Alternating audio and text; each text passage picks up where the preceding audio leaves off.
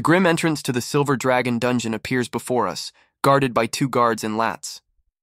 Dainty heeled shoes, shrouded in a blue glow, tread the stone floor.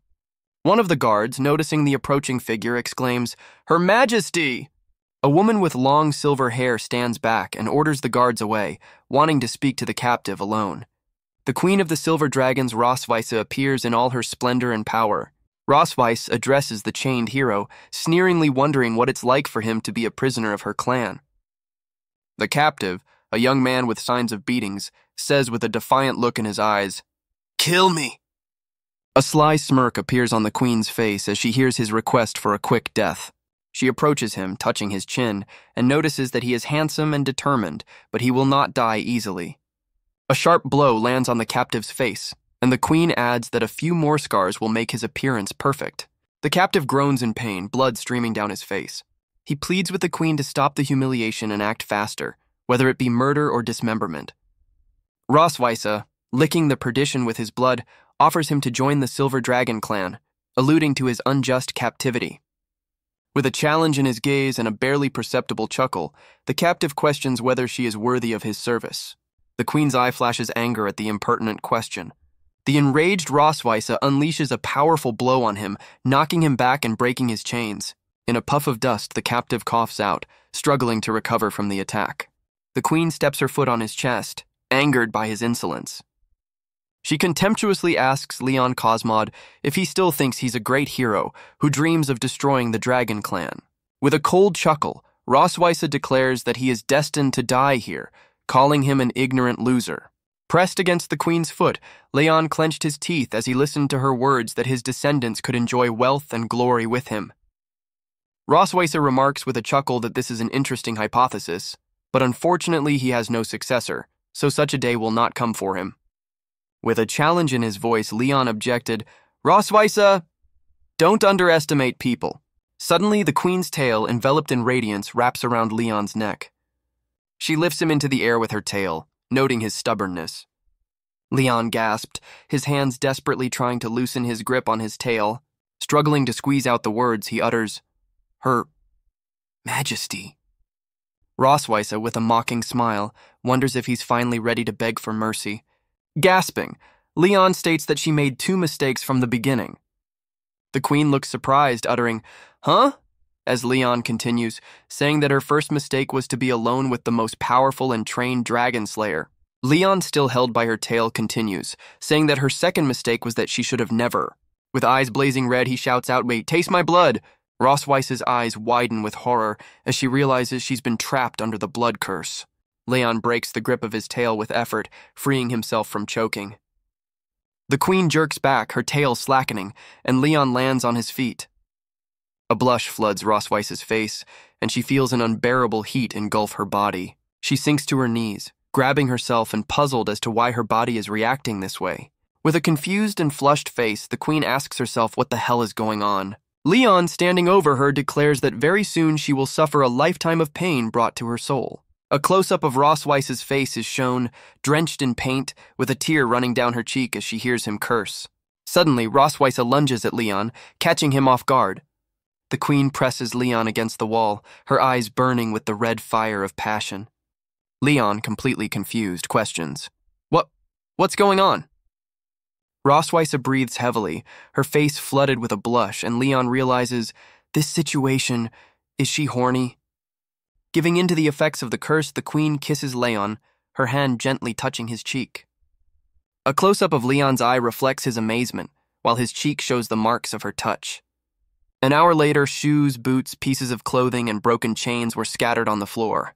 Rosweise's eyes still lit up red, she looks on with a thoughtful expression. Covering her bare breasts, the Queen begins to speak. She turns around abruptly, her face contorted with anger as she turns to Leon. "You..." With fury in her voice, covering her nakedness, the Queen asks Leon, "What did you do to me?" Leon calmly explains the essence of the blood curse, a forbidden technique that creates a soul bond through his blood and condemns her to eternal torment after his death. Rosweise, not believing his ears, screams, "Bullshit! If this spell works after you die, what just happened is this..." With a note of embarrassment, Leon admits that it was an accident, a side effect he didn't expect. thinking the curse would only manifest itself with the pain of his death. Blushing and clenching her fists, the queen orders him in a rage, "Shut up!" With a slight chuckle, Leon continues, reminding her, "But as far as I know, you dragons follow the rule of monogamy, right?" The realization of the consequences is reflected on Rosweiss's face as Leon explains that once he's dead, she won't be able to find a new partner, leave offspring, or explain to the clan what happened, and she only squeezes out, "You." Leon, echoing her recent words with a sneer, reminds her that she too will now have no successor, no heir to the dragon family. A flash of purple energy surrounds the queen's hand as she, unable to contain her anger, shouts out, "You bastard!" Raising a hand shrouded in a blue glow, Leon with a fatalistic chuckle suggests she doesn't bother, stating that she'll die soon enough as it is. The split faces reflect mutual pain as the woman utters a curse that condemns the man to a life of hatred and misery. The white-haired woman, full of determination, adjusts her outfit, mulling over what she said. She approaches the scarred man, accusing him of wretched revenge and questioning his desire to die. With an expression of disbelief on her face, the woman exclaims at the unexpected cheapness of what is happening, surrounded by glowering. A glowing blue symbol appears on the chest of a man with his eyes closed, accepting his fate. Leon Cosmod, once a legendary hero, defeater of dragons, rests peacefully in bed, immersed in memories or sleep.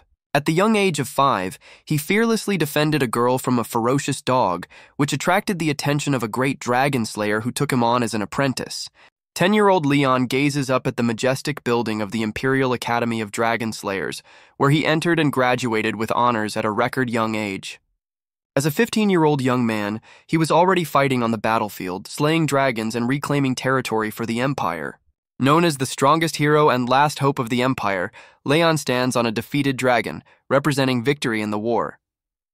2 years after his capture, Leon opens his eyes, his gaze clouded with memories of the past. Abruptly awakening, he shrieks, sitting up in bed. Gasping and looking around, Leon tries to realize where he is. He finds himself in a lavishly furnished, light-filled spoo-gibbon. A little girl with dark hair and big blue eyes peeks through the ajar door. Curiously peeking out from behind the door, the girl cheerfully informs, "Hey, you're awake!" Leon, blushing with mortification, exclaims, "What a cutie!" Clutching his head, he tries to make sense of what has happened, assuming that his great deeds have led him to paradise and now he has met her. Pointing to the girl, he excitedly declares her to be a legendary angel, while she perplexedly asks what an angel is. Smiling, Leon addresses the little girl affectionately, wondering about her name. With shining eyes, the girl introduces herself. "Muen." Leon repeats her name with a smile, finding it beautiful, but at the same time wondering about the strange black and white color of the angel's hair. Moen explains that her name means moon, as her mother said, and Leon asks in surprise if angels have mothers. Introducing himself, Leon says his name is Leon Cosmod, to which the girl joyfully exclaims that she knows Leon means lion. A surprised Leon asks who told her that, and Moen replies that her mom said so. Disbelief is reflected on Leon's face, and he wonders with bated breath who her mother is. The girl calls out the name Rosweisse with a smile, and Leon freezes as if struck by thunder. A shocked Leon, pointing to himself, mutters, "Your mother Ross. Rosswise. Then while Moen looks at him questioningly. With a beaming smile, Moen exclaims, "You're a father." Leon's face contorts with shock and horror as the full depth of this revelation comes to him. In utter confusion, Leon realizes that Moen is his and Rosweiss's daughter, while the girl calls out, "Ah, Mama!" Leon's gaze is full of shock and disbelief at the sight of the approaching figure. Rosweisse appears and Moen joyfully informs her, "Mommy, Daddy's awake," to which the queen replies, "Yes, I know." Leon and Rosweiss's faces are separated, and she utters, "You're finally awake, Leon." Moen says excitedly that Mommy must be happy that Daddy is awake, since she visited him every day. Rosweisse discreetly confirms his daughter's words, and Leon inwardly exclaims, "Only a ghost would believe it." The queen asks Moen to go and play as she needs to talk to her father, and the girl happily agrees. Leon hesitantly asks if Moen is really his daughter, to which Rosweisse replies with a smirk, "Oh, who else could she be? She's our biological daughter." Rosweisse's tail slams against the door with force as she utters, "You hate me." Leon, backing away, questions Rosweiss as to why she gave birth to the child and why she saved him. The girl with silver hair and scarlet eyes, smiling slightly, reminds her of the 2-year dream and the fact that she's not going to forgive the past. The dark-haired young man in the white shirt exclaims angrily, denying his desire and saying that their coexistence is impossible. Their gazes meet closely. He confirms that touching her is torture while she smiles slyly. A lavender-colored scaly tail wraps around the leg of a young man in black pants. The young man finds himself toppled over on the bed, shrieking in surprise, and a female figure looms over him. The girl with the tail ends up on top, pinning the young man to the bed, who anxiously inquires about her intentions. A hand clutches and tears the fabric of the shirt on the young man's chest with force, exposing the skin. Rosweiss, that's the girl's name, with a magical glow in her hand, announces her intention to carve her dragon pattern on him while he begs her to stop. A glowing magical symbol approaches his body, foreshadowing that this will be his shame and make him her eternal prisoner. With a triumphant smile, Rosweiss wonders who people will think he is when they see the dragon tattoo. A hero who killed a dragon, or a traitor who submitted to the dragon clan. Leon, feeling the pain of the pattern being inflicted, questions why she would go so far. Rosweiss, leaning over him, asks if he doesn't understand and explains that the concept of revenge in dragons is difficult for humans. With an expression of superiority, Rosweiss declares that she wants him to live in this shame and be humiliated by her for the rest of his life, for their revenge combines paranoia, extremity, and the incomprehensible to humans. Leon's face contorts with mixed feelings as the purple pattern continues to manifest on his chest. Rosweiss, holding it up, announces, "So let us begin," and explains that it is her great honor to make Leon, the greatest dragon slayer, her husband, slave, and closest partner, which is her revenge as a dragon. The majestic silver dragon castle appears before us, shining under a clear sky. 2 maids walking down the corridor whisper that the queen is in a good mood today, and one of them suggests that it is because of her husband's awakening. Leon, standing against the wall, ponders with indignation that this dragoness has declared him her husband and how horrible she is. Rosweiss, in a passionate outburst, demands that Leon move faster, laughing while he complains that she has tormented him all day and night and his lower back is nearly broken. With determination in his gaze and a clenched fist, Leon swears that he will never stay here and become her plaything. 4 dragon guards in armor guard the arched passageway in the castle in the light of day. Leon, peering out from behind a stone wall, notes that the side door is guarded by 4 dragons and there is no way out. Leaning against the wall, Leon ponders why there are so few guards in Silver Dragon Castle today, finding the atmosphere quiet and strange compared to his visit 2 years ago. A close-up of Leon's face expresses surprise as he utters, "Ah?" Finding a hole hidden in the grass, Leon is puzzled as to where it came from. Looking into the dark abyss, he wonders if it's a trap. Grappling with his head, Leon decides he still needs to leave, even if it's a trap and he'll force his way out. As he prepares to climb down the hole, he mentally says goodbye to his twisted dragon mother, adding that cutie Moen can stay with her for now. Moen, pointing into the distance, happily shouts to her mother that Daddy is digging a dog hole and it's so cool. Rosweiss, lounging in a bikini on a chaise lounge, nonchalantly replies to Moen that she's seen it and thinks it's pretty awesome. Moen curiously asks when Mommy will go and fish Daddy back out. Rosweiss gently corrects her daughter, saying that the word fished in relation to her father sounds very rude. The girl is perplexed, wondering what word she should use then. With a sly smile, the queen offers the option of catching it back. After a while, Leon makes his way through the dense thickets. By traversing the mountains, he believes it will be possible to see the boundaries of the human lands. He hopes that by running this far, the dragoness won't be able to catch up to him. Suddenly, Leon's face contorts with surprise and alarm. Rosweiss appears in the sky in his dragon form, blocking his path. Rosweiss's huge dragon head looms over Leon, and she notices that he's not a bad runner, while he exclaims in horror, "Ah, shit!" The dragon's huge scaly tail swooped over Leon, casting a shadow. Rosweiss, in her full dragon form, towers over Leon, mockingly wondering if he's having fun playing with her like this. Rosweiss's dragon face draws closer, and she asks with satisfaction if his escape seems too smooth, hinting that she was the one who distracted the guards and left a loophole. With a determined expression, Leon admits that he knew of the trap, but had no choice, though he didn't expect it to catch up with him so quickly. Rosweiss, looking down at Leon, questions what will happen if he returns to the humans with her mark on his chest, and whether he will be recognized as a dragon slayer. With defiance, Leon declares that he would rather start life as a normal person than endure her torture. With a snicker, Rosweiser rebukes him for his ingratitude in dragon form, flapping his wings. Leon cries out, "Ah!" as Rosweiser's huge dragon claws close around him. Carrying Leon away in her claws, Rosweiser responds to his cries of, "Let go! Where are you dragging me, dragoness?" That since he's so eager to get back, she'll help him. 3 hours later, under the cover of night, the silhouette of a dragon with its prey approaches the border city of the Empire, heading towards a large tree.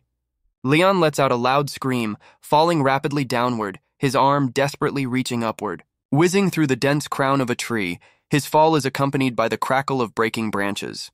He lands on his back in the middle of the forest thicket with a thud. Grasping his bruised head, Leon wrinkles his nose in pain. A close-up of his face expresses a sudden realization.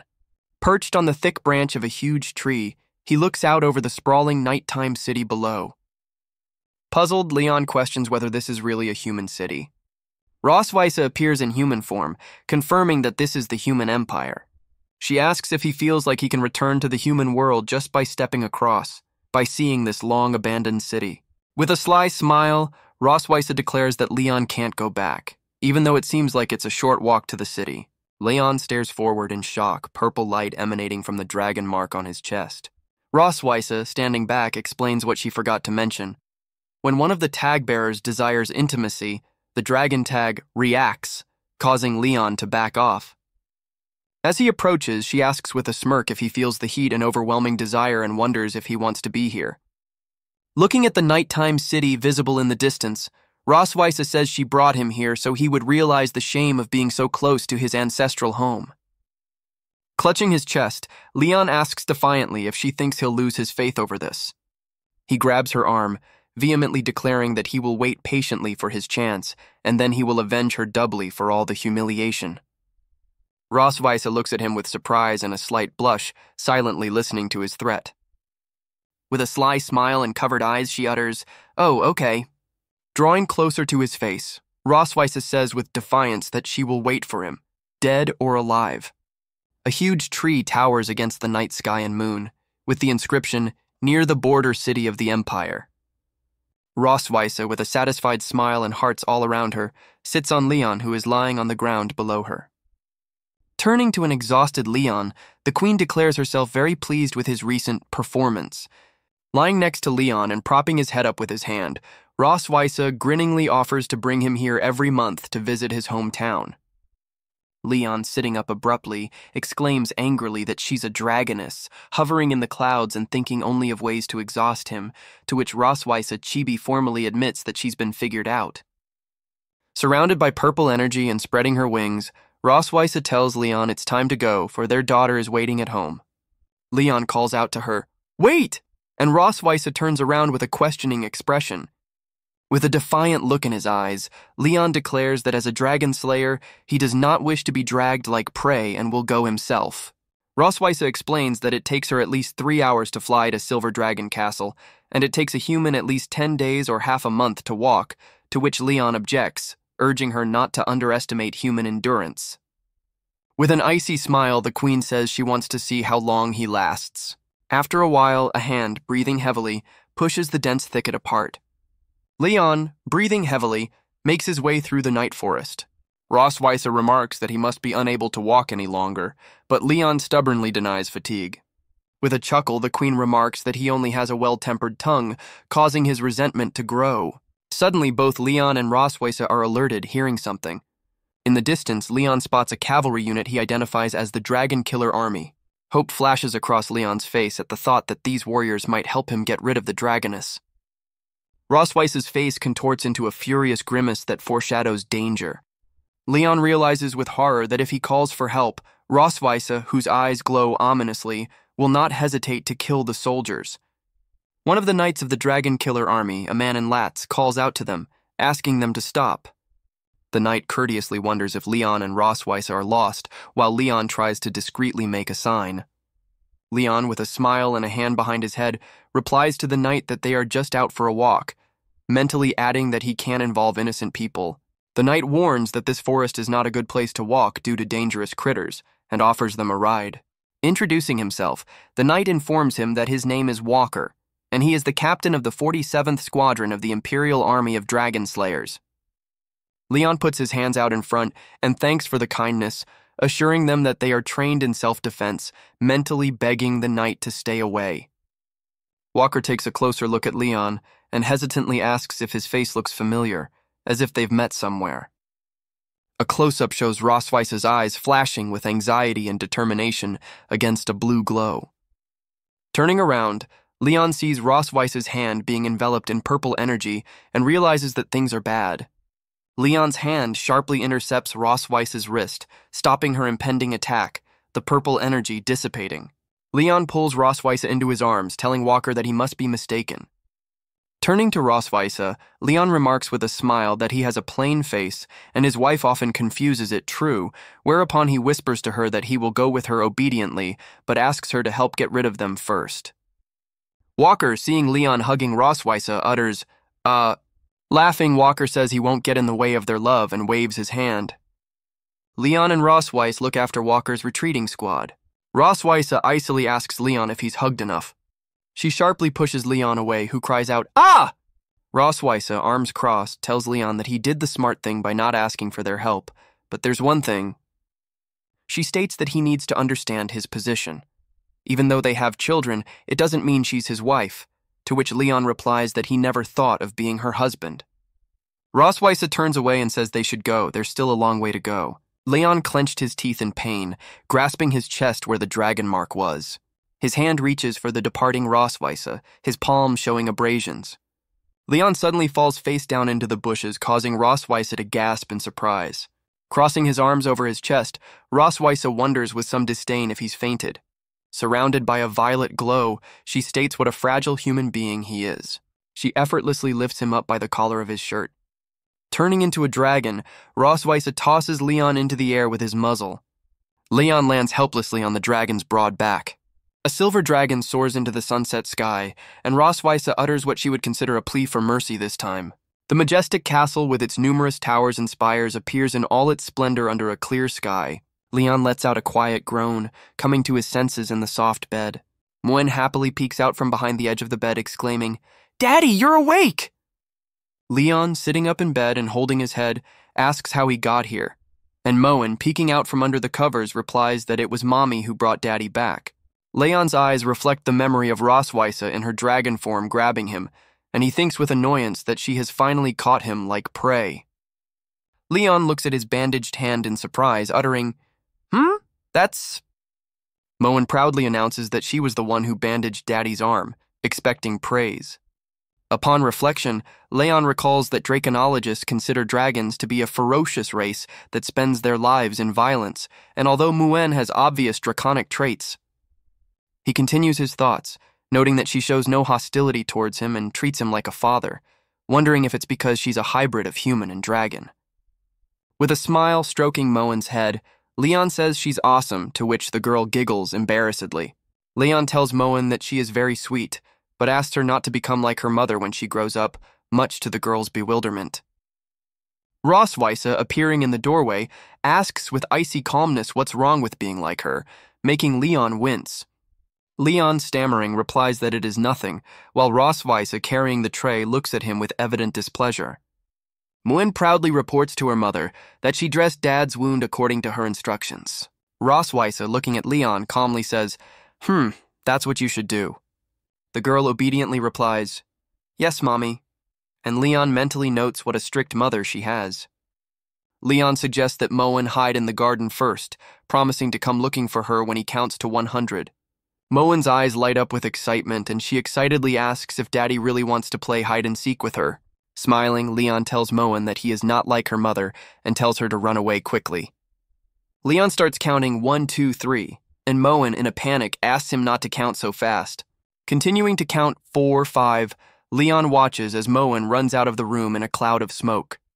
Leon abruptly turns to Rosweisse sitting on the bed and calls out to her, "Hey, I'm talking to you," to which she questions, "What?" After getting out of bed, Leon asks Rosweisse reproachfully if she is being too hard on the child. Rosweisse, sitting on the bed, explains that all dragons go through this, and only strictness with children from an early age can raise strong warriors. Leon objects that Muen isn't really a dragon, and besides, she's so cute, to which Rosweisse replies that Muen is a dragon, and cute is a derogatory word for a dragon. With a slight smile, Leon notices that Rosweisse is pretty cute too. A close-up of Rosweisse's eye is shown, in which irritation flares at his words. Rosweisse's hand clutches Leon's shirt with force, the fabric cracking. An enraged Rosweisse yells at Leon that he's just a slave to vent her anger and to stay out of the way. Leon utters with a confused look. Rosweisse, adjusting his collar, says it's good that he understands. She's the queen of the Silver Dragon clan and has many affairs of state, so the care of the child falls to him. Moving closer to his ear, Rosweisse adds with a smile that the kid loves him. Leon stands on the sun-drenched path in the garden, pondering the fact that she is a dragon queen and very busy, and that dragon slayers seem to be in charge of raising children now. Leon, standing in the garden, looks puzzled, saying, "Huh?" Moen peeks out from behind a pillar, and Leon thinks she's too naive, believing she won't be found if she hides behind him. Holding out his hand, Leon shouts joyfully, "Found you, Moen!" Chibi-style, Leon points to Muen, who is standing back, and he looks a little confused. A close-up of Moen's disgruntled face is shown, and Leon wonders if she's angry. Smiling embarrassedly and scratching the back of his head, Leon apologizes to Moen for keeping her waiting.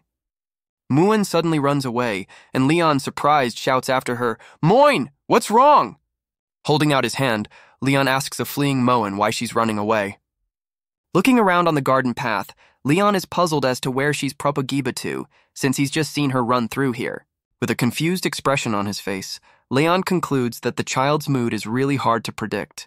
Leon, standing in the garden and scratching the back of his head, ponders that it's no wonder why Rosweisse has assigned him to watch the baby, while Moen peeks out from around the corner. Suddenly, Muen jumps on Leon's back, exclaiming happily, "Ha ha! Muen caught Daddy!" A puzzled Leon asks Muen if she just ran past him, while the girl looks at him with a questioning expression. Muen explains with shining eyes that Daddy couldn't find her, so she went out to look for him herself. With a look of doubt on his face, Leon wondered if he had made a mistake. The girl calls out to Leon, saying she wants to show him something, and he obediently follows her. A close-up of Muen's face with a serious and slightly pensive expression, she is silent. At a family dinner, which is supposed to be a time for socializing, Leon is agonizing. Rosweisse sits across the table, and next to Moen is another girl who asks her sister to help her cut the food. The two daughters are similar in appearance, but their personalities are quite different, and it is noted that Noah, the second girl, is clearly more like her mother. With a friendly smile, Leon asks Noah if she likes today's food. Noah exclaims, "Disgusting," in disgust, and Leon feels as if pierced by invisible arrows. Rosweisse, covering his mouth with his hand, chuckles quietly at the situation. Moen asks her mother why she is so happy, and Rosweisse replies that her father is finally reunited with his family, and she is happy to see him so happy too. The queen turns to Leon, asking why he isn't smiling, to which he replies with a strained smile that of course he's happy to be with his family. Moen asks hopefully if Daddy can have dinner with them every day, and Leon, stammering, mentally exclaims that he doesn't want to have dinner with that dragoness every day. Noah decisively declares no, cutting off the conversation. Moen asks with surprise, "Why not?" And Noah explains that he wants to study in the Young Dragon faculty at St. Heath Academy.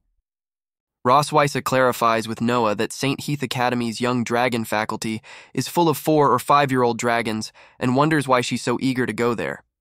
With burning eyes, Noah declares that he wants to defeat more dragon slayers, causing Leon to choke up. Leon, covering his mouth with a napkin, thinks anxiously that this kid seems to want to beat him, his own father. Leon, with a concerned expression, tells Noah that dragon slayers are very brave, and she's too young, could get hurt. Noah, arms crossed, angrily objects to not being treated like a child, while Leon mentally screams that she is a child.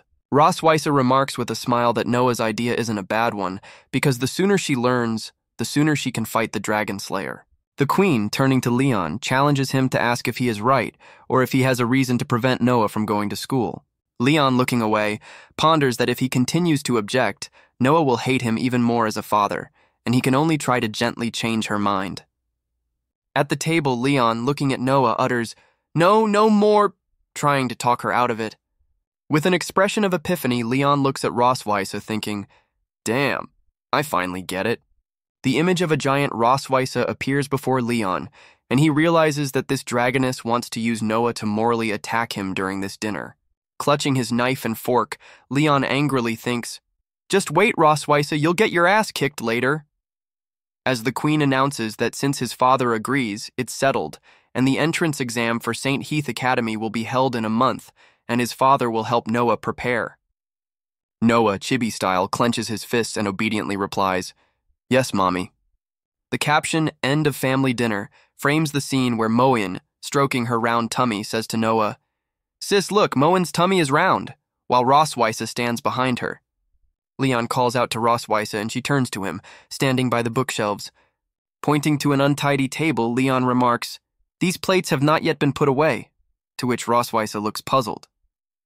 The queen replies with mild surprise, "Just let the servants do it."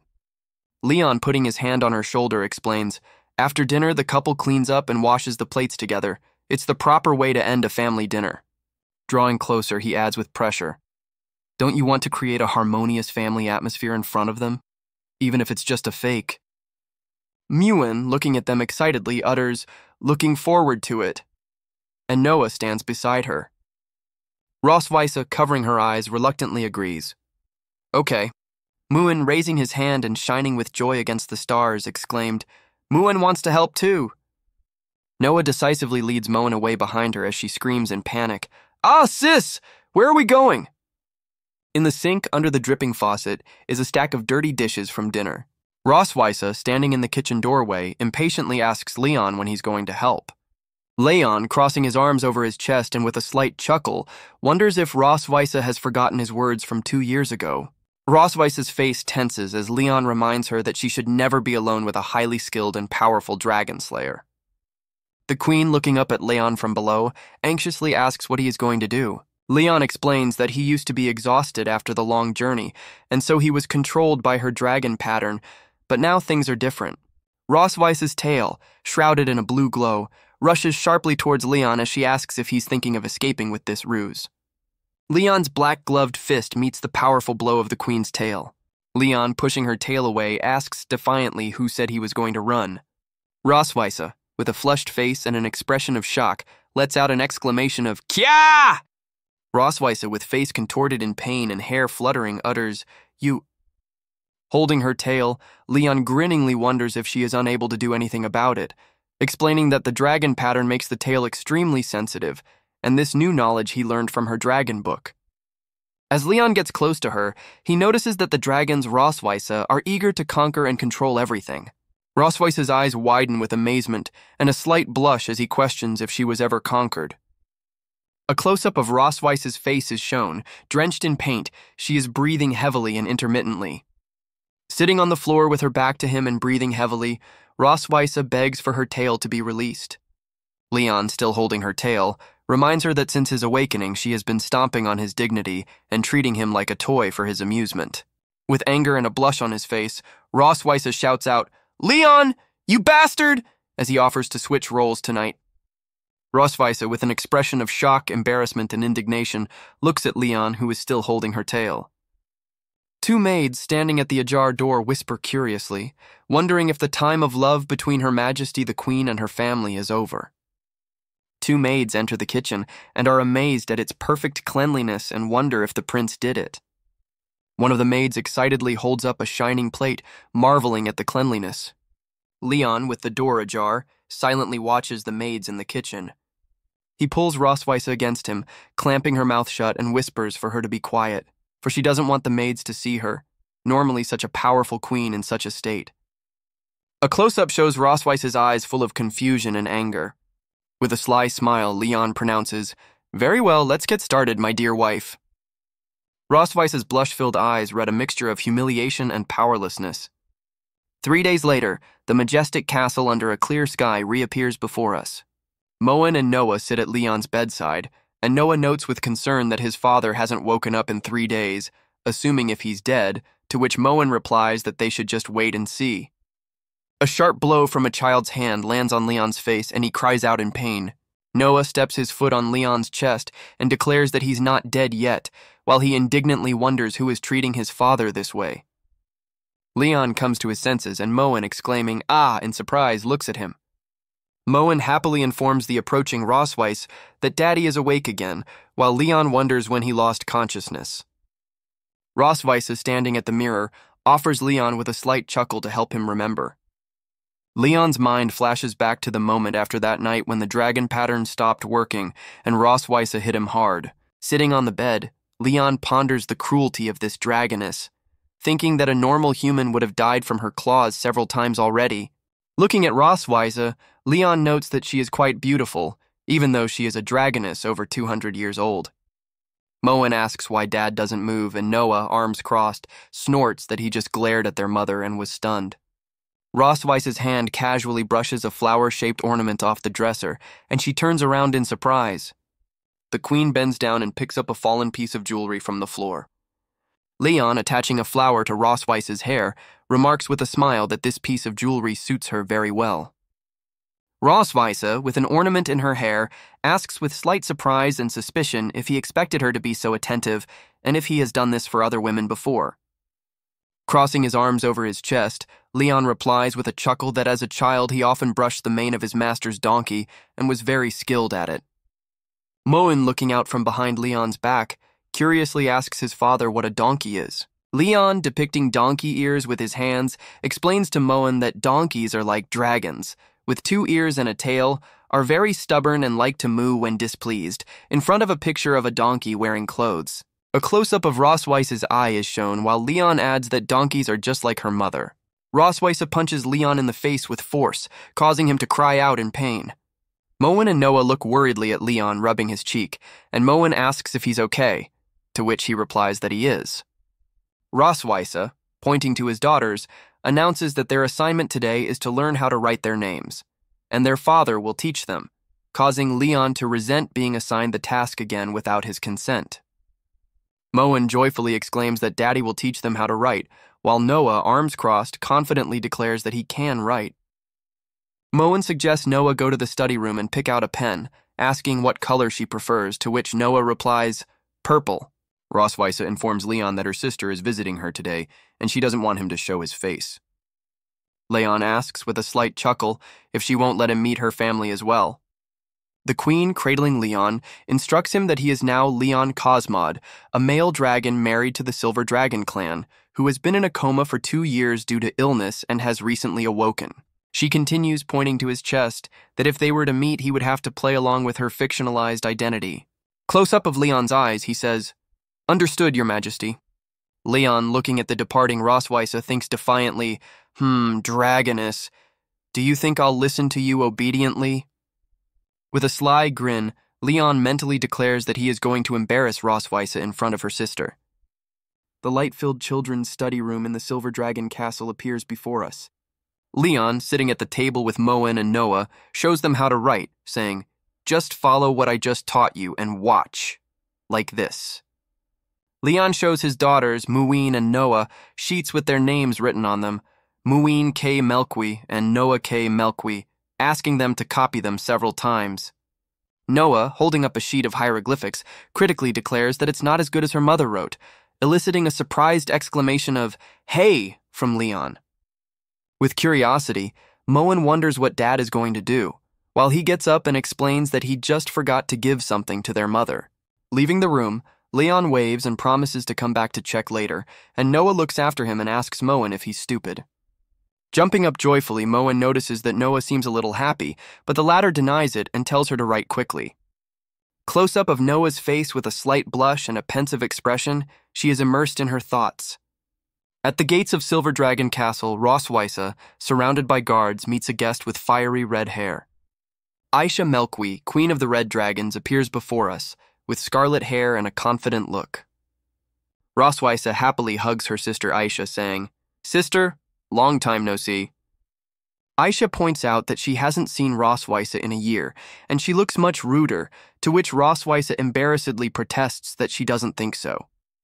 Aisha curiously wonders why she can't see her husband Rosweiss, since he's rumored to be awake. Looking away embarrassed, Rosweisa explains that he's a bit unwell today and can't meet yet, to which Isha expresses regret, wanting to see the Dragon King who kidnapped her sister. Isha notes with a sly smile that usually the bond of Dragon Kings is based on profit and clan, without love. But Rosweisa and her husband got married and had a child lightning fast, so their relationship must be very good. Flushing, Rosweisa angrily protests that marriage and children do not mean a good relationship, and she was not, is not, and will not be attracted to this man. Isha notes with a slight chuckle that Rosweisa still likes to make herself as unapproachable as ever. Changing the subject and putting an arm around her sister's shoulder, Rosweisa suggests walking through the garden and chatting since they haven't seen each other in a while. The two sisters, Rosweisa and Isha, walk arm in arm down the garden path, continuing their conversation, the view as if through a spyglass. Leon, watching them through a telescope from the window, states that it is Sister Rosweisa. With a determined expression on his face, he tells himself that he will try to find out how far the effects of the dragon pattern extend. Walking through the flowering garden past a guard, Isha mentions that the Dragon Clan has been a bit unstable lately, especially the Fire Dragon King, who has been very active. Rosweisa says the name Constantine, anxiously, the silhouette of a fire dragon appearing in the background. Isha mentions that Constantine hasn't been seen in years, suggesting that he, being flashy, wants to expand his territory while Rosweisa listens thoughtfully. Suddenly, a purple dragon pattern flashes across Rosweisa's chest, causing her to flinch in surprise. A close-up of Rosweisa's eye is shown, reflecting her inner turmoil at this moment. Trying to hide her condition, Rosweisa laughs and assures her sister that everything is fine, asking her to continue. Rosweisa mentally curses the damn dragon slayer as she imagines Leon relaxing on a chaise lounge with the castle as a backdrop. Isha continues to talk about the need to strengthen border defenses, while Rosweisa, blushing, struggles to contain his reaction. Rosweisa feels the effect of the dragon pattern intensify, her body seizes with heat and she bends over, grabbing herself. Isha anxiously asks her sister if she's okay, noting that her face has turned very red.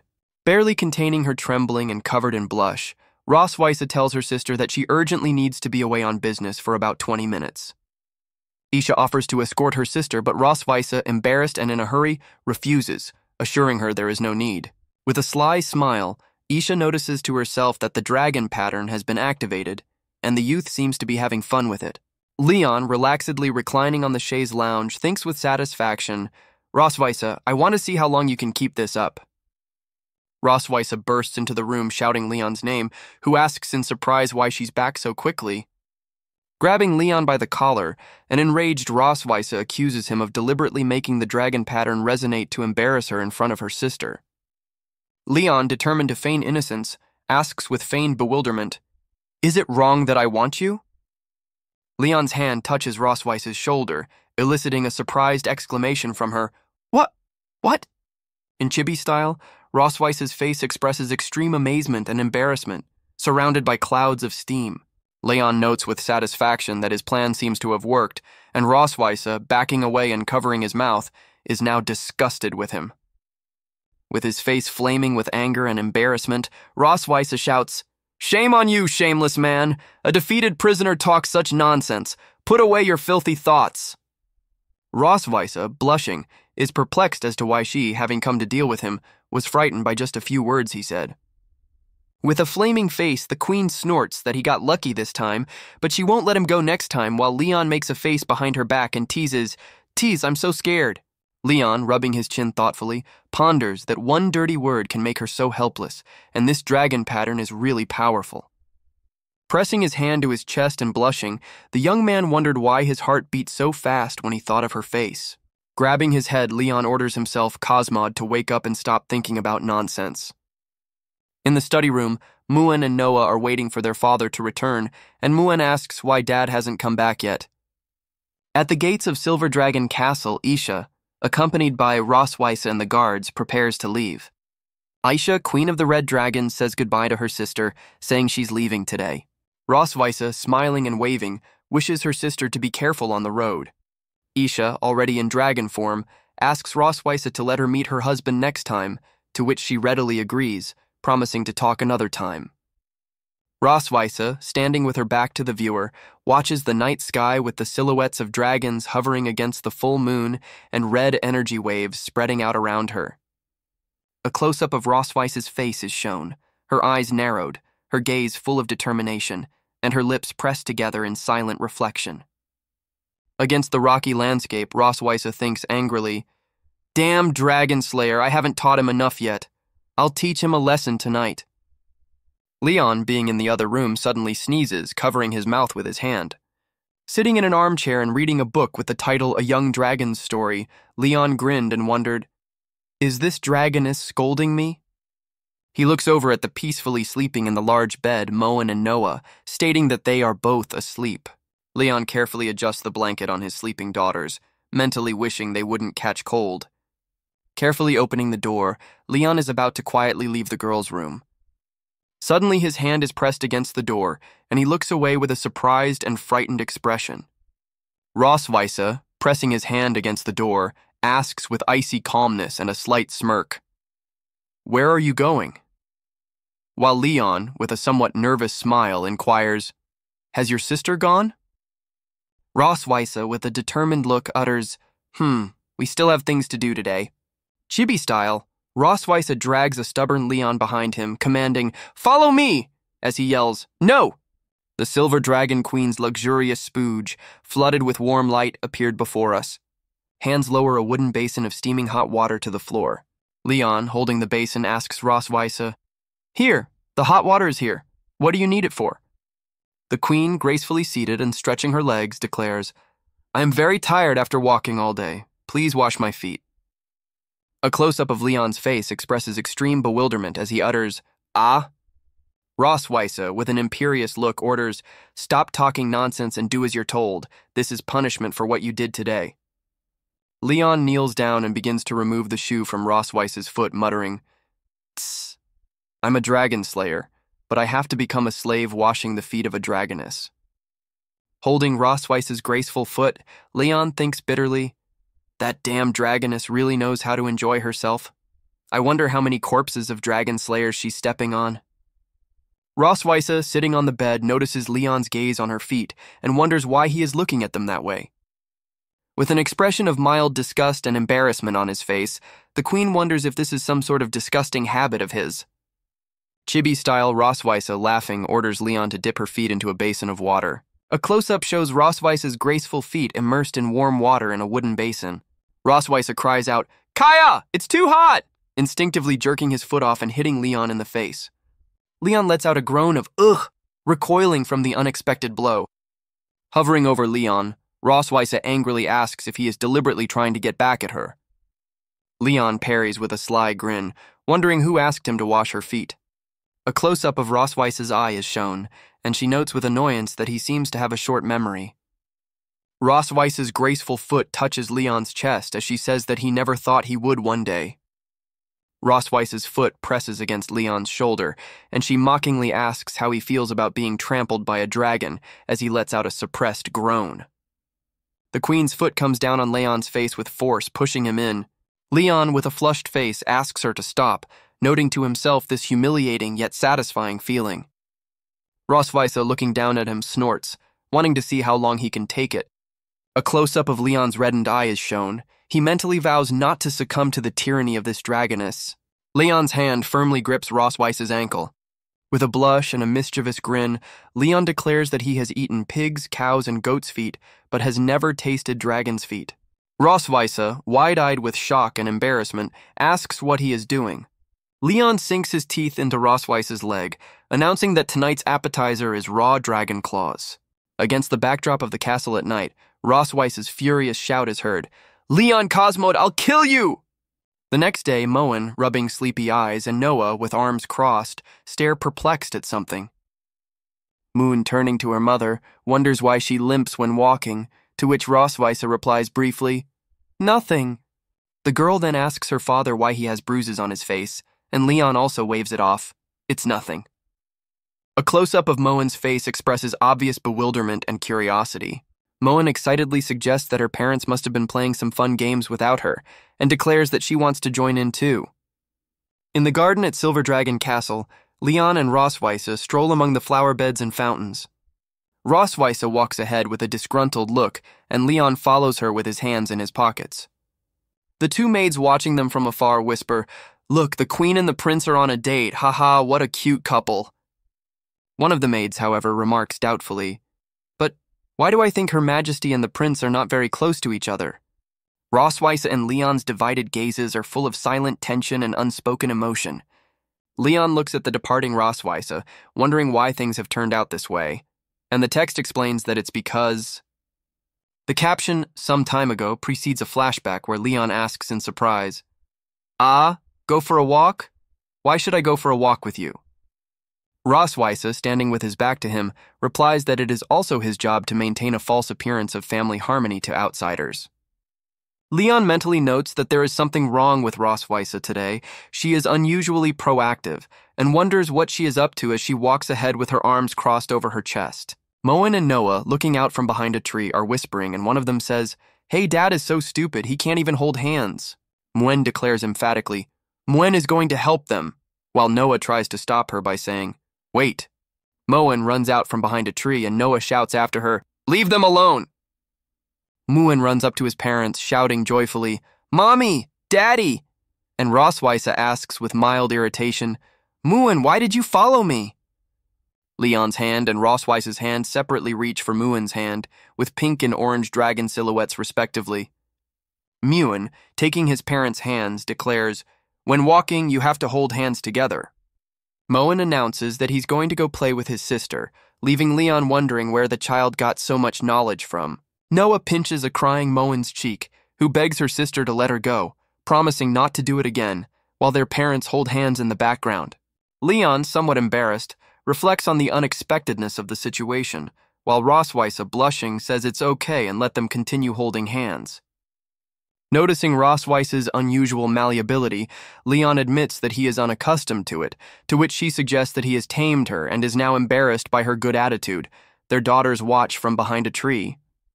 Leon reflects that he has always seen Rosweise as a queen and is surprised by her embarrassment at simply holding hands, assuming that her strictness as a mother is due to her inability to bond with her children. Turning to Rosweise, Leon wonders why Moen and Noah always call her mother in his presence, to which she asks if there's a problem. Leon explains that daddy is usually used paired with mommy, and since Moen calls him daddy and hers calls her mother, it may indicate the daughter's greater distance from her. Rosweise asks, with a look of surprise on her face, whether the difference between addressing mother and mom is really that great. With an encouraging smile, Leon suggests that she try having the kids call her mom, assuring her that it will bring their relationship much closer. Rosweise's face floods with paint. She looks extremely amazed and embarrassed by his unexpected proposal. Rosweise, embarrassed at agreeing to try it next time, quickens her step dramatically, dragging Leon along with her, who wonders why she went so fast. Heading towards the castle, the queen asks Leon if he is homesick, and though she can't let him go, offers something to ease his longing a little, eliciting a surprised exclamation of, "Huh?" from him. They stop in front of a huge, ornate door labeled Castle Warehouse. Leon asks curiously, "This?"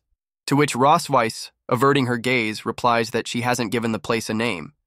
Her hand reaches for the doorknob and she clarifies that he can call it a warehouse, a back room, or whatever he wants.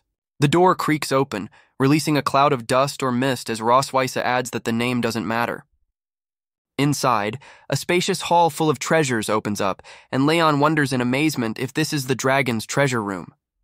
Looking at the glowing green round artifact, Leon exclaims that in the Empire it would sell for hundreds of thousands of gold, to which Rosweise explains that it is a bracelet given to her by her grandmother as a child. Crossing her arms over her chest, the queen adds that in addition to the trophies, there are things here that have special meaning to her. Leon, examining the jeweled object, remarks that he hasn't heard her talk much about other family members besides her sister, and Rosweise replies that she has never met her parents, and she and her sister were raised by their grandmother. Leon shares that his story is similar to hers, as he grew up in an orphanage without knowing his parents and was adopted by his mentor and his wife. With curiosity in his gaze, Leon wonders why exactly Rosweise brought him here and what she wants to show him.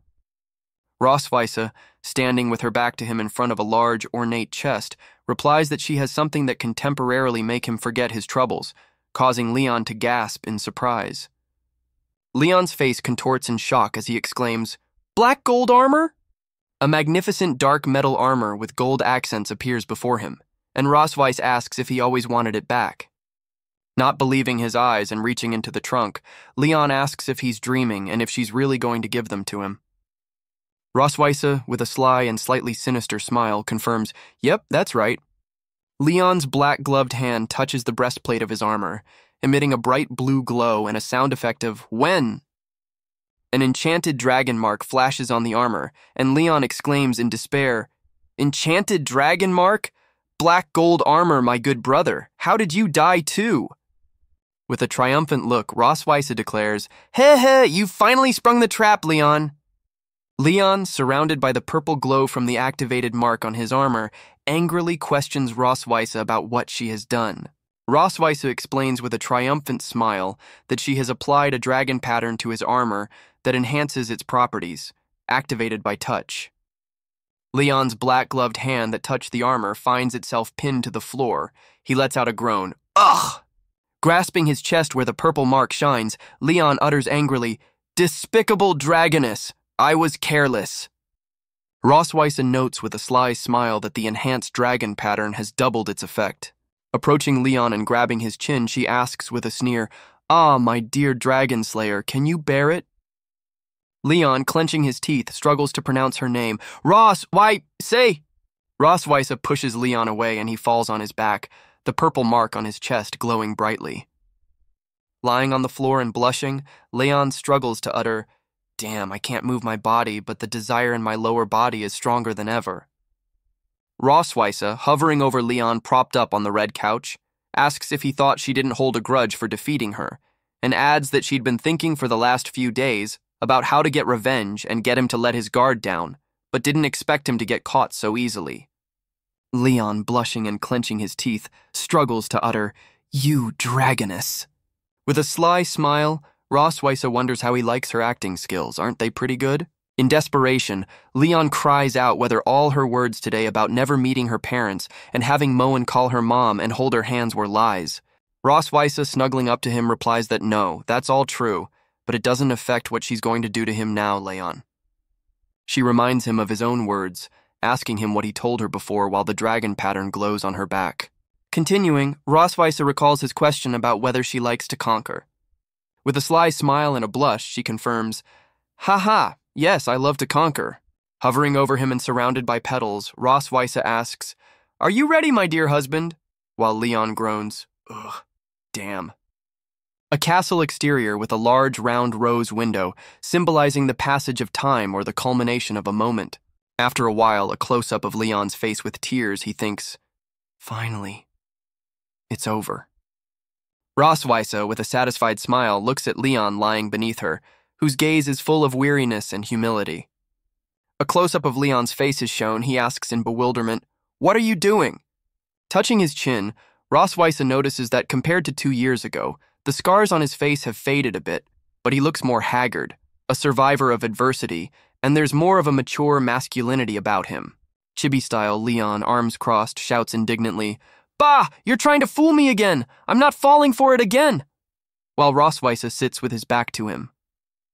Turning around, Rosweiss utters with a slight chuckle, "Humph, you've gotten smarter." Leon looks in chibi-style amazement at Rosweiss, who, already dressed, is standing in front of him, and she utters, "But..." With a flirtatious smile and a blush, Rosweiss remarks, "Your health is not what it used to be." A close-up of Leon's chibi-style face expresses extreme bewilderment. He utters, "Ah?" Against the backdrop of outer space and Leon's shocked face, a chibi-style caption appears, "Leon, you're not in the form you were before."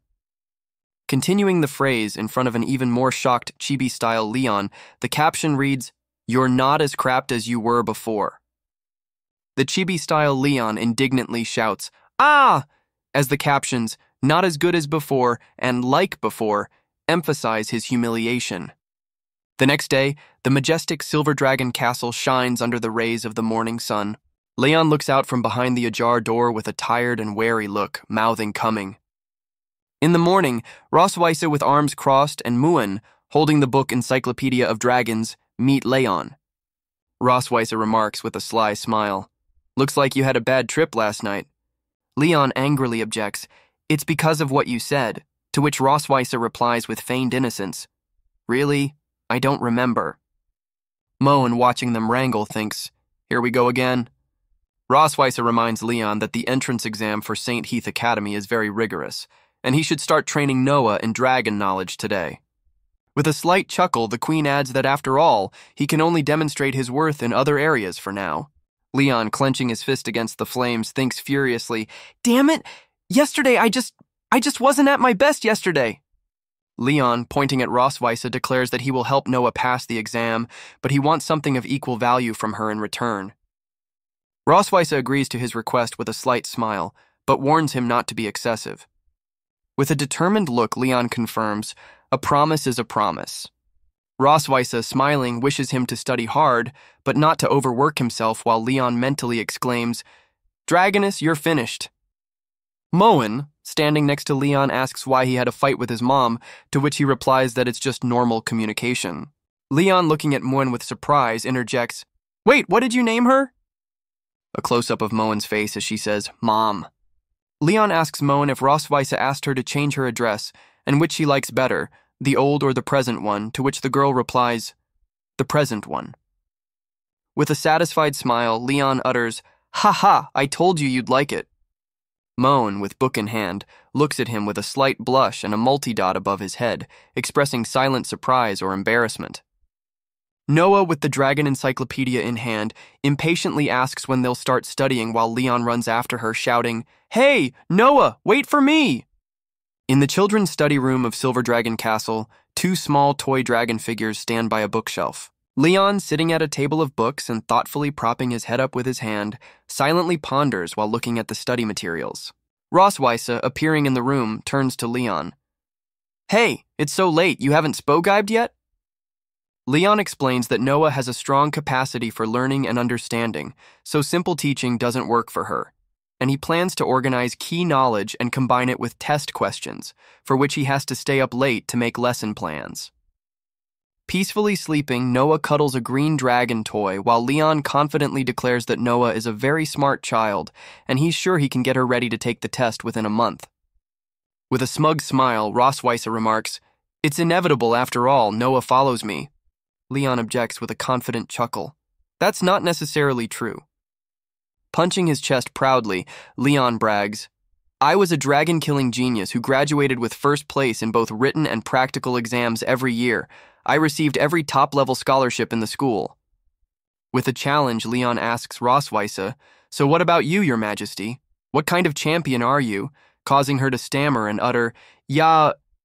Rosweise reflects with surprise that she always thought he was a no-nonsense fighter, but didn't expect him to be a top student as well. With a chuckle, the queen wonders how he, so powerful, became her prisoner, to which Leon, in chibi form, indignantly shouts that he only lost once. In chibi style, Leon tearfully draws a pogibok on water, lamenting that one mistake leads to eternal regret, and a tiger is bullied by a dragon in troubled times, and Rosweise remarks that he is afraid of being ridden by a dragon. Rosweise looks in surprise at the plate of yellow chili peppers on the table, asking, Chili peppers?" Turning to Leon, sitting at the table with the books, she wonders what he's going to do about it, to which he replies, "Oh, it's..." Leon, holding a pepper in his hand, explains with a smile that he took it from the kitchen to freshen up. Rosweise anxiously warns that it's dragon yellow pepper, and he, being human, won't be able to take it while Leon takes a bite. Leon's face reddened, his cheeks puffed up from the pungency of the pepper. Flames burst out of Leon's mouth and he yells, "Very sharp! Ah!"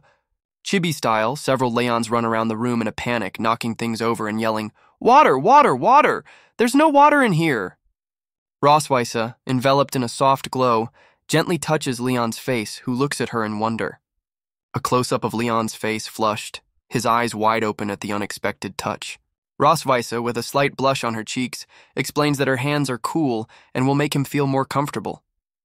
Leon, with eyes closed and blushing, enjoys the cool touch of Rosweise's perished fingertips on his face, which he says feels very nice. A close-up of Rosweise's hand gently touching Leon's cheek, and he notes that it is not the sharp and irritating cold of ice, but a very soft chill. Leon and Rosweiss's silhouettes are bathed in a purple glow. He thanks her, saying he feels better now, and she confirms. Leon and Rosweisse stand, embarrassed, against a backdrop of pink hearts and the caption "smoothed." As they leave, Rosweisse advises Leon to go to bed early and not to eat too much chili, or he'll have to teach Noah sign language, to which he embarrassingly agrees. Leon, looking after the departing Rosweisse, thinks with a blush that he actually wanted her to touch his face some more. Crossing his arms over his chest, Leon angrily reminds himself that Rosweisse is an evil dragoness who trapped him, tormented him, and declared that he doesn't have enough physical strength, and that it's perverse to think about it. Leon, sitting at a table with books, ponders the need for his body to recover quickly. Studying an ancient folio, he searches for a remedy, rejecting red dragon fruit and lotus grass as unsuitable. His attention is drawn to a page describing great dragon power, a highly effective medicine for harmonizing yin and yang and strengthening the body. With a face shining with joy, Leon exclaims that he has finally found what he was looking for. The next day, through a window flooded with morning light, Leon informs Noah that her test has been verified and offers to guess the result out of 100 possible points. Noah, with big blue eyes, tentatively suggests that she has scored 50 points. Leon shows Noah her work with a smile, reporting that she scored a 62, which is above her expectations. Noah, clenching her fists and puffing up her cheeks, doesn't look entirely pleased despite the higher-than-expected result.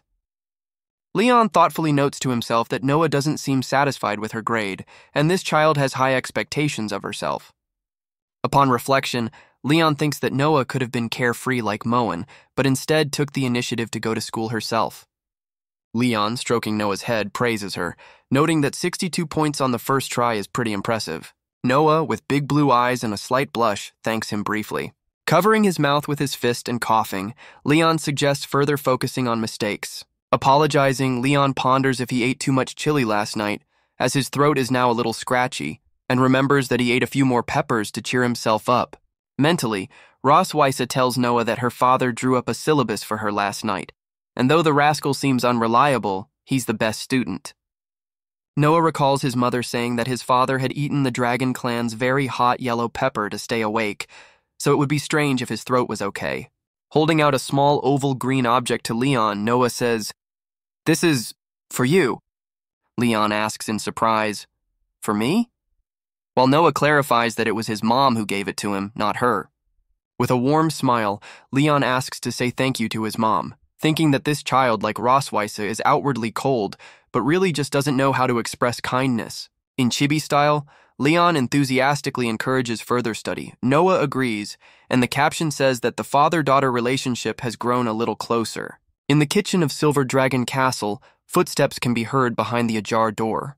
Two maids bring Leon the herbs he asked for, and he tells them to put everything on the table where the alchemical equipment is already set up. Leon mentally notes that he asked for extra herbs on purpose, so the maids wouldn't guess his true intentions. Upon reflection, Leon ponders why, despite the availability of ingredients and the apparent simplicity of the Great Dragon Power recipe, even the best Dragon Clan pharmacists have a low chance of success. With white gloves on, Leon begins the first step of the preparation, carefully grinding and mixing the herbs in a mortar. Then he successively adds the prepared herbs to a cauldron of boiling liquid on the fire. Hours later, leaning back in his chair and putting his hands behind his head, Leon grudgingly states another failure, recognizing that it's not easy.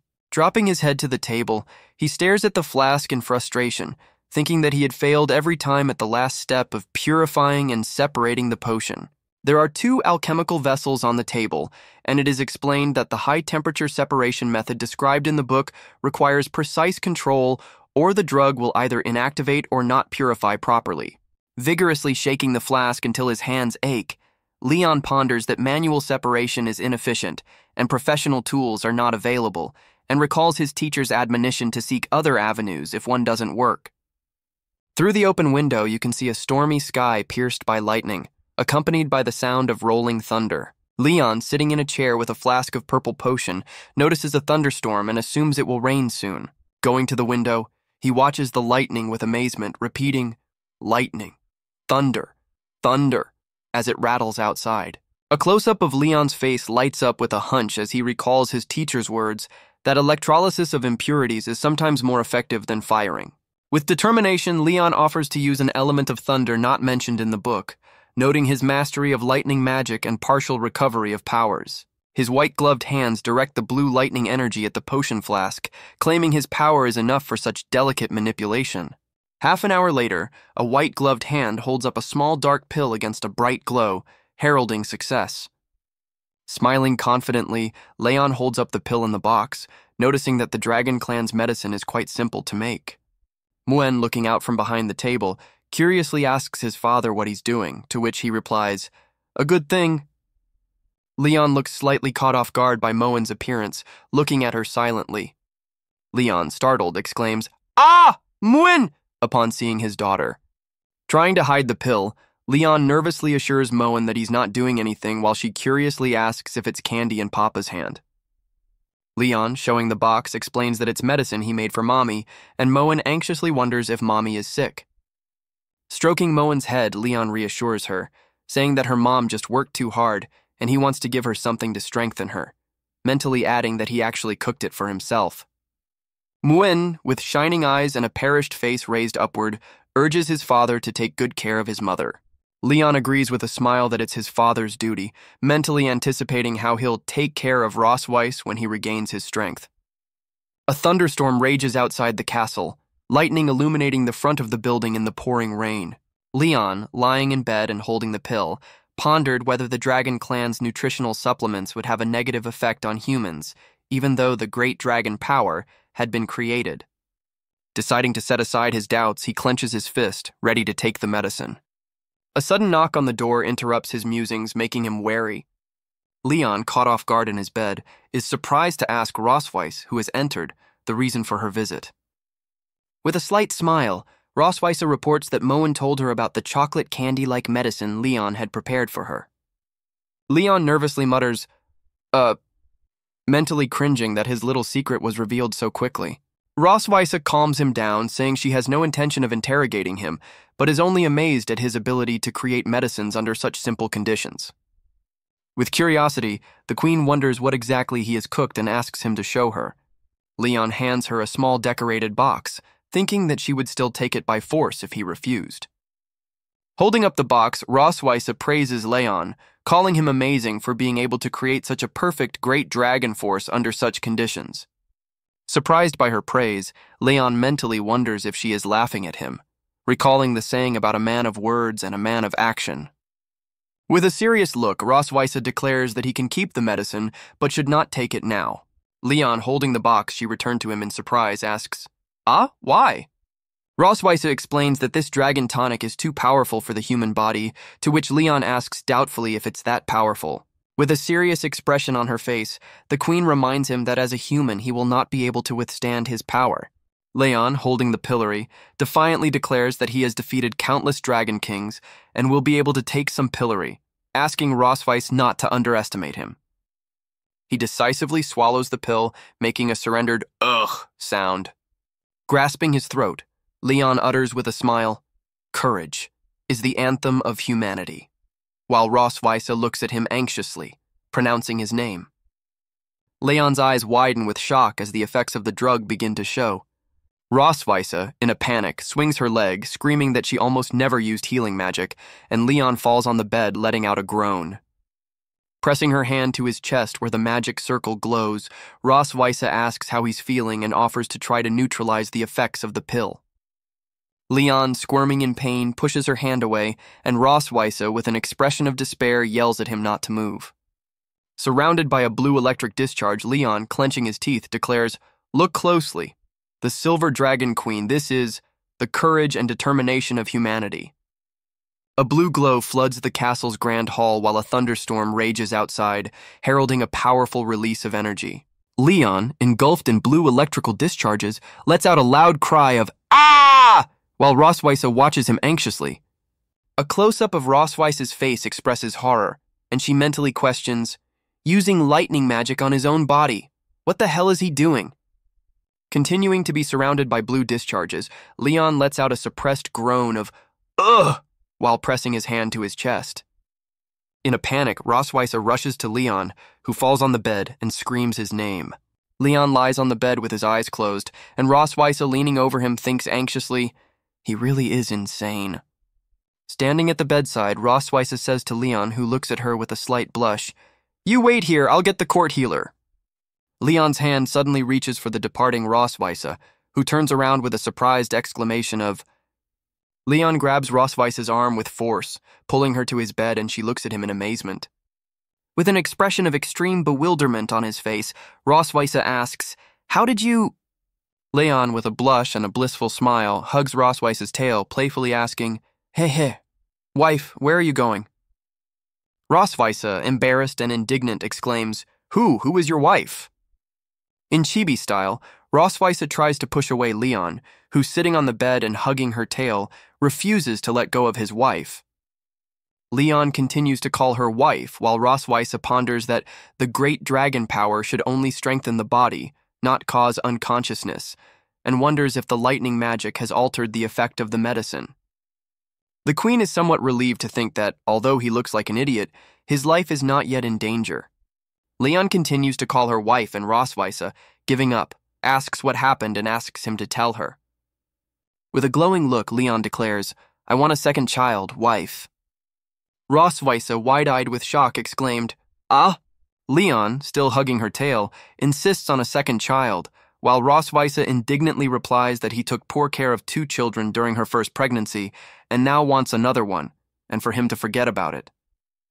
Covering his face with his hand, Rosweiss thinks with annoyance that to avoid any unnecessary complications, it would be better to just play along. In chibi form, Rosweiss teases Leon by saying that they want not only a second child, but a third and fourth, to which he demands that she return with him to his homeland, and she replies that they'll come back when things settle down.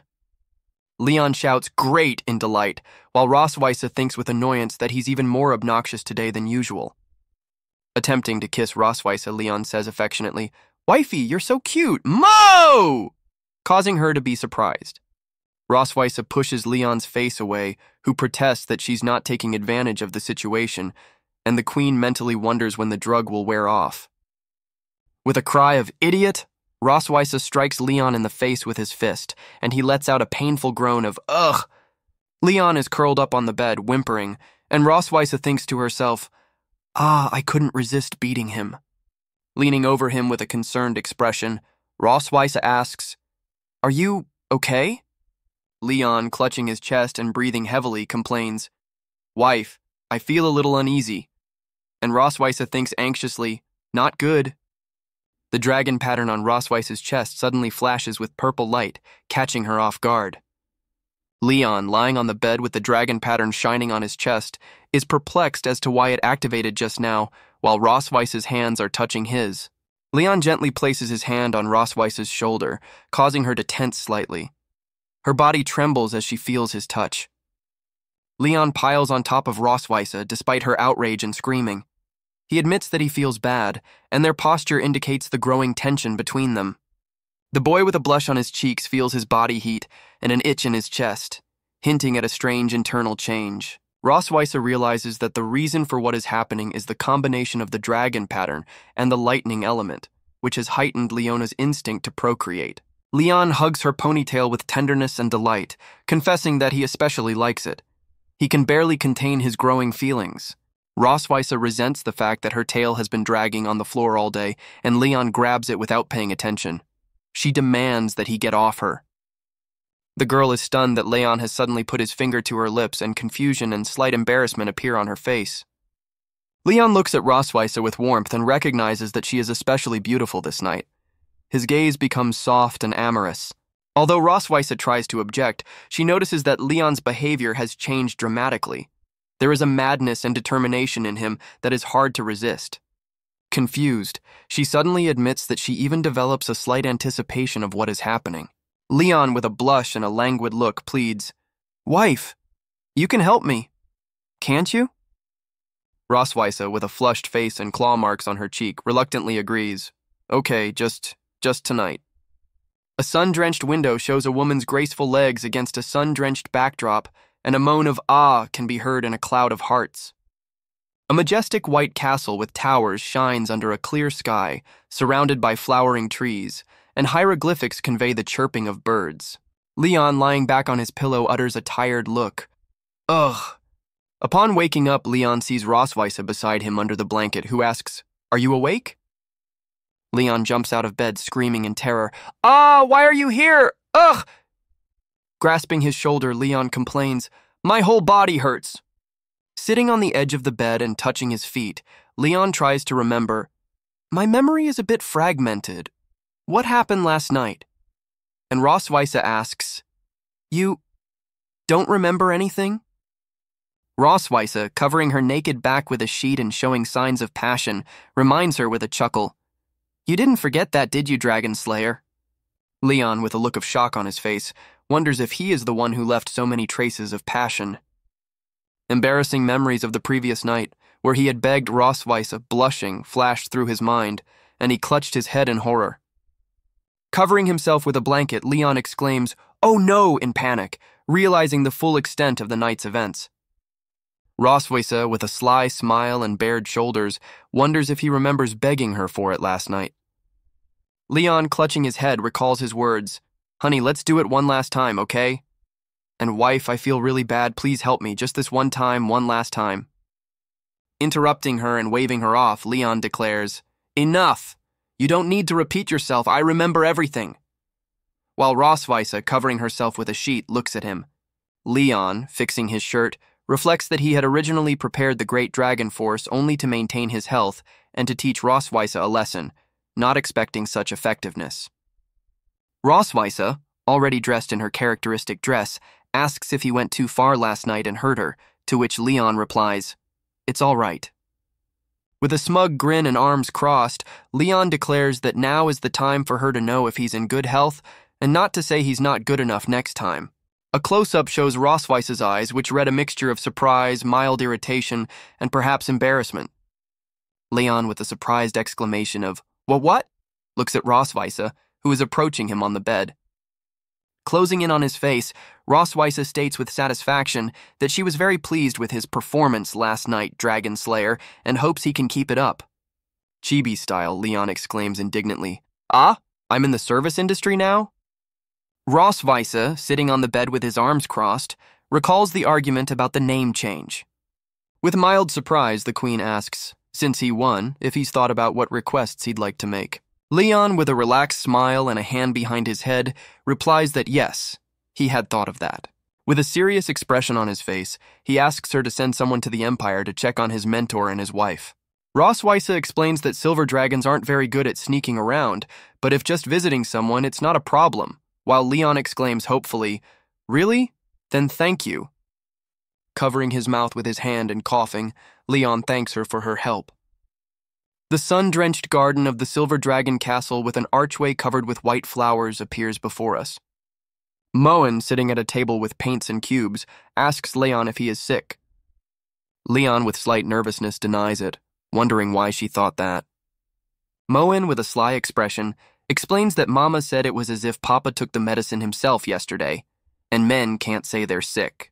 Leon inwardly resents how this dragoness could tell such a thing to a child, and wonders if he has no dignity.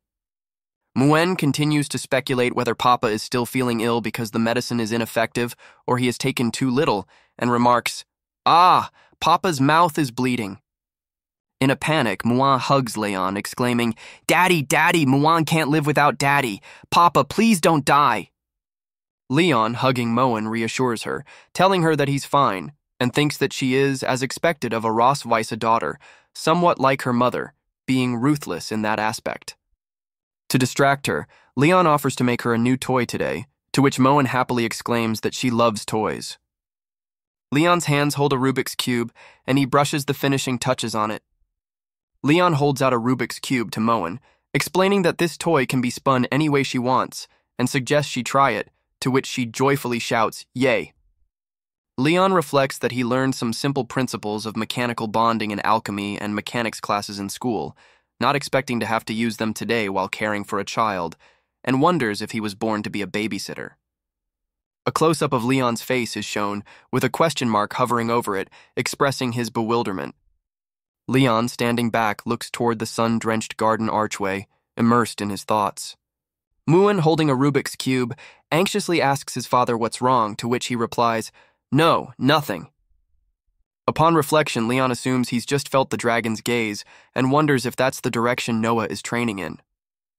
On the table are crafting tools and pogabitra with paints, and Leon decides to make a toy for Noah too, since she hasn't joined them. At night, Noah peeks through the ajar door of the room where Moen is sleeping peacefully, covered with a blanket of carrots. On the table next to his bed, Noah discovers a Rubik's Cube and a note. "A toy for Noah. Find a way to rebuild it." Noah, holding a Rubik's Cube, dismissively declares that she has no interest in such children's toys. However, her hands begin to spin a Rubik's Cube, accompanied by clicking sound effects. Noah, with a slight smile and shining blue eyes, holds up the Rubik's Cube and mentally thanks his father. Moen, peering out from behind the door to Noah's room, reflects that her sister has been acting a little strange lately, often hiding things in a box under her bed without saying anything to Moen. In the guise of a detective with a magnifying glass, Moen decides to see what goodies his sister is hiding while she's away.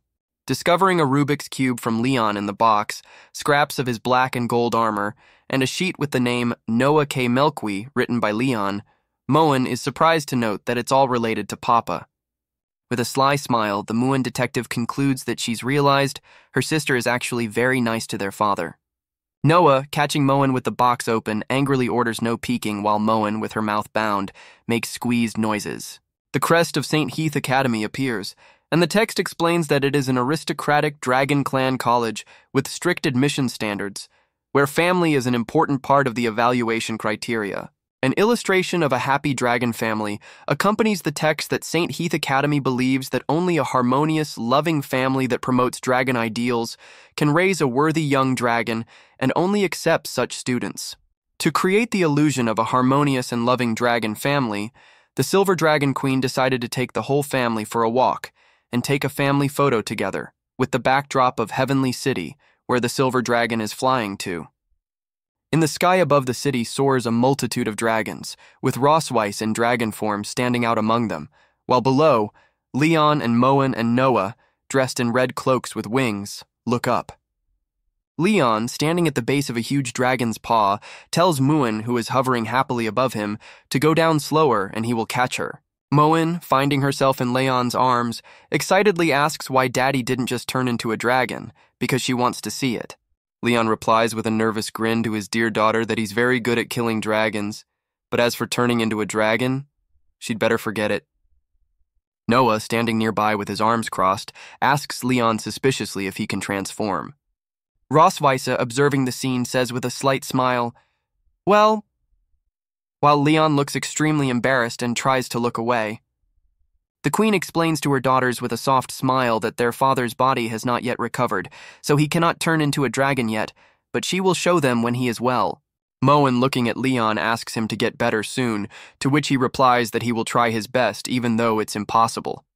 The family, surrounded by other dragons in human form, head towards the majestic gates of Heavenly City, and Rosweisse says it's time to go into town. They have business today. Moen, walking down the busy street of Heavenly City next to Noah, exclaims enthusiastically that there are so many dragons here while Leon and Rosweisse follow them, and Rosweisse asks her daughters to take their time. Leon, head down and fists clenched, looks depressed and gloomy against the starry sky. Rosweisse notices Leon's trembling, assuming this is his first encounter with so many dragons since awakening from his coma. With a slight chuckle, the queen leans over to Leon and asks if he is frightened, to which he remains silent. Leon's face lights up with excitement and he objects, "Huh? Scared? I'm thrilled, okay?" Leon's gaze slides over the crowd of dragons and he exclaims that first-class, second-class trophies are here at every turn and he's going to get rich. Rosweisse, putting her hand to her forehead, thinks she's been worrying about him for nothing while Leon, stretching, rapturously ponders how much money he'll get if he brings them all back. The bell above the wooden door of the photo studio jingles as it opens. A young dragoness staff member and an older woman greet them, saying, "Welcome, Your Majesty, the Silver Dragon Queen. It is our pleasure to serve you and your family." Moen and Noah, in their dressy dresses, excitedly point out the many pictures of dragons on the studio walls, while Leon and Rosweisse watch, and a female staff member smiles. Leon asks Rosweisse, "Aren't you the Silver Dragon Queen?" Why did you personally come to the store to take pictures? To which she replies that the Dragon King can only command his clan, and the dragons of Heavenly City do not belong to any clan. With a mischievous grin, Leon teases Rosweiss. Your queen status is a bit low, wiping his nose with a large, perished man. Rosweiss, getting hit in the back with Leon's tail, cries out, "Ouch!" but declares that she's still taller than him. The elderly female photographer tells Rosweiss with a smile that she is honored to take a family photo of the Silver Dragon Queen, and everyone says her photography skills are the best among the dragon tribe. A photo studio employee approaches Rosweiss, mentioning her husband's ponytail, and Rosweiss explains that he doesn't like to show his ponytail, so a ponytailless suit must be chosen for him. Leon adamantly refuses to wear the dragon tail jewelry, stating that he would never wear it even if he died, as it is tied to his dignity, while Rosweiss looks on with displeasure. The photographer, realizing, asks Rosweiss to come through and try on the clothes while Moen and Noah excitedly shout that Moen wants a beautiful dress. A short time later, Moen and Noah, dressed in smart dresses, hold hands enthusiastically, glowing with joy. Leon, dressed in an elegant white suit, appears before Moen, who exclaims with admiration, "Wow, Daddy is so handsome!" The photographer tells Leon that the suit suits him very well, and it must have been very popular in the past, to which Leon, with mild surprise, replies that the last time he wore a formal suit was at his high school graduation. Leon, adjusting his vest, asks Noah how she's feeling. Noah, with a slight blush and a serious expression, reluctantly admits, "Yeah, you're pretty handsome." Leon, smiling, tells his daughters that their skirts are cute too, stroking them on their heads. Rosweiss appears in an elegant black dress with purple accents, and Moen excitedly exclaims how beautiful Mommy is. Leon's face expresses slight embarrassment and surprise at the sight of Rosweiss. Rosweiss asks what, and Leon, averting her gaze, replies that it's nothing and it suits her. Rosweiss remarks that it would be nice if Leon had a tail, to which he emphatically states that he will never wear a tail in his life. Moen and Noah, holding hands, call out to their parents to hurry over to the photographer, who already has his camera ready. The photographer, an elderly woman with glasses, says it's time for a picture and asks Her Majesty and the prince to come closer. Leon and Rosweiss, with disgruntled faces, reluctantly walk forward, and Leon mutters that he doesn't want to. The family poses for a photo, with Rosweiss and Leon standing behind and Moen and Noah in front, holding hands as the photographer commands, "Smile, 3, 2. Two finished photos, one a general family photo, and the other a close-up of Moen and Noah hugging. Two photos capture Leon and Rosweiss. In one, her tail wraps around his neck, causing him to look surprised. In the other, they smile at each other, and the photographer notices that they do look like a couple. A memory comes to mind where young Leon in an elegant suit is surrounded by enthusiastic girls, offering gifts, a photo together, and inviting him to dinner.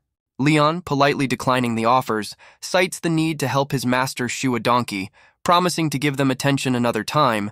An image of a dressed-up donkey appears in the background.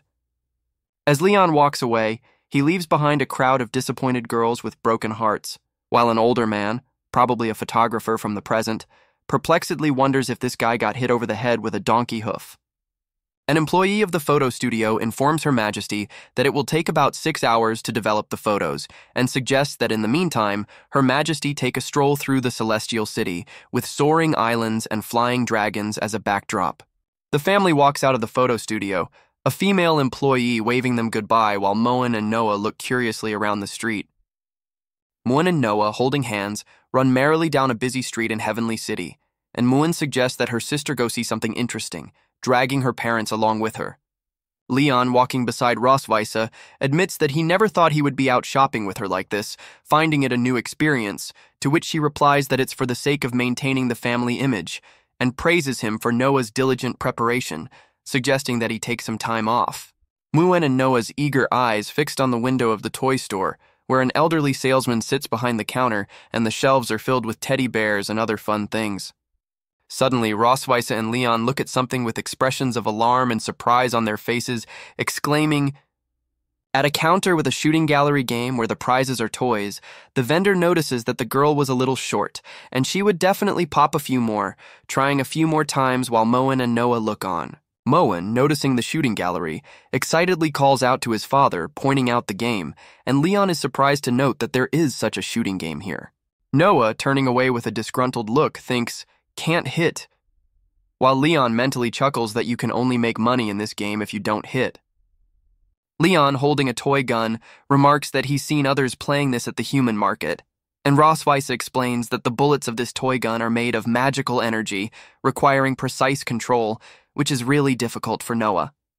The peddler offers Leon and Rosweiss a try, promising a pair of dolls if they knock all the balloons down in 10 shots, and mentally pleased that he's purposely giving the kids a try in order to attract parents and make money. Leon, looking at his daughters, asks if they want those teddy bears. Noah states with crossed arms that she's not interested, and Moen adds that she doesn't want either, while Leon thinks understandingly, "Got it, that's what you wanted." Smiling, Leon asks the merchant for 10 shots, indicating that Rosweiss will pay, to which he happily agrees. Leon, holding a toy gun, thanks and remembers that he hasn't held a gun in a long time, the last time being at the Dragon Killer Academy, while Rosweiss and the merchant watch. 2 energy projectiles from a toy gun rush towards the balloon targets, causing a bright flash. The peddler, with a sly grin, thinks he's changed the settings of the gun to make it harder to hit while Leon takes aim. To the surprise of the merchant, who exclaims, "What?" Leon hits all the targets with apt shots. Leon, with a toy gun in his hand, modestly says he was just aiming and got lucky, while the merchant is perplexed as to how this is possible. Moen enthusiastically shouts that Daddy is great. Noah briefly remarks, "Apt," and Rosweiss says not bad with a smile. The peddler, admiring Leon's skill, hands him 2 teddy bears as prizes, asking him to take them and leave quickly, and Leon thanks him. Leon holds out the winning teddy bears to his daughters with a smile, and Moen happily thanks her dad, while Noah says, "Thank you," in a reserved way. Rosweiss, looking at Leon, reflects that although he's usually a bit out of sorts, there's a special charm about him every time he's serious. Leon looks at Rosweiss, who is perplexed as to why he's looking at her, while Moen and Noah hug their teddies. A little girl with white hair and red eyes sitting in the arms of a woman who looks like Rosweiss points to something and says, "Mommy, I want that too." Rosweiss, with a bewildered expression on his face, turns up with a large teddy bear in his hands. Leon laughs merrily, remembering the pitiful look on the unscrupulous merchant's face, and says he feels like he's gotten rid of his anger, while in the background the merchant is surprised that Leon is asking for 10 more shots. Turning to Rosweiss, who is holding a teddy bear, Leon remarks that if it were him, he'd advise them not to waste their time with this childish game, but since they're out, it's good that they're having fun. Crossing his arms over his chest, Leon asks Rosweiss if she likes the bear, adding that since she's here, he can't let her go empty-handed, to which she replies that she didn't say that. Rosweiss, cradling a teddy bear and blushing slightly, says bears are unpalatable food, but when they're made into toys, they're cute. Leaving and hugging the teddy bear tightly, Rosweiss tells Leon to come to her room tonight after dinner. Leon says, "Huh?" in surprise, looking at the city buildings against a sky with soaring dragons. The majestic castle is lit from within at night, its windows emitting a warm glow against the dark sky and mountains. Walking down the long, torchlit corridor of the castle, Leon ponders Rosweiss's invitation, anticipating that something must happen if he goes to her room late at night. Gritting his teeth against his inner torment, Leon agonizingly weighs the options. Go and feel awkward for one night, or don't go and agonize for a whole week. Determinedly clenching his fists, Leon cries out, "Damn, I'm going to fight her!" and rushes toward the massive door at the end of the hallway. Leon is surprised to find that the door to Rosweiss's chambers is unlocked. As he enters the luxurious spooge, he looks around, puzzled as to where the queen is. Hearing the sound of water, Leon realizes it's too early and she's still showering. Through the frosted glass of the shower cubicle, only Rosweiss's blurry silhouette is visible, and Leon notes to himself that the quality of the glass is not very good.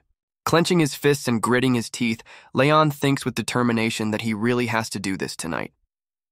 He tries to calm himself down, telling himself, "Easy, Leon," as his internal tension builds. Suddenly, the shower room door opens and Leon peeks out from around the corner with a surprised exclamation. Rosweiss, clad in a light lilac nightgown, steps out of the shower saying, "You're here, let's get started." Leon anxiously wonders if he will be squeezed dry again. Rosweiss, approaching with a seductive smile, wondering where he would like to do it, in the living room or on the balcony. Leon, looking around the luxurious spooge, mutters that it would be awkward on the balcony if they were seen. Rosweiss, standing with her back to him and holding the scroll, replies that then in the parlor, it makes no difference where. With an expression of doom on his face, Leon shouts out, "Come on then!" The Queen pushes Leon onto the bed and he cries out, "Ugh!" as he falls, perplexed as to what she is doing. Lying on the bed with a blush, Leon asks with confusion, "Ah? Isn't this what you wanted?" Sitting on the edge of the bed, Rosweiss, with his tail behind his back, notices that Mr. Cosmod looks unhappy, but today is not a good time, and suggests that they postpone it for another day. Leon, sitting up on the bed and coughing, perplexed, asks what it is, looking at the scroll that Rosweiss has placed in front of him.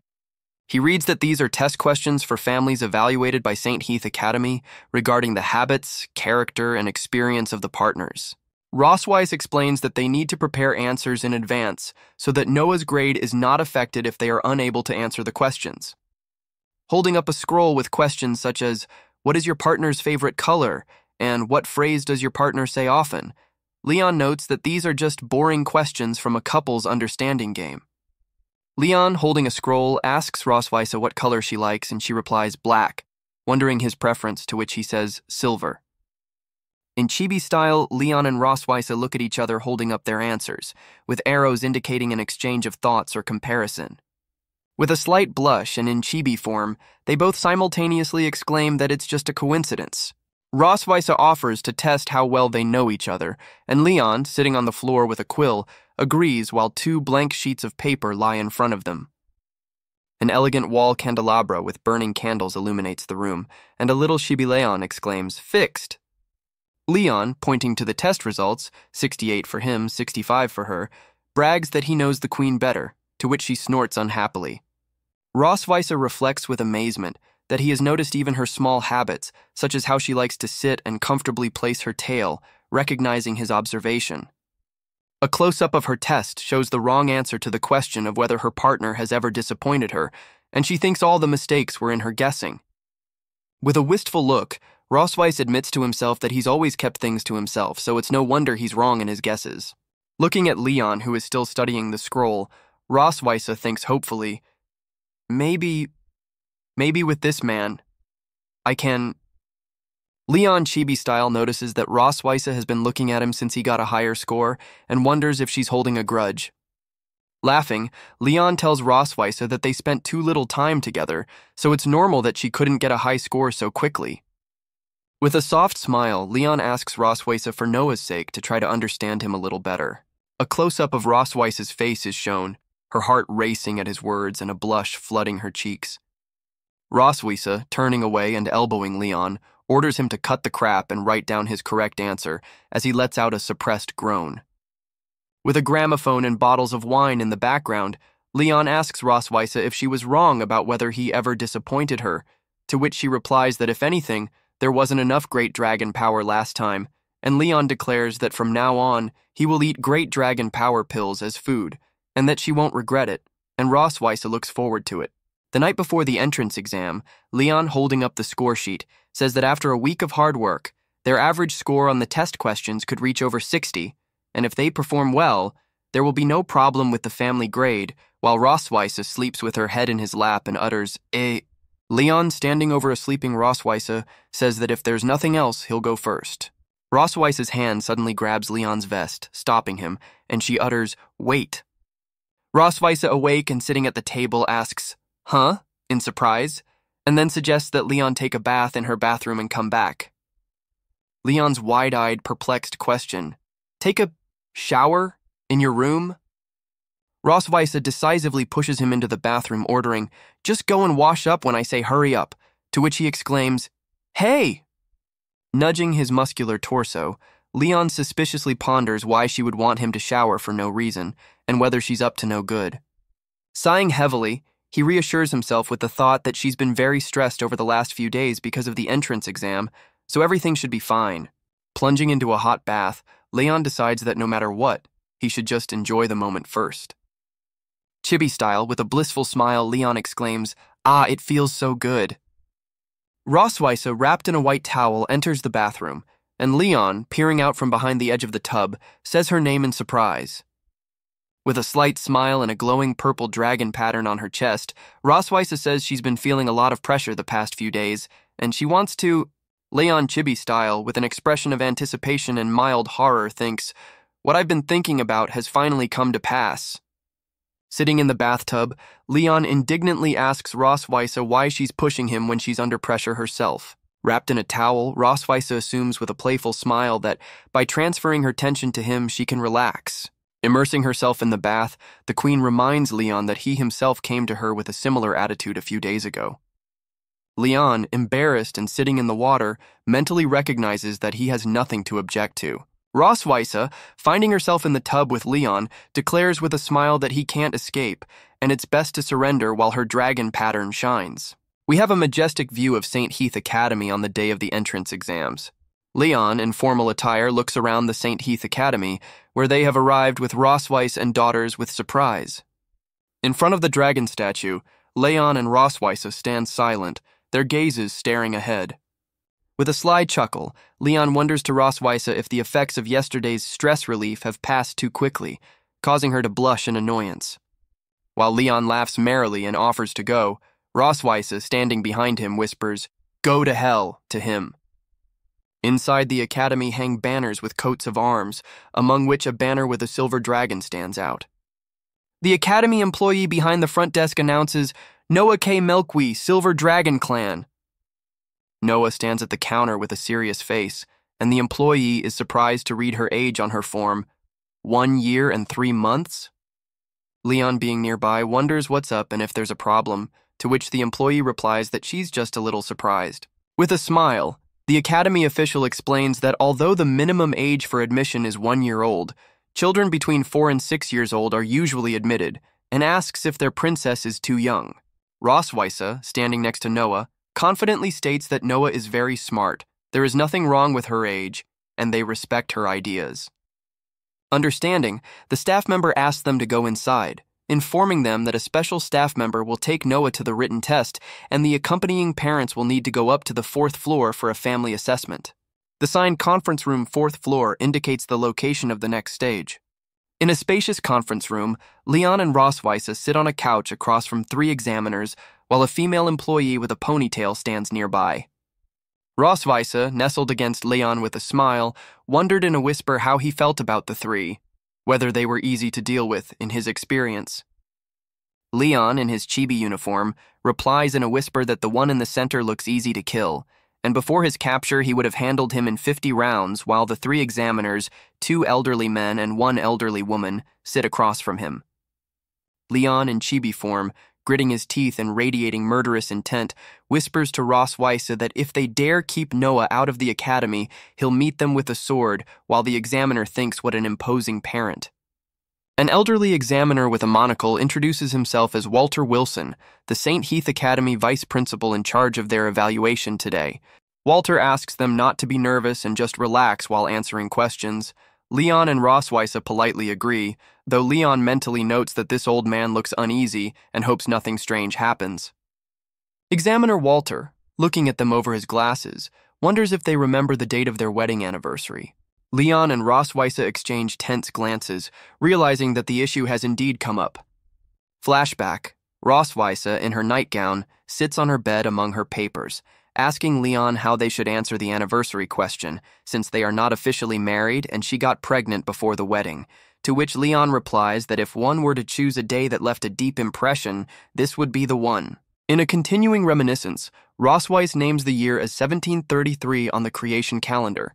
Leon and Roswitha, smiling, answer the examiner in sync, May 25th, and Leon mentally adds that it was the day he and Roswitha bonded in the dungeon.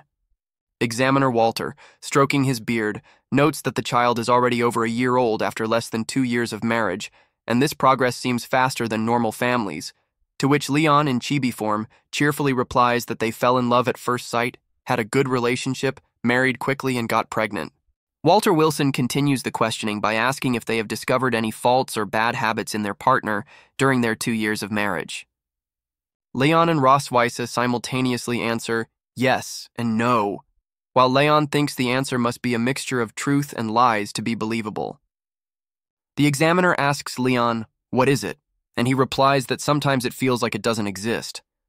With enthusiasm, Leon declares that his wife is very capable, doing a great job with the family and household chores, while the Chibi Rosweise looks at him with bewilderment. He continues that she is easily stressed, and he wants to take this opportunity to tell her that he wants to do more for the family and for her to rely on him without being overstressed in the future. The female examiner, referring to Rosweise, notes what an attentive and good husband he is and asks what Rosweise finds most attractive about her spouse. Rosweise, blushing slightly, lists his virtues: handsome, with a good figure, focused, serious, intelligent, not nerdy, responsible, loves children, and does not lose his temper. She adds that although her health is not as good as it was before she was married, it is not a big problem as her husband is also good at making medicine and uses all sorts of remedies to cure her, to which Leon mentally asks if she is praising him or insulting him.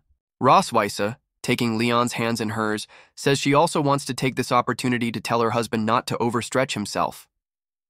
Their hands clench tightly with a bright flash, and the little Chibi Leon in the corner screams. The three examiners look at them in a doting manner, and one of them utters, "What a loving couple." In the spacious conference room, Leon and Rosweise's tense interview with the three examiners continues. Examiner Walter wonders if they have any questions for each other at the end of the interview, emphasizing that they need to answer truthfully. With a satisfied smile, Rosweise declares that she has no questions for her husband since she knows everything about him. Leon, looking thoughtfully at Rosweise, mentally asks her not to procrastinate and to finish her assessment faster, because the more you talk, the more mistakes you make. Suddenly, Leon asks Rosweise if she likes the teddy bear he gave her. Rosweise, confused and surprised, is perplexed as to why he would ask such an unrelated question, noting that his thoughts always amaze her.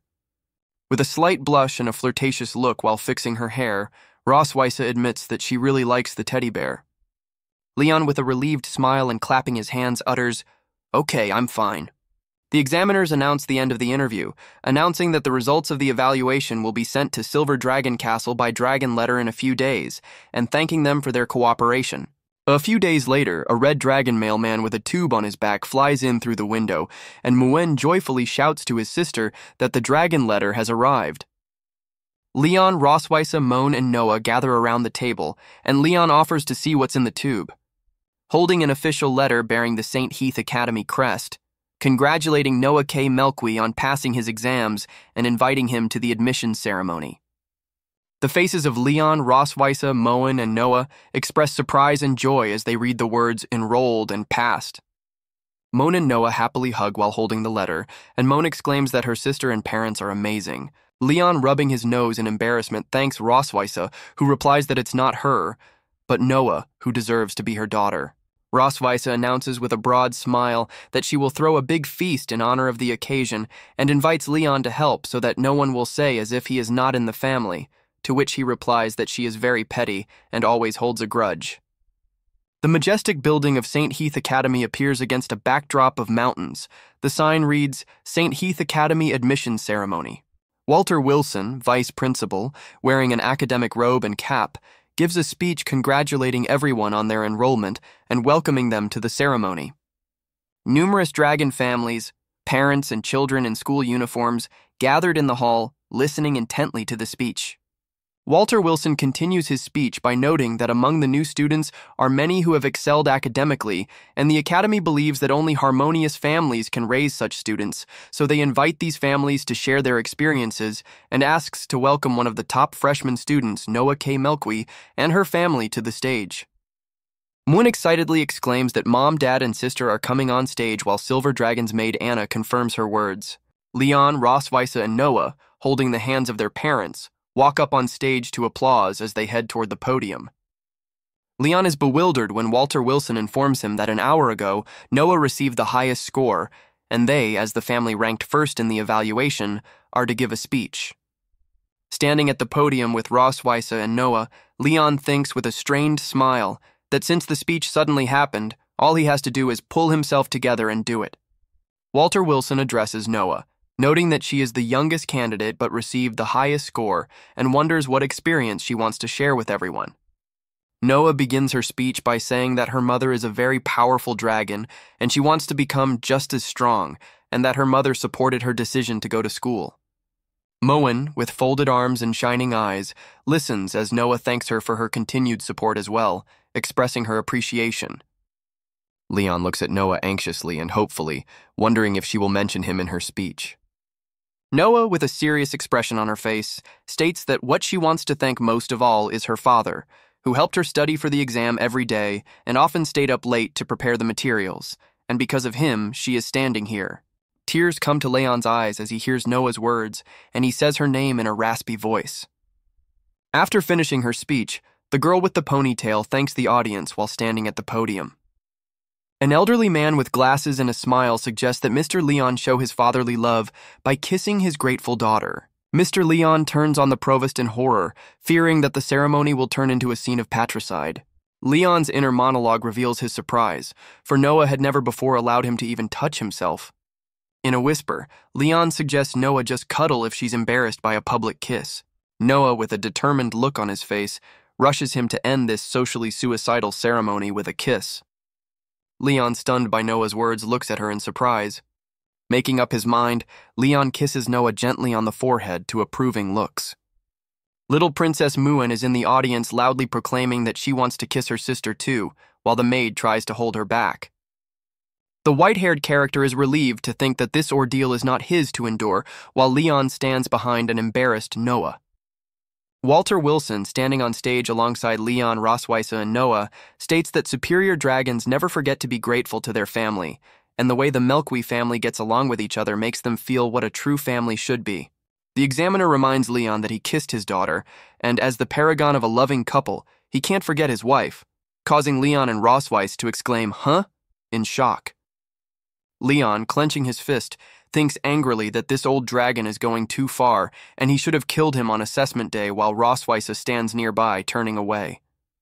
However, Leon reflects that this is Noah's most important entrance ceremony, and he, Leon, has been through many battles, so he won't be intimidated by such a small scene while Noah looks on. Turning to Rosweiser, Leon says with a smile, "Come, my dear wife, we are the happiest and most harmonious family, aren't we?" To which she whispers a perplexed, "Wah, what?" And Noah looks at them.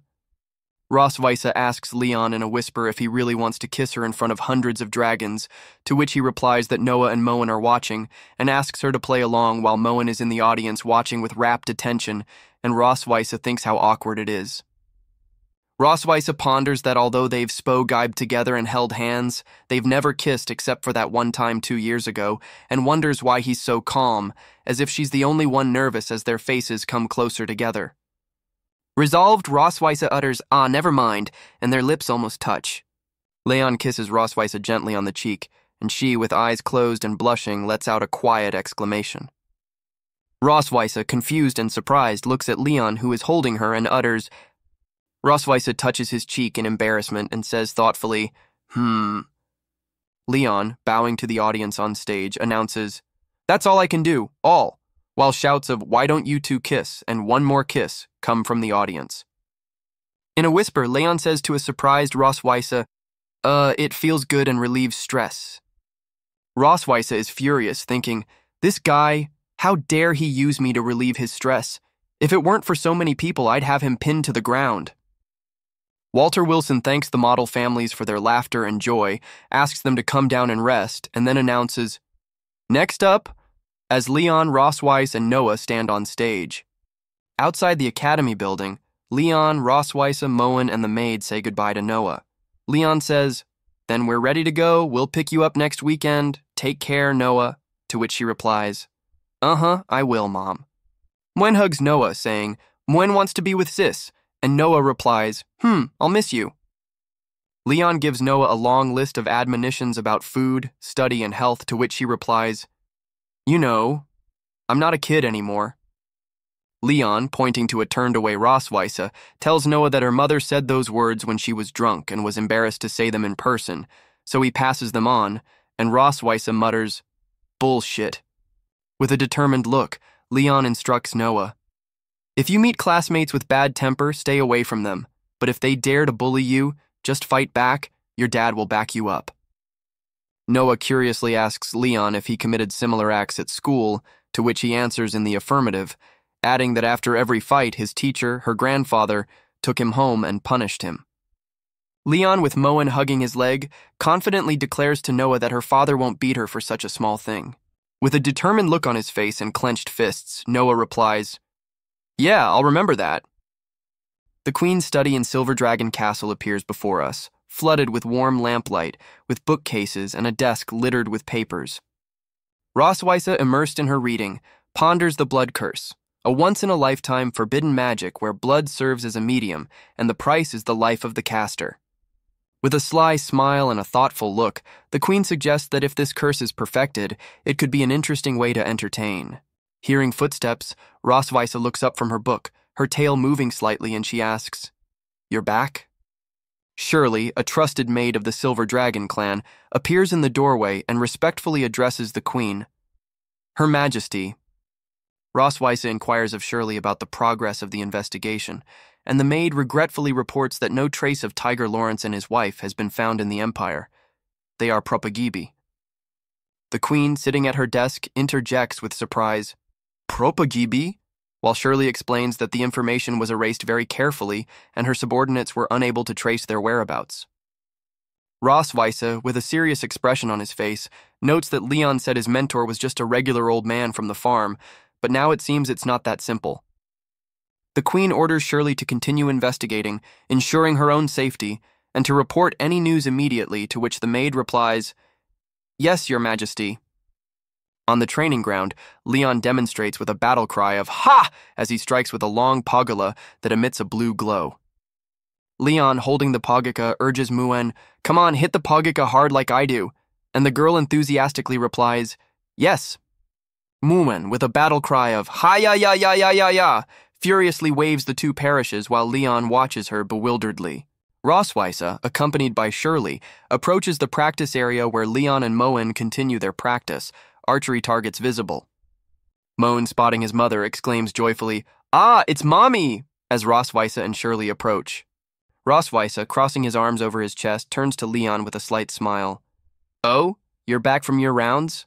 To which he replies briefly, The Queen, hugging Moen, asks with a smile if she obeyed Daddy today, and the girl happily replies that Moen is obedient now, and Daddy even taught her how to hold a sword. Roswitha, with a soft smile, says to Moen, not bad. We'll be having dinner soon. I asked the chef to cook a steak. Go change your clothes first." Moen is thrilled at the prospect of steak, her eyes shining and hearts and stars all around. Shirley takes out Moen, who hums happily about the steak, leaving Leon and Roswitha alone. Roswitha, with a surprised and slightly confused expression, utters, "Then you—" A sudden burst of energy or sound effect surrounds Roswitha, her eyes wide with surprise. With a slight chuckle, Roswitha asks Leon if he has finally decided to attack her at Silver Dragon Castle, reminding her that doing so is punishable by death. Leon, holding an ordinary branch in his hand, asks in bewilderment if the Queen calls it a weapon. Roswitha notes with challenge that in the hands of the strongest dragon slayer, even a branch can be a deadly weapon. Leon exhales with relief, as if releasing the tension. Crossing his arms over his chest, Leon asks Roswitha with a smile why she is so sarcastic if she wants to praise him, to which she indignantly denies the praise. Leon, putting his hands behind his head, says with a chuckle that he wanted to scare her, but it's pointless if she's not afraid, and Roswitha replies that he doesn't think as if he could hurt her with a branch in his current state. Roswitha reports in chibi form that Noah texted yesterday, "She's doing fine," and asked not to worry, with a sunset target practice area in the background. Leon, sitting on a bench next to Roswitha against the backdrop of the sunset, asks in surprise, "What, that's it?" And the Queen explains that it is rare for Noah herself to write to report her well-being. With his eyes closed, Leon notes that this is true, and in this Noah is very much like Roswitha. Roswitha, sitting on the bench, says that Noah always has a stern face, and it's hard to guess her thoughts. But if you find the right approach, she's very pleasant to get along with while Leon, hands behind his head, listens. Covering her mouth with her hand, the Queen adds that Noah actually admires Leon, as she has the typical dragon mentality of admiring the strong and striving for strength, and now he is the best student in her eyes, so she will strive to beat him at the academy. Leon thinks with a smile that he thought he was just a weak nerd in her eyes while Chibi Noa appears in the background, calling him a fool. Taking off her shoe, Rossweiser recalls that when Leon first woke up, Noah avoided him, but actually visited him often during his coma, and when she was spotted, made up the excuse that she was going to Moen's, and laughs that she got that character trait from Leon too. Sitting on a bench and adjusting his stocking, Rossweiser continues that when they were little and cried, no one could comfort them, but as soon as they were placed next to Leon, they immediately calmed down, suggesting that blood ties bound them together before he even realized it. A flashback shows Leon sleeping in a bed with two babies, Moen and Noah, lying next to him under the covers. Leon puts his hand to his chin and says thoughtfully that blood kinship is a bit strange, as he is an orphan and has never known the love of his parents, not understanding what familial affection is. A lone boy sits with his arms around his knees, his sad reflection visible on the dark surface below. Leon recalls being adopted at the age of 5 by his mentor and his wife, who, despite having no blood relation, treated him as their own son. Having found a semblance of home for the first time, he nevertheless sometimes felt a sense of loss in his heart as he watched the scene of a child joyfully shouting, "Daddy, Mommy," while sitting on his father's shoulders beside his mother. A close-up of young Leon's face expresses wistfulness as he thinks, "If only my mentor and his wife were my real parents." The foster mother, gently stroking Leon's head, tells him that in the future he will be someone's father, to which he interjects with childlike surprise, "Daddy? Really?" Looking at Rossweiser, Moen, and Noah standing in the sun-drenched, flowery meadow, Leon recalls his foster mother's words that his future children will be more precious to him than blood relatives, and he will love them, protect them, and give everything for them. With determination in his gaze and a clenched fist, Leon confirms to himself, "Yes, they are now my dearest family members." Rossweiser, approaching Leon, interrupts his musings, asking him what he was daydreaming about and reminding him that it's time for them to head back. Looking away embarrassed and thanking Rossweiser for her words, Leon offers to walk back with a nervous chuckle. Rossweiser's graceful legs in white stockings can be seen as she sits on the bench, her shoes close together and the tip of her ponytail curving gracefully. Rossweiser, sitting on a bench, asks Leon with a sly smile to help her put on her shoes as a thank you, to which he asks, "What?" in surprise. Leon's face expresses extreme bewilderment, surrounded by question marks, and he utters, "Huh?" An indignant Leon recoils, flatly refusing to help Rossweiser with her shoes, exclaiming, "Huh? Help you put your shoes on? No way!" Pointing at Rossweiser, Leon angrily reminds her that he has already humiliated himself by washing her feet, and now she demands to put on her shoes, questioning whether he has any dignity. Rossweiser's foot slaps Leon's face with force, and she rebukes him for not yet paying for the kiss at the ceremony, and he can't even help her with her shoes. The queen, perched imperiously on the bench and showing off her bare feet, orders him to stop talking nonsense and finish so they can go back. Leon, with an expression of resignation, reluctantly puts the shoe on Rossweiser's foot, muttering, all right, I'll put it on." With a chuckle, Rossweiser remarks that despite his reluctance, he's getting by pretty quickly, to which Leon quips that putting shoes on her is a lot easier than shoeing a donkey. The queen's face contorts with rage, a vein swells on her forehead, and she exclaims. Rossweiser tries to kick Leon with a leg kick, but he dodges it, and the dodge sign emphasizes his agility. Running away, the chibi-uniformed Leon teases Rossweiser that she won't catch him, while the latter, clenching her fist, warns him that he won't be happy tonight. A few days later, Rossweiser and Leon are standing on the lawn, and Moen is waving his arms joyfully, shouting, "Come here, come here!" A huge dark dragon appears in the sky, and Moen looks up excitedly while Leon and Rossweiser watch.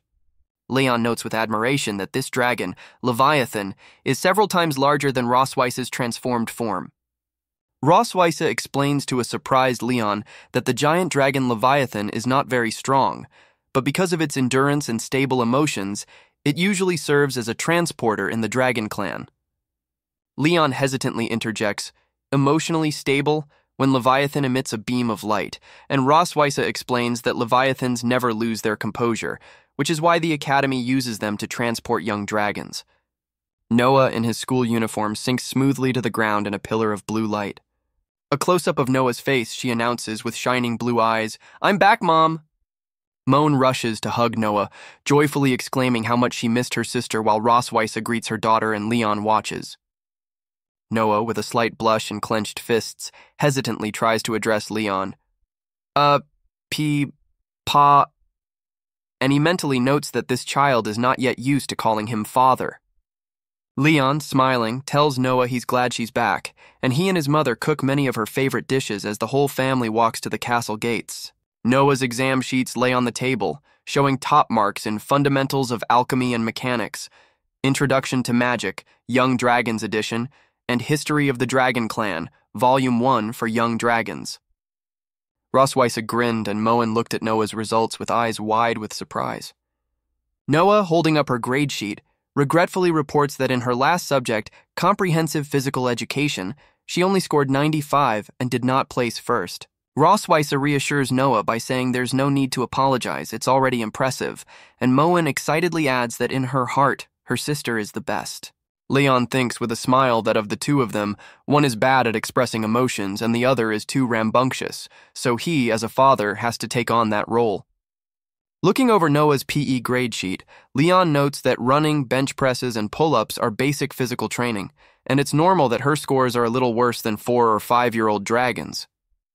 Pointing to another sheet, Leon proudly informs Noah that she has won 9 out of 10 actual combat matches, showing the highest winning percentage in the class, indicating her superior strategy and combat skills. Noah, with a disgruntled expression, mutters that she heard from her mother as if her father was the best student in all subjects at school, and she doesn't need to worry about third place, as there will be plenty of opportunities to surpass them in the future. Leon explains with a smile that when he first entered school, he was not first in his class, but later achieved first place through hard work and perseverance.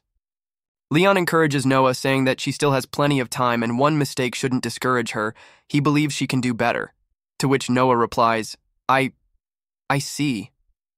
Moan curiously asks who would win if Daddy, so strong, fought Mommy, causing Leon and Rosweiss to wonder. Chibi style, Leon and Rosweiss simultaneously and enthusiastically exclaim "me" while pointing to themselves. Leon and Rosweiss in their chibi uniforms look at each other in bewilderment, uttering, "Huh?" Laughing and pounding his chest, Leon boasts that in his martial training, be it hand-to-hand combat, gunfighting, or magic, he was unrivaled. Rosweiss, sitting on the couch, remarks with mild disdain that while she doesn't have as many Academy Awards as he does, she only wins key battles. Leon and Rosweiss argue vehemently. He claims that she married him and captured him because she couldn't win, and she parries that her victory in the dungeon is the reason they got Moen and Noah. Leon, warming up, suggests that Rosweiss come out and fight, saying he's wanted to demonstrate this for a long time, while Moen and Noah watch anxiously. Moen excitedly asks if they're really going to fight, and Noah offers to follow them and watch. Leon and Rosweiss are warming up on the training ground, preparing for battle, while Moen and Noah peek at them from behind a wooden fence. Moen, with a bucket of popcorn, tells Noah that she's very curious about who's stronger, Daddy or Mommy, and that the teacher said that watching masters fight helps improve fighting skills. With a slight smile, Rosweiss remarks to Leon that, come to think of it, his body probably hasn't recovered enough to fight her yet. Leon, adopting a fighting stance, replies defiantly that there aren't many opportunities to fight the Silver Dragon Queen, so he should certainly take them. Rosweiss, with a sly smile, offers Leon a wager, to which he asks with interest what they will bet on. A close-up of Rosweiss's eyes is shown. She announces that if he wins, she won't touch him for a month, and if she wins, he will have to fulfill one of her requests. Leon, with a determined expression on his face, thinks he doesn't know what perverse demands she'll make, but as long as he wins. In his imagination, the little angel Leon trumpets his horn, and he thinks with delight that he can easily take a month's vacation, which under ordinary circumstances he would not have dared to dream of. Pointing to Rosweiss, Leon enthusiastically accepts the bet. Leon and Rosweiss's faces parted, and they said with anticipation, "Then let's begin." Leon and Rosweiss stand across from each other on the training ground, ready for battle, Rosweiss shrouded in a light glow. Moen is excitedly holding a bucket of popcorn and a glass of beverage as he watches the upcoming fight. The sudden jerk causes the pineapple juice cup to fall, and Moen cries out, "Ah!" Leon and Rossweiss's gazes meet, full of determination and anticipation for the fight. A chibi-clad Moen laments the spilled pineapple juice, exclaiming, "My pineapple juice," while in the background the blurry silhouettes of Leon and Rossweisse start moving, and she decides to forget about it. Leon, shrouded in a blue glow, rushes in to attack, striking from above. Leon's fist meets Rossweisse's fist, creating a bright flash of energy at the point of impact. Rossweisse gracefully dodges Leon's blow, her tail flickering in a swift motion. Leon performs a backflip, evading the attack of Rossweisse's tail, which is shrouded in a purple glow. Leon's black-gloved hand touches the ground. Raising a cloud of dust, he stabilizes after dodging. Rossweisse blocks Leon's powerful leg kick, their powers colliding, creating a bright energy blast. Rossweisse dodges swiftly, leaving behind a trail of blue energy attacks in the sandy arena. Close-up of Rossweisse's determined face, she recognizes his superior physical skills and decides to keep her distance. Leon notes with a chuckle that Her Majesty, surrounded by a purple aura, doesn't seem to be burning to engage in close combat. Jumping back, Rossweisse declares that the most important thing is to defeat him and unleashes several purple energy projectiles. A powerful blast of purple energy shakes the ground where Leon had just been, who manages to dodge. Moen anxiously asks if Daddy is going to lose since he keeps running away, while Noah analytically comments on the tactics of the fight. Noah, with popcorn in his mouth, concludes that this shows his mom's lack of confidence in defeating him in close combat. Moen exclaims admiringly how much her sister knows, to which Noah replies that it was taught to them by the teacher in class. Surrounded by raging purple flames, Rossweisse defiantly suggests that Leon try to get closer to her. Dodging purple energy attacks, Leon defiantly declares that he is not only fast but strong. Rossweisse, gathering purple energy in her hands, exclaimed defiantly, "So what?" Leon, while dodging two pillars of purple flames, exclaims. A powerful blast of purple energy shook the ground, raising clouds of dust. Surrounded by blue lightning bolts, Leon grinningly yells at Rossweisse for being too slow. Rossweisse, looking at Leon using thunder magic to enhance his body, thinks, "No one can..." Leon yells with rage in his eyes that his month's vacation has been taken away from him. In a swift attack, Leon, shrouded in lightning, unleashes a hail of blows on Rossweisse, which she reflects with a golden glow. Rossweisse, with determination on his face, notes that his magic power has not yet recovered, and using thunder magic to such an extent is absurd, calling for the fight to end sooner rather than later. With a confident smirk on his face, surrounded by blue discharges, Leon announces that he has found his chance. Leon lands a powerful leg kick, causing Rossweisse to recoil and lose his balance. Rossweisse lets out a suppressed groan of "ugh," her face contorted with pain and annoyance. Leon, surrounded by blue lightning, exclaims with a triumphant smile, "I won!" Losing her balance, Rossweisse cries out as Leon rushes towards her for the decisive blow. Leon's black-gloved hand swiftly grabs Rossweisse's wrist, stopping her fall. Pulling Rossweisse to him, Leon wraps his arms around her, their bodies close together. "Their faces are very close," Rossweisse says embarrassedly. "Leon," and he looks at her with a slight blush. Suddenly, Leon is surprised to notice Rossweisse huddled against him, saying, "Dragon flame." Purple flames erupt on Leon's chest, and he screams in panic, "Ah, I'm burning!" A close-up of Leon's eyes is shown, and he says, "Huh?" in bewilderment. Leon, touching his chest where the flames had just been, is surprised to note that it's not very hot, while Rossweisse reminds him that the battle isn't over yet and can't be distracted. Moen and Noah run up to their parents, and Moen curiously asks who won in the end. Leon, clutching his throat, admits he was careless and lost this time. Rossweisse acknowledges Leon's strength, saying that without armor or weapons he was able to defeat her in physical combat, something no one has ever done before, to which Leon objects that if he fought at full strength, he would definitely defeat her. With a sly smile, Rossweisse reminds Leon that since he's admitted defeat, he shouldn't forget about their bet. The two perdicts symbolizing the wager strike Leon, and he recalls with horror, blood spurting from his nose. In chibi style, Moen asks her mother if her dad is dead, who lies unconscious with his soul out, while Rossweisse reassures her, saying that he's just overworked and will come to his senses soon. At night, with Silver Dragon Castle in the background, Leon instructs Noah to take care of Muen, and Muen to obey her sister. Muen and Noah, in their nightgowns, sit on the bed, listening to their father's instructions. Leon, wiping away a tear, laments that he's most worried about them, since they're only a year old and how their mother could have taken him. Noah is perplexed to notice that he's only spending the night in his mother's room, and asks why he's making a tragedy out of it, as if he's going to an execution. Leon, with horror on his face, explains to Noah that the execution on the scaffold is a momentary thing, and her mother could torture him all night, which is much worse. Muen, with wide-open blue eyes, excitedly suggests that Mommy wants to eat Daddy. Pointing to the image of mantises in the book, Muen tells Leon that after mating, the female mantis eats the male, and he is perplexed as to why Muen is so happy to be eaten. Rosweise, in a seductive nightgown, orders Leon to stop bullshitting her daughters like she's so scary. With a smile, Rosweise tells her daughters to go to bed, assuring them that she just wants to discuss some interesting things with Daddy tonight. Muen and Noah, lying in bed, list possible interesting things: the birth of the universe, the birth of life, the mysteries of the world, and Leon suggests that it is the mystery of the human body. A chibi-clad Rosweise drags a stubborn chibi Leon behind her, saying enough goodbyes and it's time for him to follow her, while he asks her to wait to say her last words. Leon shouts after his daughters that Daddy will always love them, and Muen asks Noah what Mommy and Daddy are going to do, to which she replies that she doesn't know, and let them, naive adults, figure it out for themselves. In the Silver Dragon Castle Queen's Spogibion, there are 2 bottles of wine and glasses on the table.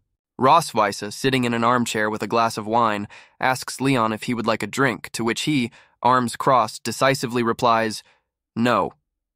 Rosweise looks at Leon with a glass of wine in her hand, her gaze pensive and a multitude of dots above her head. The Queen, in a seductive nightgown, reminds Leon of his loss and his promise to fulfill her request, surprising him by his refusal to drink. Leon, looking away embarrassed, says he's not thirsty right now and mentally decides to keep his sanity and not fall for her tricks. Rosweise, holding her glass, admits that she was actually really hoping he could win. Leon, with a surprised look on his face, interjects, "What?" The Queen, standing over Leon, explains that if he had won, she would have given him a month off to recover, and perhaps then it would have been more fun. Crossing his arms over his chest, Leon asks with irritation why she doesn't just admit defeat to him today. Rosweise, intercepting her glass from Leon, says no, she's figured out a better way. A close-up shows Rosweise tilting the glass and the red wine begins to pour out. The Queen pours wine on his chest, stating that what she likes best is the way he refuses to admit defeat after losing to her. Leon, lying on the bed, asks Rosweise with surprise and indignation what she is doing as she lifts his shirt. With a seductive smile and wine flowing down her chest, Rosweise orders Leon to drink. Leon, looking at Rosweise, thinks that her fragrance, mixed with the smell of red wine, creates a truly... He swallows, recognizing that this scene is so beautiful that it's impossible to refuse. Rosweise cradles Leon's head against his wine-stained chest and he begins to drink. With her eyes closed and blushing, Rosweise lets out a low moan, "Ah," as Leon drinks the wine from her body. Leon, embarrassed, asks Rosweise if this is normal while she looks at him with a slight blush. With a sly smile, Rosweise declares that this is certainly not enough. A close-up of Leon's face is shown. He is looking open-mouthed at Rosweise, who orders him to open his mouth. A drop of wine drips from Rosweise's lips. She looks at Leon with anticipation. Leon is horrified to realize that Rosweise is biting his neck, exclaiming, "Blood!" Rosweise, in a nightgown, sits on Leon, who asks perplexedly, "You, what are you doing?" Rising to his feet, Leon exclaims anxiously, "That feeling. You used that forbidden technique on me?" Rosweise, half lying seductively on the bed, confirms with a sinister smile, "Yes, Blood Curse, you're familiar with him, aren't you?" A close-up shows Leon's eyes, now blazing red with a pattern, indicating the effects of the curse. Clutching his chest, Leon moans, "Ugh, why?" As Rosweise explains that she's missed that feeling ever since he used that forbidden technique on her 2 years ago. With burning red eyes, Leon angrily asks Rosweise if she knows the price of this forbidden technique.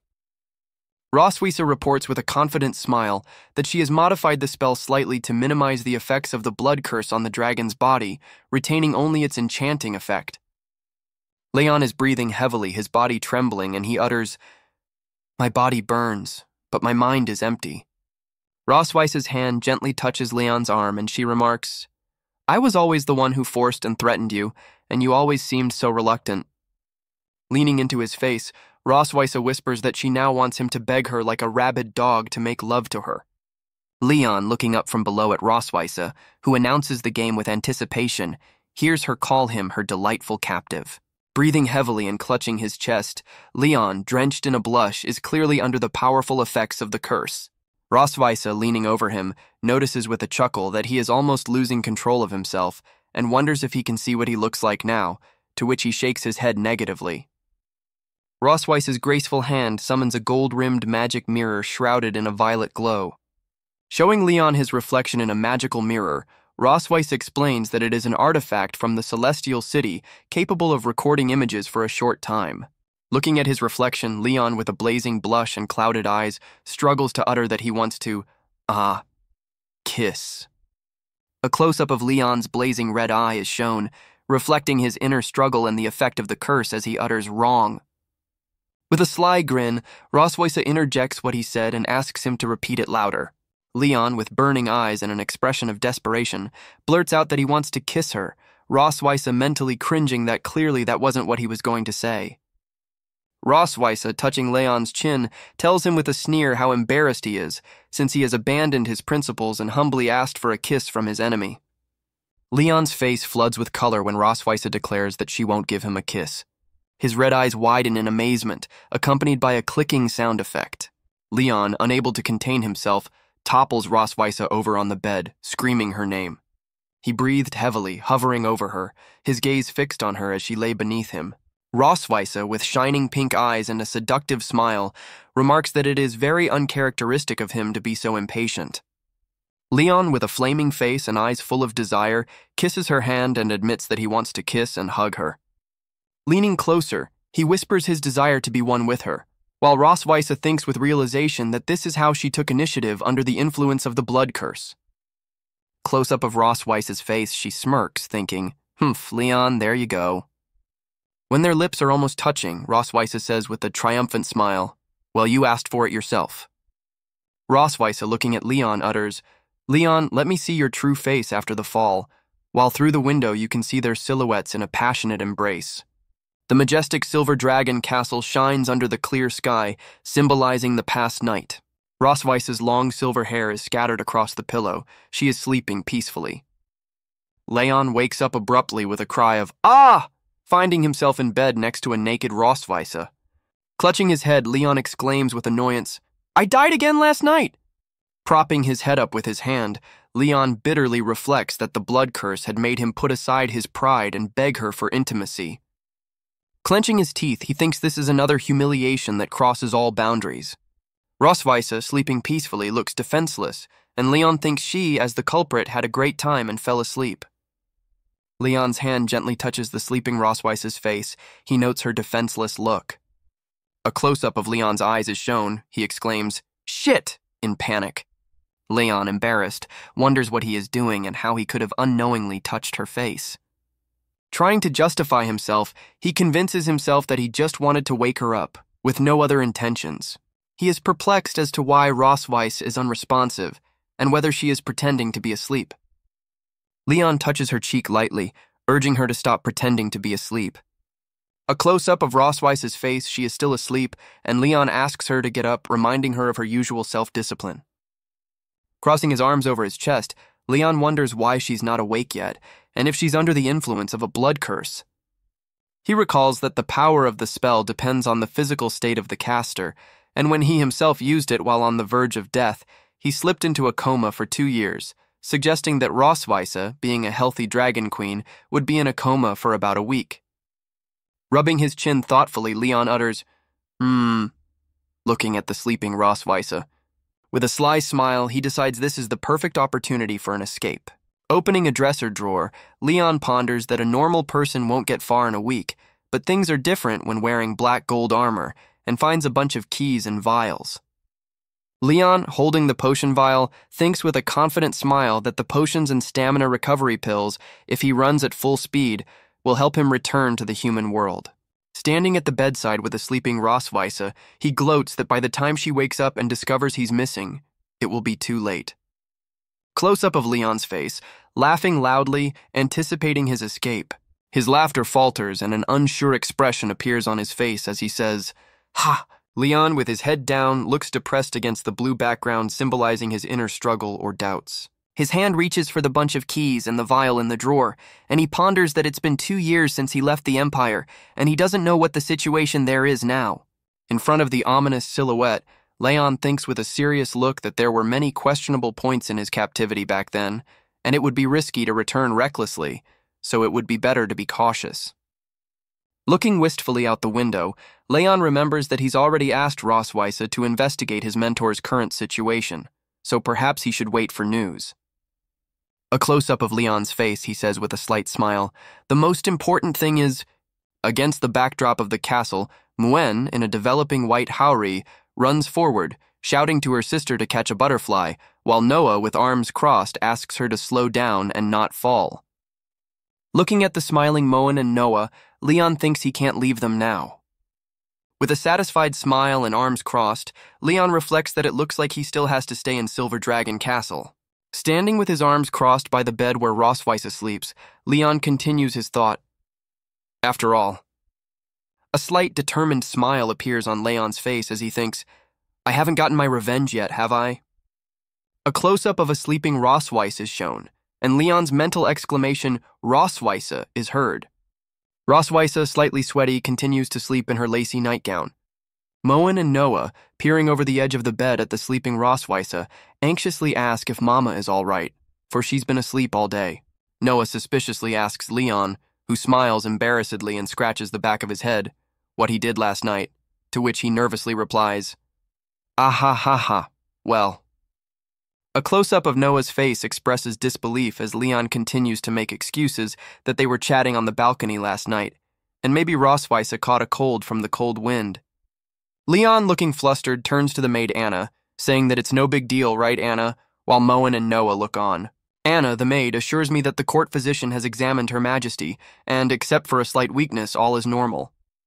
Leon, somewhat surprised, allows Anna to take care of business while she informs him that she will take over the running of the clan in the Queen's absence. Muen, snuggled up to a sleeping Rosweise, whispers for her mother to get well soon, promising never to make her angry again. Leon, in chibi form, looking thoughtfully at Noah, wonders why Rosweise is sweating so much and asks for help wiping her off later. Noah asks Leon with a suspicious look in his eyes if he's up to something while Mom is unconscious. Looking at Noah, Leon assures her that she's overthinking things and he just wants to take care of her mother, to which the girl replies that's fine. Noah takes Muen away, offering to come back and visit her mom tomorrow, and Muen promises to come. Muen, waving from behind the door, says goodnight to Daddy, and Leon says the same back to her. Standing at the bedside with a sleeping Rosweise and rubbing his chin thoughtfully, Leon utters, "Next." Rosweise, still asleep and slightly sweaty, lies in bed and Leon decides he should get a basin of water. Hands wring a white cloth over a wooden basin from which drops of water drip. Leon places a damp cloth against the sleeping Rosweise's forehead, explaining that he's afraid she might catch a cold and asking her not to misunderstand him when she wakes up. Standing by the bed, he notices that normally she always shows off her big tail, but right now she's so weak that even her tail isn't visible. A close-up of a sleeping Rosweise's face, and Leon ponders whether she should change her clothes after he wiped her down. As he opens the closet doors full of clothes, he is thrilled to think that there are so many outfits and he can dress her to his liking. Leon's hand reaches for a purple strapless dress, black stockings, and a bow. He lists, open-shouldered, deep neckline, bow, black stockings. Rubbing his chin thoughtfully, he ponders finding similar styles of clothing. But what about the deciding lugs?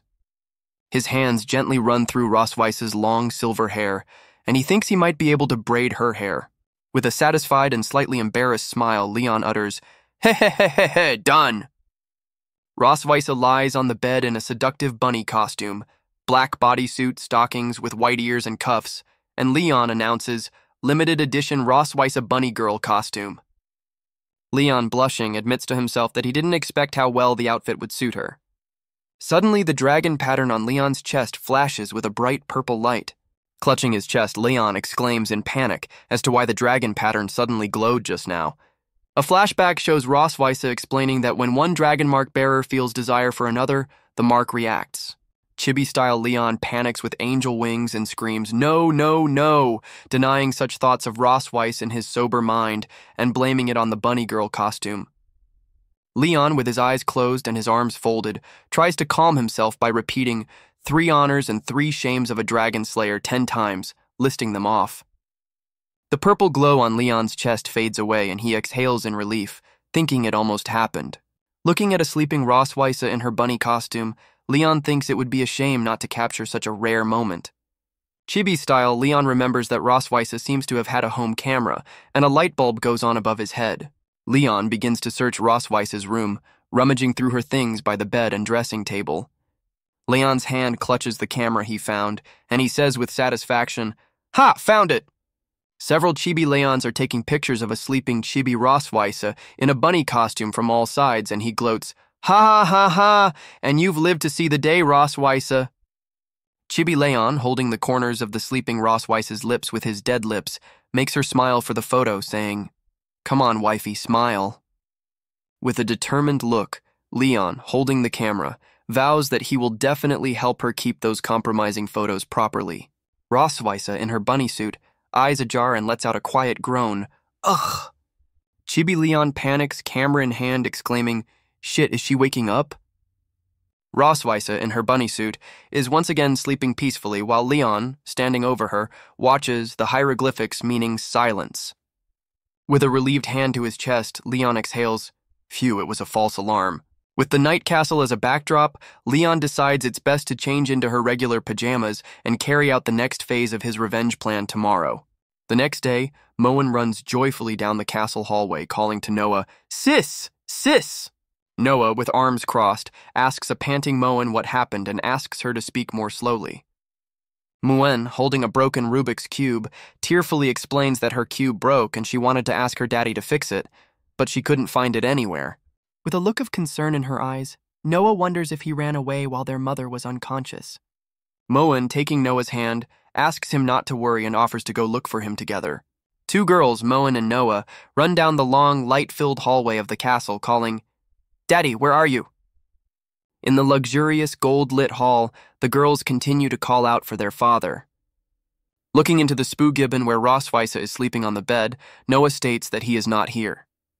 The girls look into the other room, and Noah again says he's not here either.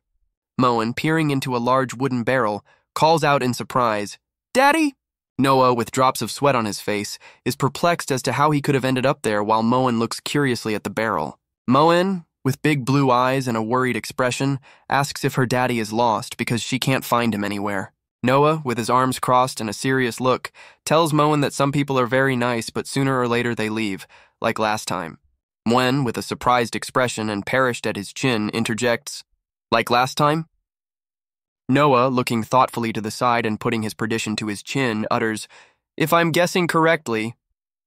In the background of the castle, Leon leaps over a stone wall and Noah concludes that the man is gone. Noah reflects that she has always sensed something amiss in her family, outwardly harmonious but in fact full of falsity, in the background of the family portrait where Rosweise and Leon stand behind Moen and Noah. She recalls that for as long as she can remember, that man has been spooged in the room, and her mother told them he was their father, in front of a sleeping Leon, watched by little Noah. Noah goes on to recall how one day he finally woke up, but immediately thought about running away. His mother returned him without explanation, and he hasn't tried to escape since. But Noah doesn't think he wants to stay here of his own free will, amidst Leon running away and Noah watching him. Later, in her recollection, he began to intentionally get close to her and please her, teaching her and acting like a good father, in the background of Leon talking to Noah. Noah wonders if it's really because of his love for her, or if it's just his plan to take advantage of their relaxed vigilance and secretly look for an opportunity to escape, against the backdrop of Leon's brooding face. Noah ponders that if there are unknown factors behind the love, she would rather not have that impure love than become a tool in someone else's hands, with the backdrop of Leon and herself looking in different directions. Looking at Leon's departing silhouette, Noah thinks he's a stranger here, and sooner or later he'll leave them and go away. Moen tearfully yells that Mommy won't wake up and Daddy doesn't want them anymore, and asks his sister what they should do in the future. Noah, comforting a crying Moen, says it's okay, and her sister will protect her. Moen, sobbing, hugs Noah, who tries to comfort her. Noah, with a determined look, offers to arrange a farewell ceremony for the man. At the same time, at the back mountain of Silver Dragon Castle, there was a picturesque alleyway strewn with pink petals of flowering trees. Leon, holding up the map, notes with a smile that the scenery here is indeed beautiful, and the maid did not deceive him. A flashback shows Leon asking the maid Anna if she knows where Her Majesty the Queen likes to go, explaining that she wants to take a walk today. Anna offers to send someone to accompany the prince, but Leon, holding up the map, refuses, saying he can go himself, and asks her to just mark the spot on the map. Leon, standing amidst the cherry blossoms with a map in hand, reflects that his movements are usually limited, and only now that the dragoness is unconscious does he have the opportunity to explore his surroundings and prepare a surprise for her awakening. With a sly smirk and a clenched fist, he thinks that exploring the dragoness's favorite spot is just a cover, part of his revenge plan. In front of a huge flowering tree, Leon makes plans to take advantage of the dragoness's weakness when she wakes up and make her experience humiliation in her favorite place, similar to what she did to him in front of his hometown. Appraisingly touching the trunk of the tree, he notes that it is quite thick. He imagines a scene where he presses Rosweisse against a tree, finding this pose perfect. His boot treads on the petal-strewn ground, and he decides that the soil isn't soft enough, so it would be nice to cover it with petals when the time comes.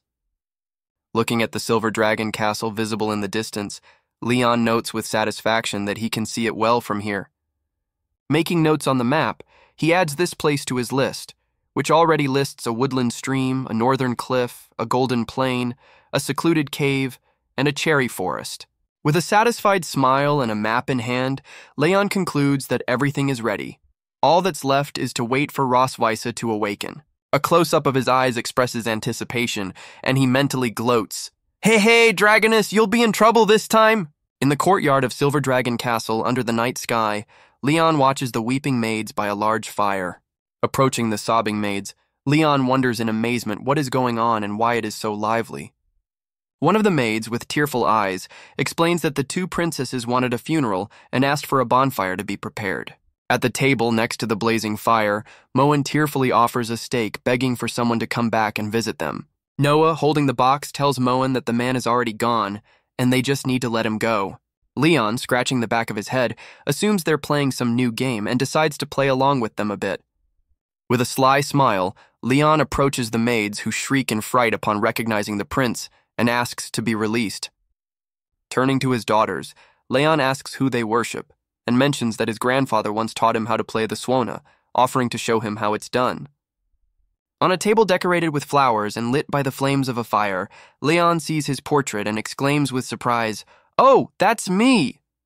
Looking at his portrait, Leon notes with a satisfied smile that he looks quite attractive. Leon exclaims in utter bewilderment, Why?" when he sees his portrait on the makeshift altar. A chibi-style Muen, with shining eyes and hearts all around, happily wishing Happy Valentine's Day. Chibi-style Noah, holding a book, also wishes Happy Valentine's Day, albeit with a more subdued expression. Rosweisse, with a slight blush and fixing her hair, embarrassedly said, "Happy day, Valentina." Moen and Noah, upon seeing Leon, exclaim with consternation and surprise, "Ah, Daddy's here." Leon, turning to his daughters, wonders with a smile if they were too hasty in giving him a funeral, since he was only away for one day. Moen, with tears in his eyes, utters, "Daddy." Moen rushes to Leon, crying and exclaiming, "Boo-hoo! Daddy's back!" as he stares at her bewildered. With tears in her eyes, Moen admits that she thought it was as if Daddy didn't want Moen anymore.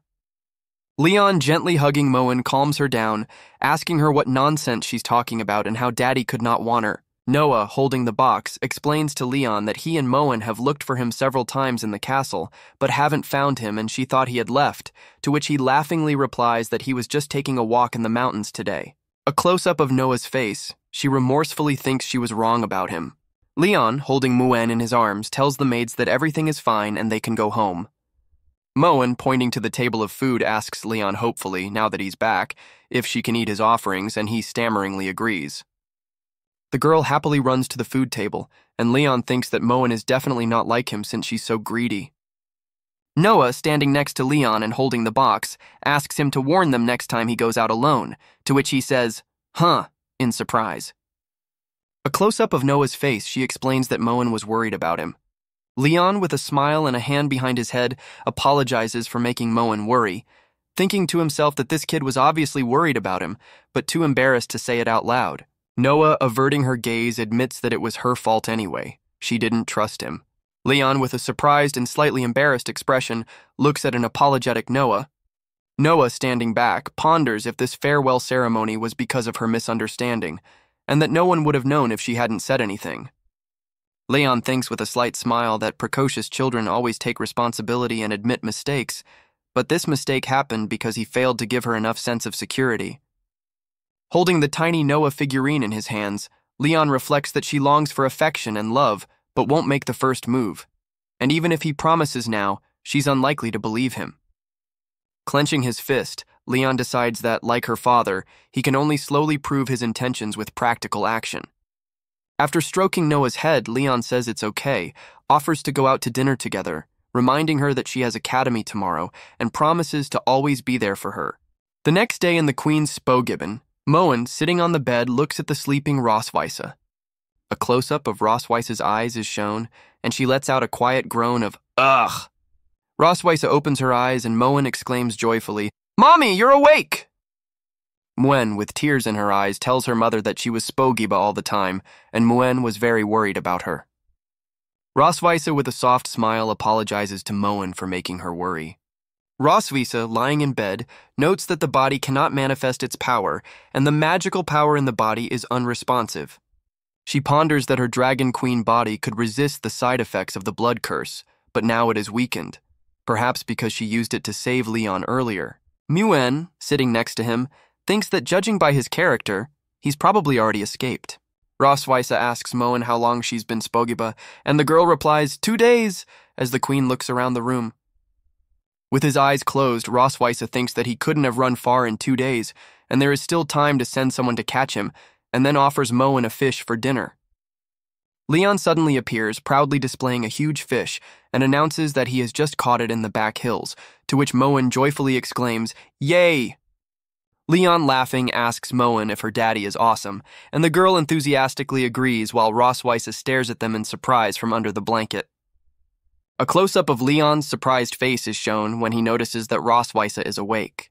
Leon greets Roswitha by saying, "Yo, you're awake," and she peeks out from under the covers and asks where he's been. With a wink, Leon replies that he just went to the back hills for some fresh air and caught a fish for his dear wife to strengthen her body. Roswitha, embarrassed in bed, asks, "What? Who is your darling?"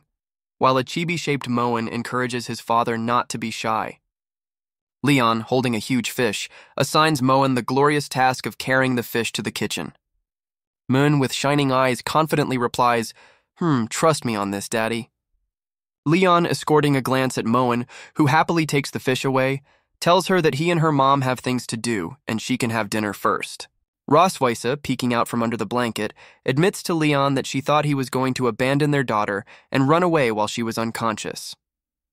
Taking off his glove, Leon replies with a smile that there are still many unresolved issues between them, so why would he run away?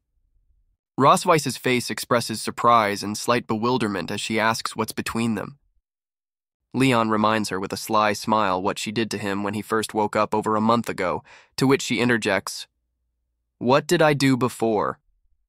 Roswitha's eyes widen at the sudden realization, and she asks anxiously, "You mean—" Leon, with a sly smile and a sinister glint in his eyes against the violet glow, confirms, "Yes, exactly as you thought."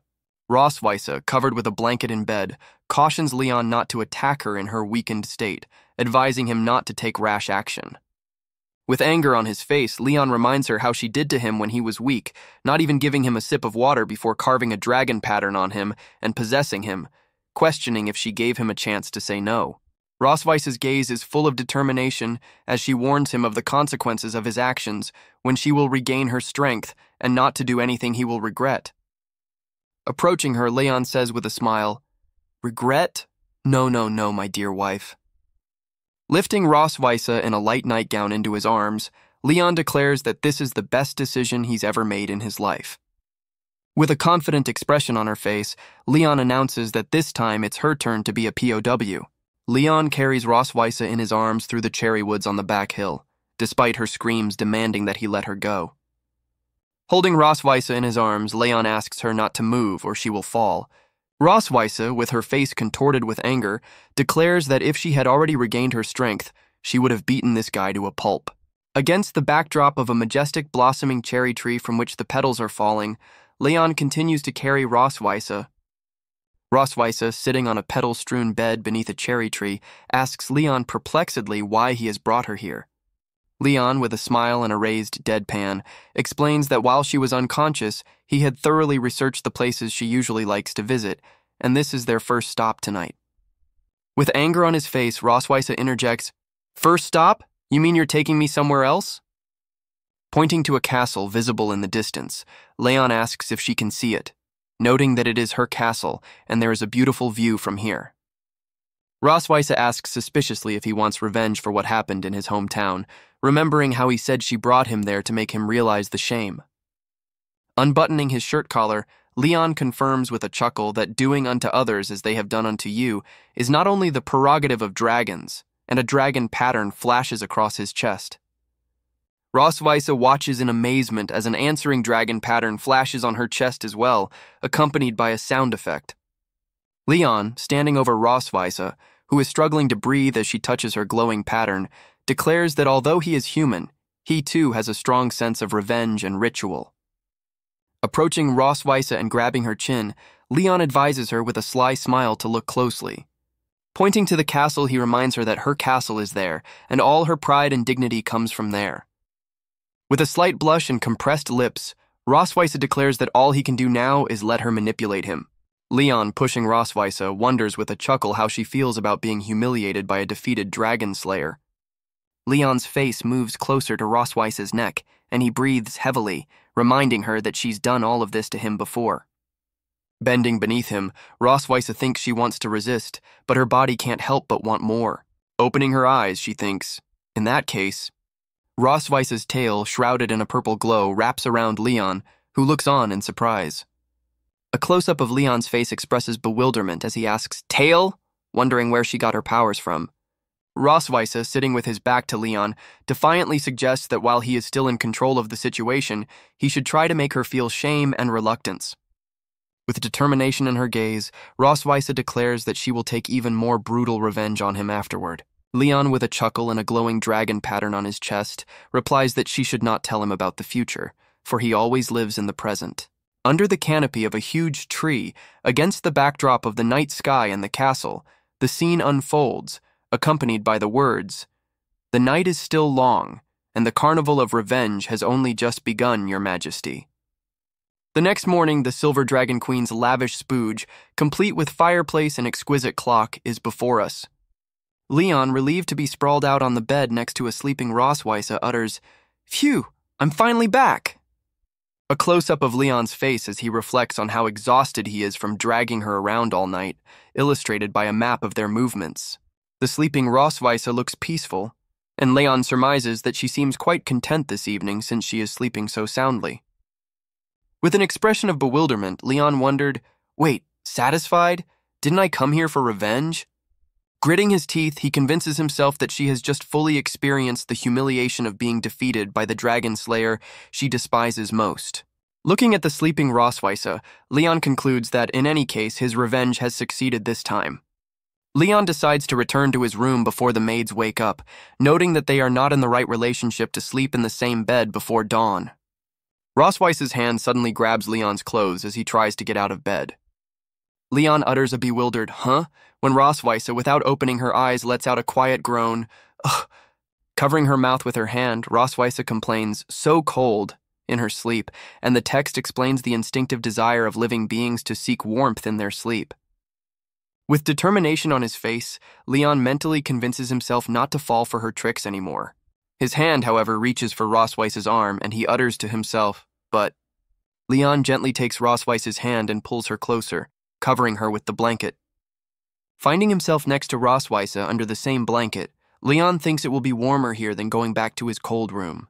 Through the window, you can see two cute cooing birds on a branch drenched in sunlight. Moen, wiping her tear-stained eyes, anxiously wonders why Mom isn't awake yet. A girl with a plush shark under her arm runs toward the bed, calling out, "Hey!" Moen, gently shaking Roswitha by the shoulder, asks her mother to get up, reminding her that the sun is already setting. Roswitha, still sleepy and covering her mouth with her hand, mumbles to Moen to go play with Daddy. Moen, walking up to a sleeping Leon, wakes him up by telling him that the sun is already shining on his ass. Leon, without opening his eyes, replies that it's so warm and asks to let him sleep some more. With puffed cheeks and clenched fists, Moen angrily looks at them while uttering, "You two..." The girl complains that they are hugging so tightly, and then who is Moen to play with while Leon gently hugs Roswitha, their bodies showing red marks. Moen wistfully notes that this is the first time he's seen his parents so affectionate, but she peers curiously at the numerous red spots on their bodies, puzzled as to where they came from. After blessing himself with a hunch and imagining a large mosquito, Moen exclaims that it must be insect bites. Remembering his mother's admonition, Moen, wagging his little dragon tail, decides to apply the bite medicine. She gleefully shows off a jar of 10,000 dragon ointment meant for mosquito bites, to improve blood circulation and reduce swelling, exclaiming, "Found it." Moen, with a jar of ointment in his hand, proudly declares that he will take care of them while his sister is not around because she is so capable. Moen diligently applies green ointment to Leon's back, telling him to put more on his dad while Roswitha, also covered in ointment, watches. After a while, Leon slowly opens his eyes, letting out a quiet groan, and someone calls his name, asking him to wake up. Upon awakening, Leon is perplexed and asks why his face is wet, looking at Roswitha sitting next to him. Chibi-style Leon and Roswitha, both covered in green ointment and surrounded by little yellow chickens, sit under a blanket. Leon, pointing to his smudged face, laughingly asks Roswitha what's wrong with her face as she stares at him in silence. Moen proudly explains that she did it. She saw that Daddy and Mommy had been bitten by insects and had lots of red spots, so she helped them apply the medicine. Roswitha, coughing, talks about the red spots, and Leon, covering his mouth, remarks that there are some things children are better off not knowing. Moen, with shining eyes and clenched fists, excitedly asks if she's awesome, expecting praise. Leon, with his face smeared with green ointment, gently strokes Moen's head, agreeing that she did a great job. Moen, standing between Leon and Roswitha, covered in green salve, cheerfully declares that he will help Mommy and Daddy apply it next time, and advises them to lock the door next time. A hand holds a bowl of rice garnished with vegetables and pieces of meat. The character means to serve. Leon holds out a spoonful of rice to Roswitha with his mouth open, offering her something to eat. Roswitha, in a lilac nightgown, asks Leon with surprise and slight irritation what he is doing. Leon, sitting next to Roswitha on the bed, explains that he will feed her, as she hasn't eaten in days and must be hungry, despite the dragon's ability to go without food during hibernation. With a slight pout of her lips, Roswitha says he doesn't have to feed her, she can eat on her own.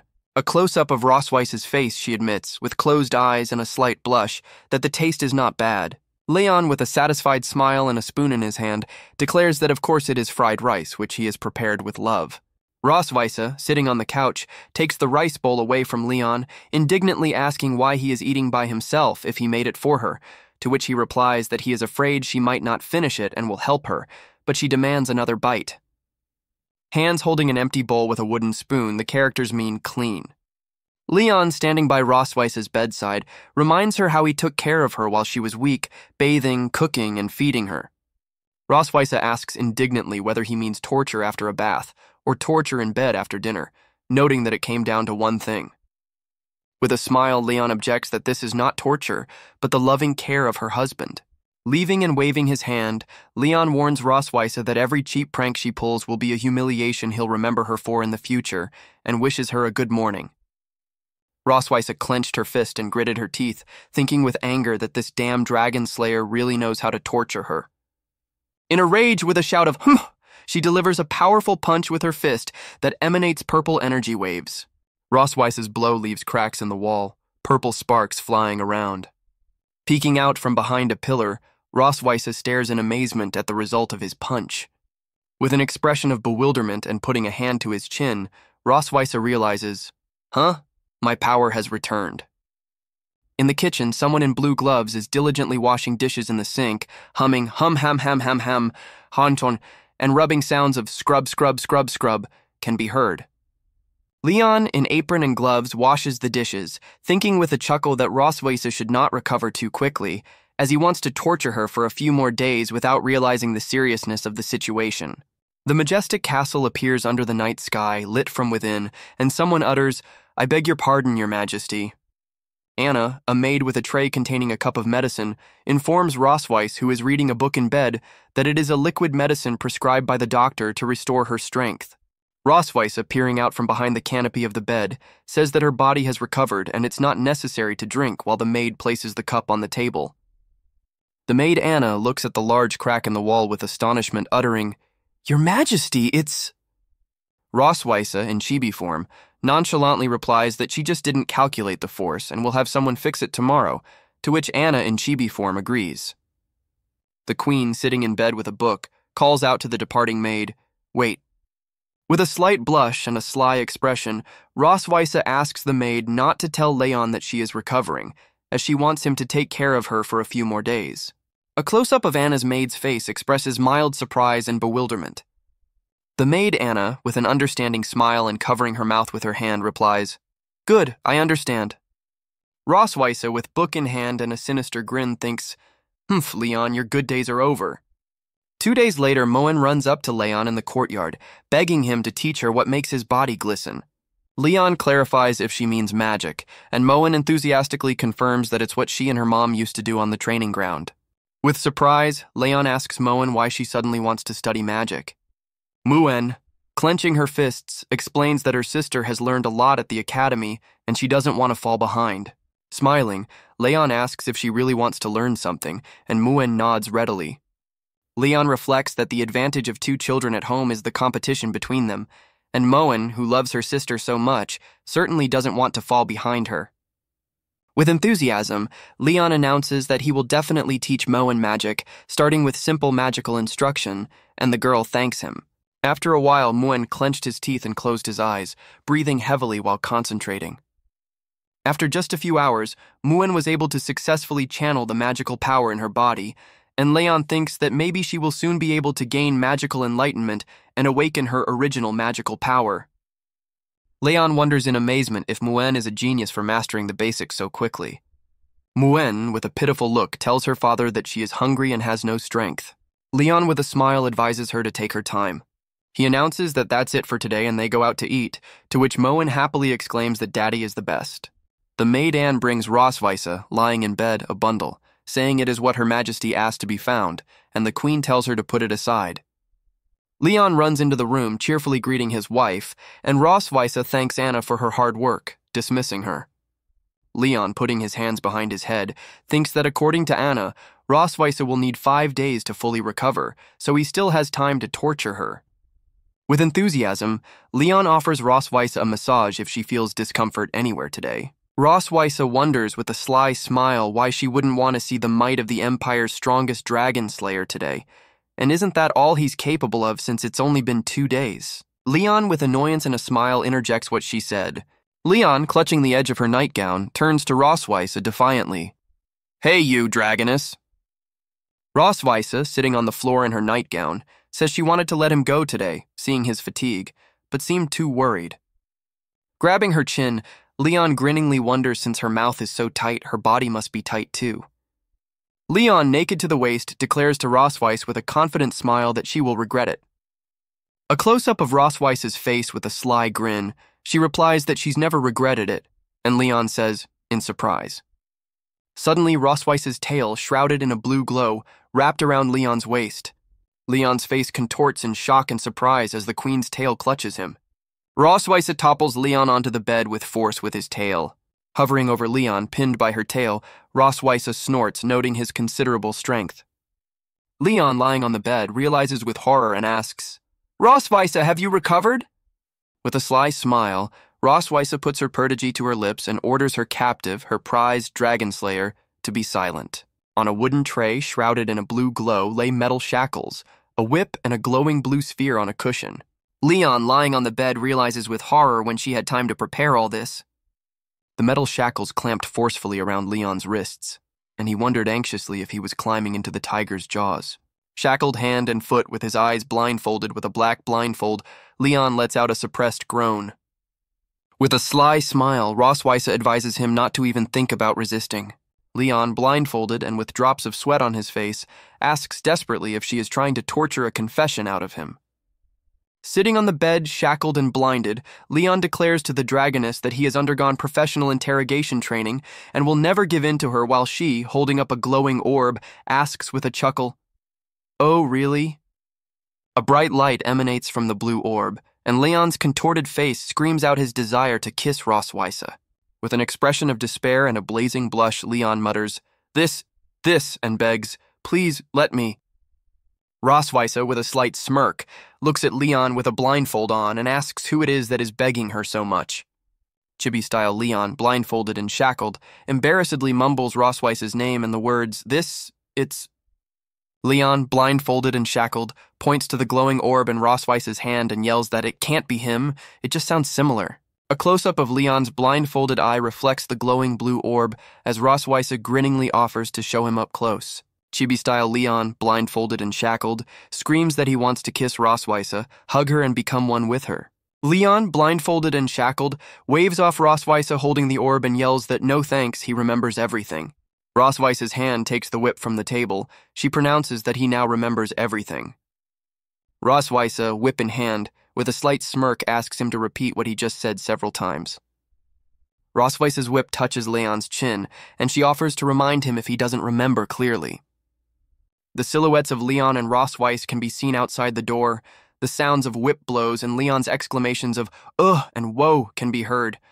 The table lamp emits a soft light, creating a late evening atmosphere accompanied by a quiet humming sound. Leon, completely exhausted, lies in bed under a blanket, his face expressing devastation, and the caption "boo-hoo" emphasizes his depressed state.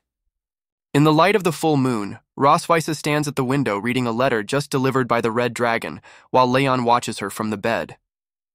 With concern in his voice, Leon, still lying down, wonders if the letter is from the Academy and why it was delivered so late, wondering about the reason. Rosweiss's face is serious when she informs them that the Academy is asking them to report tomorrow. Jumping out of bed, Leon exclaims, "Huh?" in shock upon hearing from Rosweiss that Noah had gotten into a fight with someone. Noah stands in Provost Wilson's office in her school uniform, her face darkened and expressing displeasure.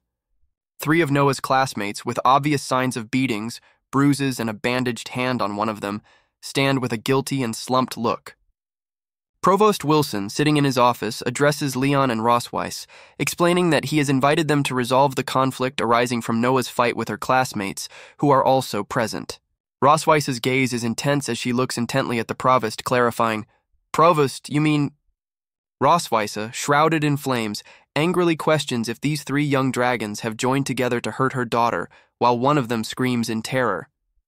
Leon anxiously examines Noah, asking if she's hurt anywhere, to which the girl with her arms crossed replies that she's fine. Provost Wilson clarifies that it was actually their daughter who beat the 3. Rosweiss interjects with surprise, "Oh, is that so?" looking at the crying and battered dragonlings. Noah is chibi-style with his arms crossed, standing next to a surprised chibi Leon. Leon, with a proud smile and a big dead man raised up, praises Noah, saying she's worthy to be his daughter. Well done. Fixing his monocle, Provost Wilson notes that while this incident was just a small fight between young dragons, it also touched on the conflict between cocoon-born dragons and live-bearing ones.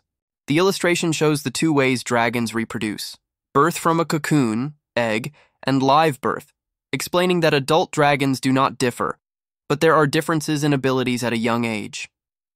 It is explained that cocoon-born dragonborns inherit strength directly from their mothers and have advantages in physical fitness and talents, while live-born dragonborns need to grow and learn before they can master strength, and within the same age group, the strength of cocoon-born dragons is higher. Provost Wilson, looking at Noah, notes that although she is a live-bearing dragon, this girl was able to single-handedly defeat 3 cocoon-born dragons that were several years older than her, and she has a bright future at such a young age. A man with red hair in an elegant suit declares that he heard his son beat someone up, it doesn't matter, and he will pay all medical expenses. The same man exclaims in shock, looking at his battered son with a bruise on his cheek. "Son! How did you get beaten like that?" The crying red-haired boy throws himself into his father's arms, screaming, "Daddy, wah!" Rosweiss whispers to Leon that the man is from the clan of Red Dragon King Constantine, known for his arrogance, and Leon replies that the red dragons he killed would be enough to circle the academy twice. The red-haired man turns to Rosweiss and wonders with a sneer how she, as queen, doesn't know how to raise her child, allowing him to bully other dragons. Leon gets into an altercation with a man who states that the Silver Dragon clan is not as strong as the Red Flame clan, and only incites young dragons to bully their children, to which Leon asks, "Ah? What did you say?" The angry man demands an apology to his son, threatening not to let them out, and Leon replies with a chuckle that his hands are itchy. A powerful palm strike crashes down on the table, accompanied by a loud cry of, "Shut up!" Provost Wilson asks parents to calm down and listen to his account of what happened. Provost Wilson begins to explain that last night in the cafeteria, Lal and two other students got into an argument with Noah, and Noah's plate hit Lal, soiling his clothes, which is seen in the flashback. The provost continues that on the way to the dormitory, 3 students blocked Noah in the backyard, where a violent physical confrontation ensued. The 3 beaten dragons look fearfully at the provost, who asks if they have anything to add, to which they reply in the negative. Noah, raising her hand, declares to the provost that she has something to add. Provost Wilson, turning to Noah, wonders if she has anything to add to the story. Noah begins to explain that first, Lal intentionally provoked her in the dining hall, and the tipped-over plate was an accident, and second, in the back of the dorm, they were the first to lunge at her and startle her, so she accidentally broke his arm in self-defense. With a piercing stare, Noah asks Lala if she's telling the truth. Lal, trembling with fear, confirms Noah's words, while his father is perplexed as to why his son is so afraid of her. Leon, with a thoughtful hand to his chin, tells Noah what he thinks she did wrong. Noah let out a quiet groan in annoyance, her gaze darkened. Leon advises Noah to hit the offender on the knee first the next time she is confronted, to which the girl curiously asks why the knee. Leon explains to Noah that the Red Flame clan suffered a knee injury on the battlefield and could only take hits, and Noah, taking notes, promises to pay attention next time.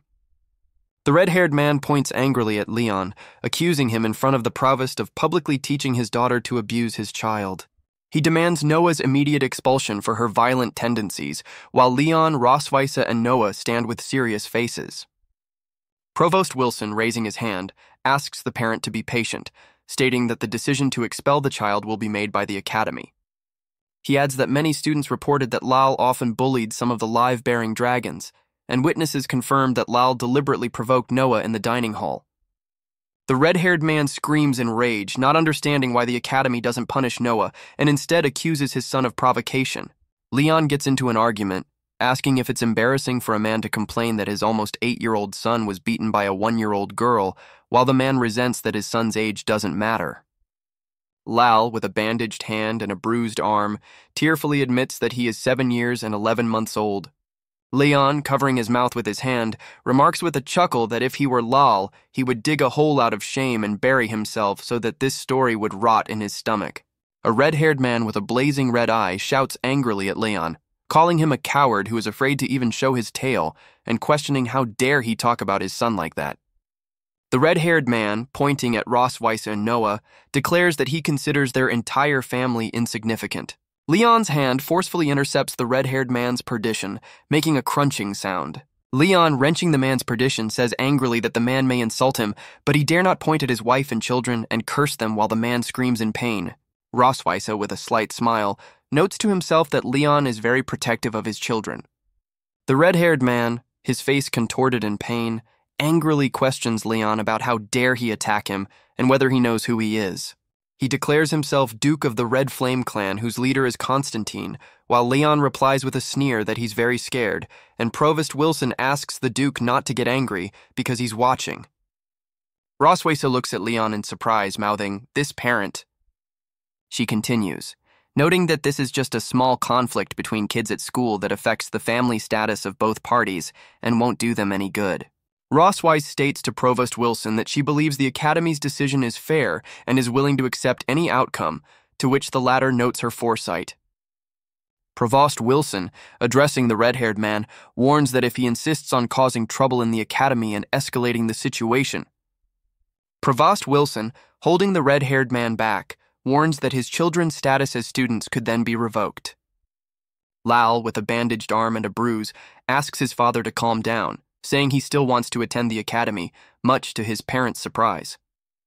The red-haired man, coughing and wiping his mouth with a handkerchief, admits he overreacted and accepts the academy's decision. Turning back to Leon and Rosweiser, he mentally decides not to draw attention for now, but promises to deal with them after graduation. Provost Wilson, looking away, concludes that in this case Lal was at fault first, and Noah acted in self-defense, albeit excessively. Noah, with a serious expression on her face, listens to the decision. She is to receive a verbal admonishment from the classroom teacher and seriously consider her behavior.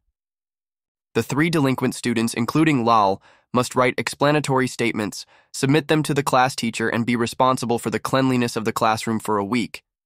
This is the final decision. Noah waves her hand and says she'll go to class then, and Leon and Rosweiser see her off with a look. Leon says, "Yeah, go." Leon, arms outstretched, shouts after Noah as she walks away, telling her that the next time someone dares to hurt her, the first thing she should do is kick them in the knees. Provost Wilson, with an expression of shock on his face, calls out to Leon, who also looks surprised. Leon, with a smile, asks Provost Wilson if he has anything else to say, suggesting that the latter may not have heard his earlier remark. Provost Wilson, looking at Leon, notes that although they had only met a few times, he always had a question, as Leon's tail was never visible.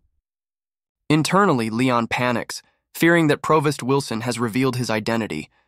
Provost Wilson continues by saying that he cannot determine which noble dragon clan Leon is from, and asks if it is convenient to tell him. Rosweiser, hugging Leon's arm, explains to the provost with a smile that her husband is not a noble dragon, but just a commoner, and Leon confirms that he is a commoner. Provost Wilson, stroking his beard, concludes that it is a miracle that their union was able to produce such a talented dragon cub. With enthusiasm, Provost Wilson declares that St. Heath Academy welcomes such children and asks how many more children they plan to have, for the more the better, while Leon and Rosweiser listen in surprise. Coughing, Provost Wilson expresses his confidence that when Noah graduates, she can definitely lead the dragon clan and defeat more dragon slayers, to which Leon sarcastically thanks him. The red-haired man, Lal's father, looks on with a disgruntled look as Leon, Rosweiser, and Provost Wilson walk away down the academy corridor. The red-haired Duke of the Red Flame clan announces with a disdainful grin, let's go!" At the academy gates, Leon and Rosweiser descend a wide staircase. The Duke, accompanied by his son and another dragon, stops them, addressing the Silver Dragon Queen. Rosweiser, with obvious displeasure on his face, wonders if he has anything else to do. With a chuckle, the Duke explains that his agreement in the study was just a polite formality for the sake of the Academy's reputation. He states to Leon that now that they have left the Academy, they must resolve the conflict according to the customs of their dragon clan. The Duke of the Red Flame clan challenges Leon to a duel right here and now, while Rosweiser watches with arms crossed. Rosweiser ponders that refusing the duel will inevitably lead to rumors of the Silver Dragon clan's weakness and cowardice amidst the Whispering Dragons. A close-up of the Duke's face expresses confidence as he asks if they will refuse. Rosweiser asks Leon in a whisper if he's up for the challenge and how he's feeling. Leon, clenched fists and with a determined look, whispers that since the man himself asked for a fight, he should certainly do it. Rosweiser, standing by his side, allows him to act but asks him not to beat his opponent to death, to which Leon confidently replies that she shouldn't worry. 2 dragon boys in school uniforms run off, excitedly discussing the fight at the gate, while Noah, with book in hand, stares after them in surprise. A close-up of Noah's face, she anxiously wonders if it could be. A group of young dragons, including Noah, watch from the balcony below where a crowd has gathered, and one of them asks who is fighting who. The Duke of the Red Flame clan notes with disdain that this guy looks so frail he doesn't even show his tail, and there's nothing to fear but his outward coolness as Leon stretches. With a determined look, the Duke declares that his son lost the fight, and today he will beat Leon to help his son get justice. The Duke of the Red Flame clan, standing across from Leon, declares that they do not bully others, and if Leon lasts 3 rounds, he will lose. Leon, picking at his ear with mild irritation, asks him to stop talking nonsense. Pointing at the Duke, Leon announces the start of the duel while the latter angrily exclaims, "You!" The Duke of the Red Flame clan, with his face contorted with rage, shouts out that bullying a dragon is too much. With a cry of "Die!" the Duke brings his flaming fist down on Leon while he stands in a defensive stance. Leon, with a slight smirk and surrounded by flames from the attack, thinks this guy is much weaker than the dragons he's met on the battlefield. With a victorious smile and a V sign, Leon reminds Duke that there are 2 more rounds left. The Duke, with determination in his gaze, notes that Leon is good at dodging. With a "You're not a coward, are you?" the Duke unleashes a series of fiery spikes on the ground, which Leon dodges.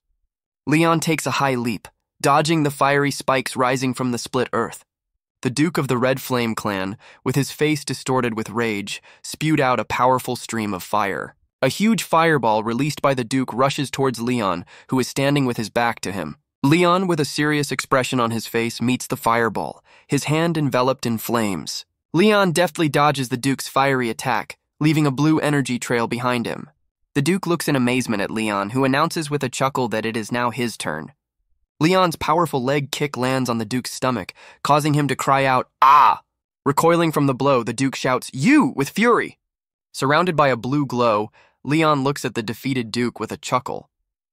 A crushing blow from Leon's fist lands on the Duke's face, knocking him back. Duke flies back from the powerful blow, his body surrounded by a flash of energy. Shaking off his hands, Leon remarks with a chuckle that he hadn't even used magic against an opponent of this level. The Duke's 2 companions cry out in horror, "Ah! Lord Duke Lair!" Clenching his fist, Leon challenges the Duke's 2 companions to ask if they want to try. The Duke's 2 companions flail their arms in horror, refusing to be confronted further and uttering, "No, no!" Leon, standing back, points to the Duke being carried away and orders his companions to tell the Duke's son not to molest his daughter again. Turning around, Leon suggests with a smile that Rosweiss go back. A suddenly appearing Noah, holding a box, catches Leon's attention, who asks in surprise when she arrived. Noah, with big blue eyes, explains that she was just passing by and saw that there was something lively going on.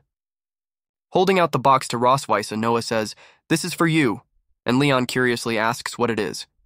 Rosweiss looks inside the box and sees heart-shaped chocolate chip cookies. Noah, with a slight blush, explains that these are cookies their teacher taught them to make in cooking class, and they only came in 2nd place, so they probably aren't very tasty, and asks them not to try them. Rosweiss, taking a bite of the cookie, protests with a smile that it's delicious and suggests Leon try some too. Leon, after taking a bite of the cookie, enthusiastically confirms that it is delicious and how a cookie made by his daughter could be tasteless, assuring that next time she will definitely take 1st place. Noah, with wide-open blue eyes, tells Leon, "You were just really amazing." Leon, with a slight blush, thinks in surprise, "Noah really praised me directly?" Amid the angels trumpeting their trumpets, Leon wonders excitedly if this means their relationship has grown closer. Laughing and putting his hand behind his head, Leon boastfully replies to Noah, "Haha, of course your daddy is very strong." Placing his hand on Noah's head, Leon suggests she turn to him if she wants to learn any fighting moves while Rosweiss looks on. A close-up of Rosweiss's eyes is shown. She is silently observing the scene, her thoughts hidden behind the many dots. Leon is sitting on the couch reading a book called The Encyclopedia of Dragon Parenting, 100 Ways to Connect with Your Baby. Hearing a knock on the door, Leon takes a break from reading, the hieroglyphics rendering the sound knock, knock, knock. Rosweiss, wearing a white robe over black underwear and carrying a first aid kit in his hand, enters the room. Leon, sitting on the couch, asks Rosweiss in amazement why she is here. Leon is puzzled as to why Rosweiss sat down next to him, whether she is up to something new. Rosweiss, with a slight blush, asks Leon to give her a hand. A surprised Leon asks if she hurt her arm. Demonstrating the abrasions on his arm, Leon assures him that it's a trifling injury that will heal in a couple days. Rosweiss insists that he give her his hand honestly, and Leon embarrassingly complies. Rosweiss's graceful perambulations dip the applicator into a vial of dark, healing liquid. Leon hisses in pain as Rosweiss treats his wound, asking him not to move, for it will soon pass. He recalls that as a battle-hardened dragon slayer, he suffered many wounds that he usually treated carelessly. Rosweise concentrates on applying the medicine, and Leon feels such careful care for the first time. The touch of Rosweise's soft and warm palms, her slightly cool, perished hands, caused Leon to itch slightly at the wound treatment site. Leon, embarrassed and flushed, wonders what he's thinking. Rosweise, with a slight blush and gratitude in her gaze, utters, "For today, thank you." Leon, embarrassed and surprised, interjects that she is thanking him for. Sitting on the couch, Rosweise explains that Lala's father was being aggressive, and Leon stood up for her and Noah, even though they are strangers to each other. But in front of outsiders, Leon, coughing and blushing, says it's all for Noah. Rosweise, with a slight chuckle and closed eyes, snorts, noting that she knew he was stubborn. In chibi style, Rosweise informs Leon that her sister has invited their entire family to her place and wonders if he wants to go, to which he refuses, but after her offer to settle the previous issue, he panic-strickenly agrees. A huge white dragon with purple energy bursts flies towards a majestic castle against the background of the inscription, "Red Dragon Territory." The white dragon lands, raising clouds of dust and surrounded by energy discharges. Leon, holding the sleeping Moen in his arms and standing next to Noah, announces that they have arrived and asks Moen to wake up. Rosweise's huge white dragon face approaches the red-haired woman, who exclaims joyfully, "Little Ross!" The red-haired woman, Aisha, with enthusiasm and hearts all around her, admires Rosweise's dragon form, calling it awesome. A bright flash of purple energy accompanied Rosweise's transformation back into human form. Aisha hugs a confused Rosweise tightly, who complains about the tickle, and Aisha notices that the latter is still adorable. Snuggling up to Rosweise, Isha offers her sister a formal introduction to her husband and daughters. Rosweise introduces her husband, Leon Cosmod, who cheerfully greets Isha, and the latter is delighted to finally see him awake. With a smile, Rosweise introduces her daughters, Moen and Noah, who politely greet their aunt. Isha, hugging Moen, happily guesses the names of her nieces, noting that they are just as Rosweise described in the letter. With a smile, Isha asks little Noah if she wants to give her aunt a hug too. Noah, with a slight blush and a serious expression, reluctantly agrees. Well, okay. Aisha enthusiastically hugs Moen and Noah, surrounded by hearts. A happy Isha exclaims how excited she is to be able to hug two little dragonesses at once. Aisha turns to Leon, thanking him for his diligent care of the children that Rosweise told her about. Leon replies with a smile that it's not hard at all. He enjoys taking care of the kids and they are close to him. Rosweise, snuggling up to Leon, objects with surprise that the children are obviously closer to her, and Leon grinningly calls her a joker. Leon and Rosweise jokingly wrangle over who the kids are closer to, while Aisha notices their good relationship with a smile. Leon and Rosweise, slightly embarrassed, avert their gazes and Leon mutters that it's okay. Aisha, with a smile, motions for them to come inside, noting that they must be tired after their long journey.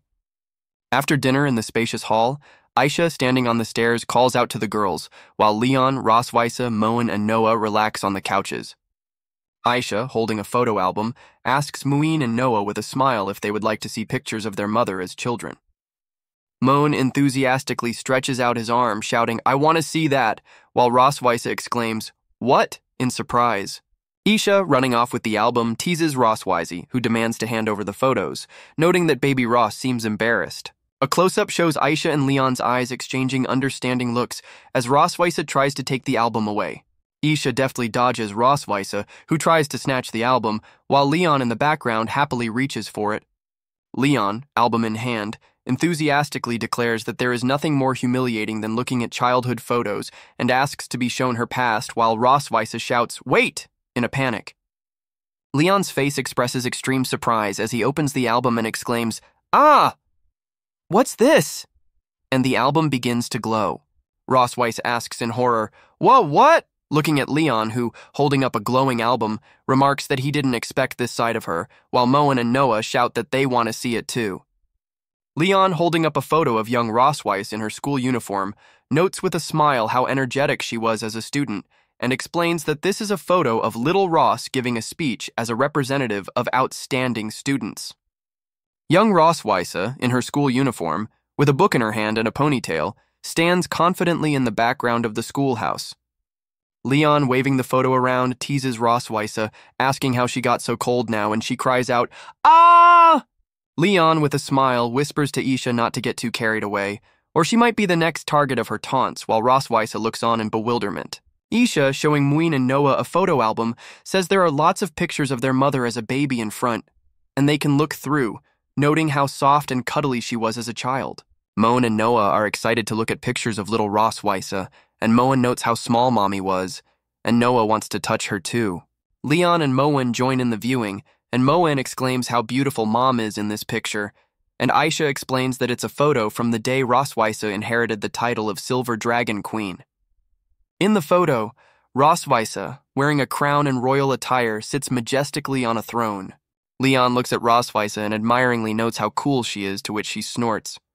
Muin and Noah, upon reaching the last page, disappointedly ask if that's really all there is to it, because Muin wants to see more pictures of his mother. Rosweiss, picking up the album, says that since they're done watching, she can take it back and keep it. Isha, holding the glowing orb, informs them with a smile that this isn't the end, and asks if they know what it is, while Rosweiss, in chibi form, shouts, "Sister!" in a panic. Leon, chibi style, raises his hand and excitedly exclaims that he knows. It's a recording stone! Isha, in her chibi uniform, playfully asks Muin and Noah if they want to watch their mother's video, and the girls excitedly shout, "I want to see it!"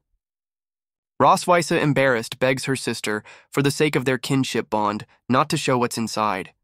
Leon, arms folded in supplication, asks Isha, for his sake, her brother-in-law, to show the contents, suspecting there are compromising videos in there since Rosweiss is so resistant.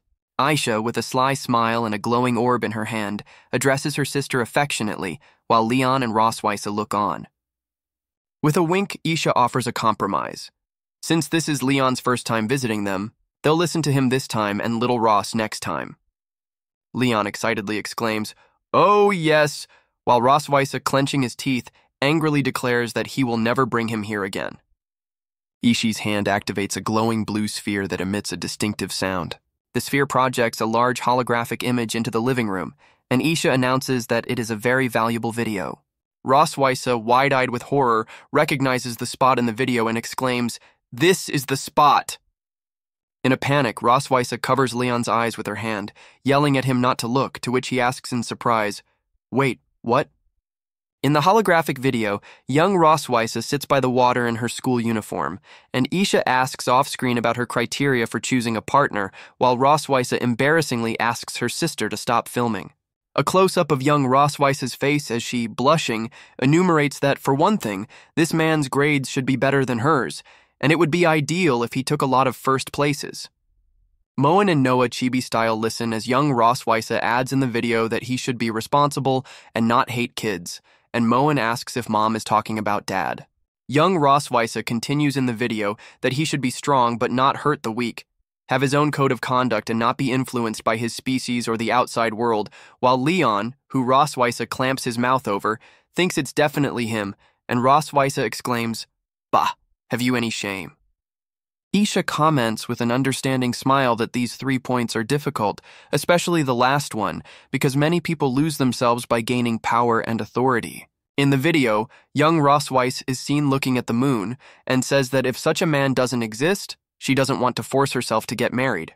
With a dreamy smile, young Rosweiss is seen in the video declaring that if she ever marries, it will only be to a man like this. Leon, with a surprised and touched expression on his face, looks at the video.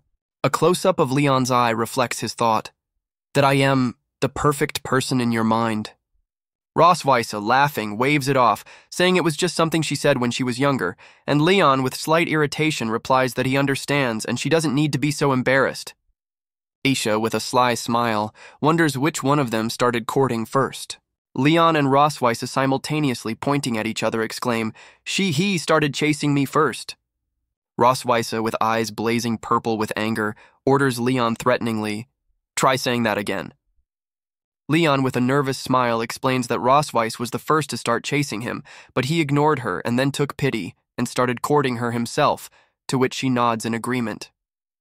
Isha remarks with a smile that they have a good relationship, as expected, while Leon and Rosweiss in chibi form deny it. Isha offers to read the love letters Rosweisa has received in the past, causing Leon and the girls to marvel, and Rosweisa to panic and question why her sister keeps them. Rosweisa screams in rage for Isha to burn those letters, with the night castle in the background. Leon whispers to Rosweisa that there's no other way out, they'll have to share a room, even though he doesn't want to. A luxurious spooge with a large bed adorned with heart-shaped rose petals and a pool prompts Leon to ask, "What's is going on?" Leon and Rosweisa, with blank eyes and open mouths, stand in shock at what they see. Leon, covering his eyes with his hand, asks Isha bewilderedly what is happening to this luxurious room, while Rosweisa stands nearby. Isha, with a wink, explains that she has specially prepared this guest room for them for the next 2 days. Rosweisa looks away embarrassed, wondering if there are other rooms, and Isha asks with a chuckle if she's shy. Leon, standing between the two women, thinks with a serious look that he was careless and she should not be underestimated. Isha, looking at the miniature figures of Leon and Rosweisa, reflects that she wanted to lock up these two endangered species, wait for them to heat, breed, and complete the task of revitalizing the race.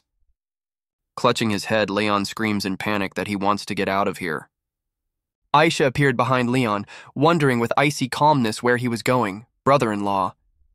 Leon, with a nervous smile, tries to justify himself by saying that his daughters must miss him, and he will go and visit them, to which Isha replies that she has taken care of the children by preparing another room for them where they are having a great time. Moan and Noah, in smart dresses, are sitting at a table putting together a puzzle in their room.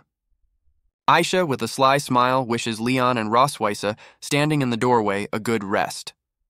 Chibi Leon and Chibi Rosweisa stand with disgruntled faces, surrounded by blue wavy lines symbolizing their awkwardness or tension. Leon, looking at Rosweisa entering the room, remarks that they seem to have no choice but to sleep here tonight and didn't expect her sister to be so conniving. Rosweisa, opening a closet full of revealing lingerie and outfits, replies that her sister is always like this, and he'll realize it after spending more time with her. Slamming the door forcefully shut, Rosweisa, whose tail is wrapped around the leg of a surprised Chibi Leon, decides they'll have to sleep together. Looking around the room, Rosweisa declares that there is only a bed and a bathtub and suggests that Leon sleep in the tub. Leon, sitting on the edge of the tub, indignantly asks why he has to sleep in the tub. Rosweisa explains that she checked and found the tub drain blocked, and her sister is clearly determined to have them spooge in the same bed while the tub is filled with hot water and petals. Leon, touching the bed, is surprised to note that it is slightly different than usual. With a look of shock on his face, Leon realizes it's a waterbed, and Chibi Isha winks in the background. Leon, reclining on the petal-strewn waterbed, exclaims with delight at how bouncy she is while Rosweisa stares at him silently.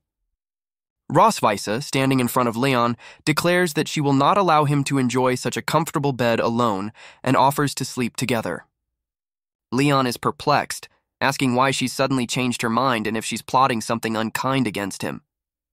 Rosweisa, clenched fists and with an expression of impatience, asks him whether he will sleep or not.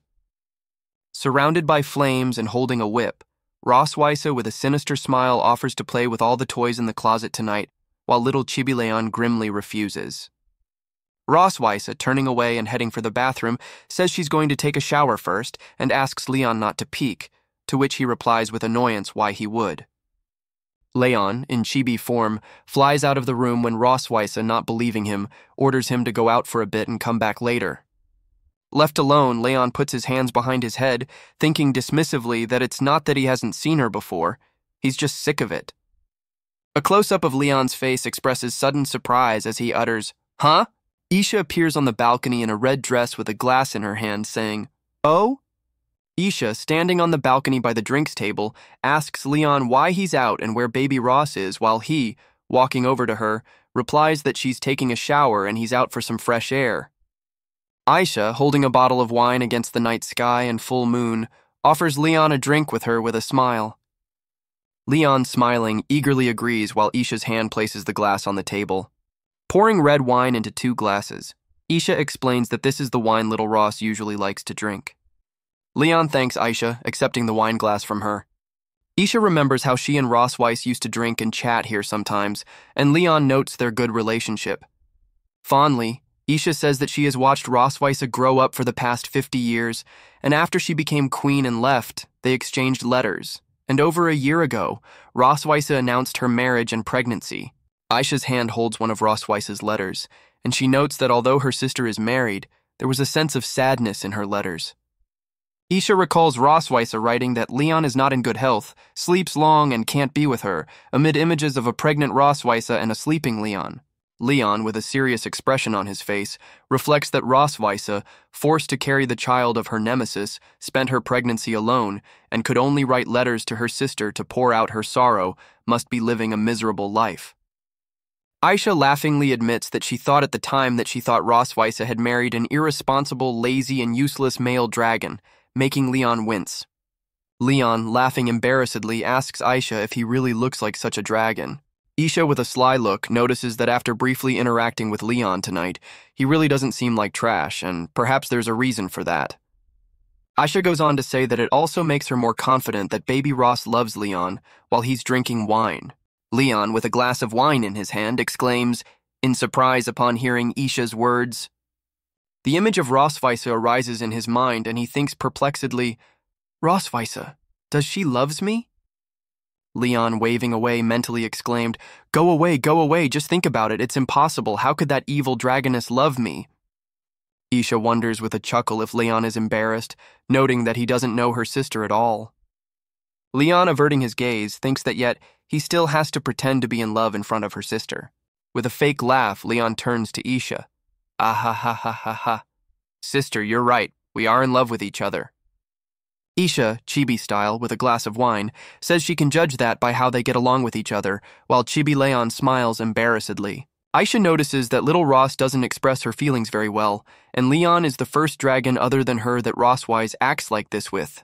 With a blazing stare, Isha reminds Leon that he's a responsible man, and knows what to do in the future without waiting for her instructions, while Chibi Leon thinks she'll kill him if he says he doesn't know. Leon, looking at Isha, assures her that she can be calm and trust him with her little sister, regretting that he couldn't take care of her during her first pregnancy, but promises to do so if there is a second child. Placing his hand on his chest, Leon vows with determination that he will protect his wife and children until the day he dies. Aisha, with a sly smile, snorts and says he better really be. Pushing Leon away, Aisha tells him to stop bragging and get back quickly, so little Ross isn't waiting in alarm. Leon, with a serious expression on his face, says, oh right, while Isha stands behind him with a glass. Turning around, Leon curiously asks Aisha if there's anything else. Isha, covering her mouth with her hand and with a sly smile, advises Leon not to hold back tonight, because the soundproofing in that room is very good. Leon, with an expression of shock and bewilderment on his face, repeats, good soundproofing against the purple pattern. Leon is chibi style, lips pressed together and blushing, with an exclamation point above his head, expressing extreme embarrassment. Against a background of a night castle and a full moon, the words, a big thank you, appear, accompanied by sound effects. Through the ajar door, the edge of the bed in the semi-dark room could be seen, foreshadowing secret surveillance. Leon cautiously peeks into the spoogibbon, where Rosweisa sleeps on a large bed, with a round bathtub visible nearby. Perched on the edge of the bed, Leon looks at the sleeping Rosweisa and quietly asks if she has fallen asleep. With a slight smile, Leon thinks himself lucky to escape her company this night, recognizing that she is very beautiful in her sleep despite their feud. Peacefully sleeping Rosweisa lies under the blanket, her silver hair spread across the pillow. A close-up of Leon's face expresses sudden surprise as he utters, huh? Noticing a bright purple glow emanating from the sleeping Rosweisa's chest, Leon is perplexed as to why she is glowing. Clutching his head in horror, Leon suggests that perhaps the dragon pattern has activated. Leon looks at his chest in bewilderment, noting that his dragon pattern does not resonate, and wonders what is going on. Lifting the blanket, he finds Rosweisa holding a small glowing object with a smiling face in her hand. Rosweisa opens her eyes and greets Leon with a smile as she continues to hold the glowing toy. Chibi style! Leon screams in horror at Rosweisa, questioning why the hell she's hiding a light bulb under a blanket and how she scared him. Rosweisa, in her nightgown, explains that she found this glowing toy in the closet, found it interesting, and brought it to amuse him. With a sly smile, Rosweisa wondered if, judging by his reaction, He wasn't sorry it wasn't what he thought it was. Leon, blushing and averting his gaze, embarrassedly denied it. No! Chibi-style, Rosweise declares that she's going to sleep and asks not to be disturbed while Leon looks up from under the covers in annoyance and she laughs. Sitting up in bed and holding a glowing toy, Rosweise warns Leon not to regret and nudge her in the middle of the night. A close-up of the sleeve of Rosweise's lilac nightgown is shown, emphasizing its elegance. Rosweise, in a lilac nightgown, looks bewildered at the large black spider descending from above. Rosweise's face contorts in horror at the sight of the spider approaching her. She utters, Leon, hearing the scream, jumps up from the bed, asking what happened against the red canopy. A startled Rosweise throws herself into Leon's arms, who looks at her bewildered. Cuddled up to Leon, Rosweise tearfully and in a shaky voice informs him that there's a spider in there. Leon recalls seeing little Rosweise crying with fright next to the spider while looking through a photo album and assumes it is her childhood trauma. With a sly chuckle, Leon thinks that it turns out that the Silver Dragon Queen is afraid of something too. Leon, with a smile, tells Rosweise that she really can't do anything without him and offers to help catch the spider while she rushes him. Leon's hand in his white shirt covers a large black spider. He utters, "Huh?" Leon, holding the spider in his hands, ponders with wonder if it could be a... Leon, holding a toy spider, reassures Rosweise, telling her it's just a toy and nothing to be afraid of while she cries out in terror. Rosweise, with blazing eyes and purple energy in his hand, angrily orders the spider to be destroyed, whether it's real or not. Leon, with a purple glow on his back, tries to calm Rosweise by promising to throw the spider outside. A toy spider flies out the window as if gaining freedom against the night sky. Leon, with a smile, informs Rosweise, who embarrassingly covers her breasts, that the spider has been dealt with and we can go to bed. A close-up of Leon's face, he suggests that this spider must be part of her sister's plan too. Rosweise, with a sly smile and a slight blush, utters, confirming his hunch that his sister wanted to show her scared and vulnerable.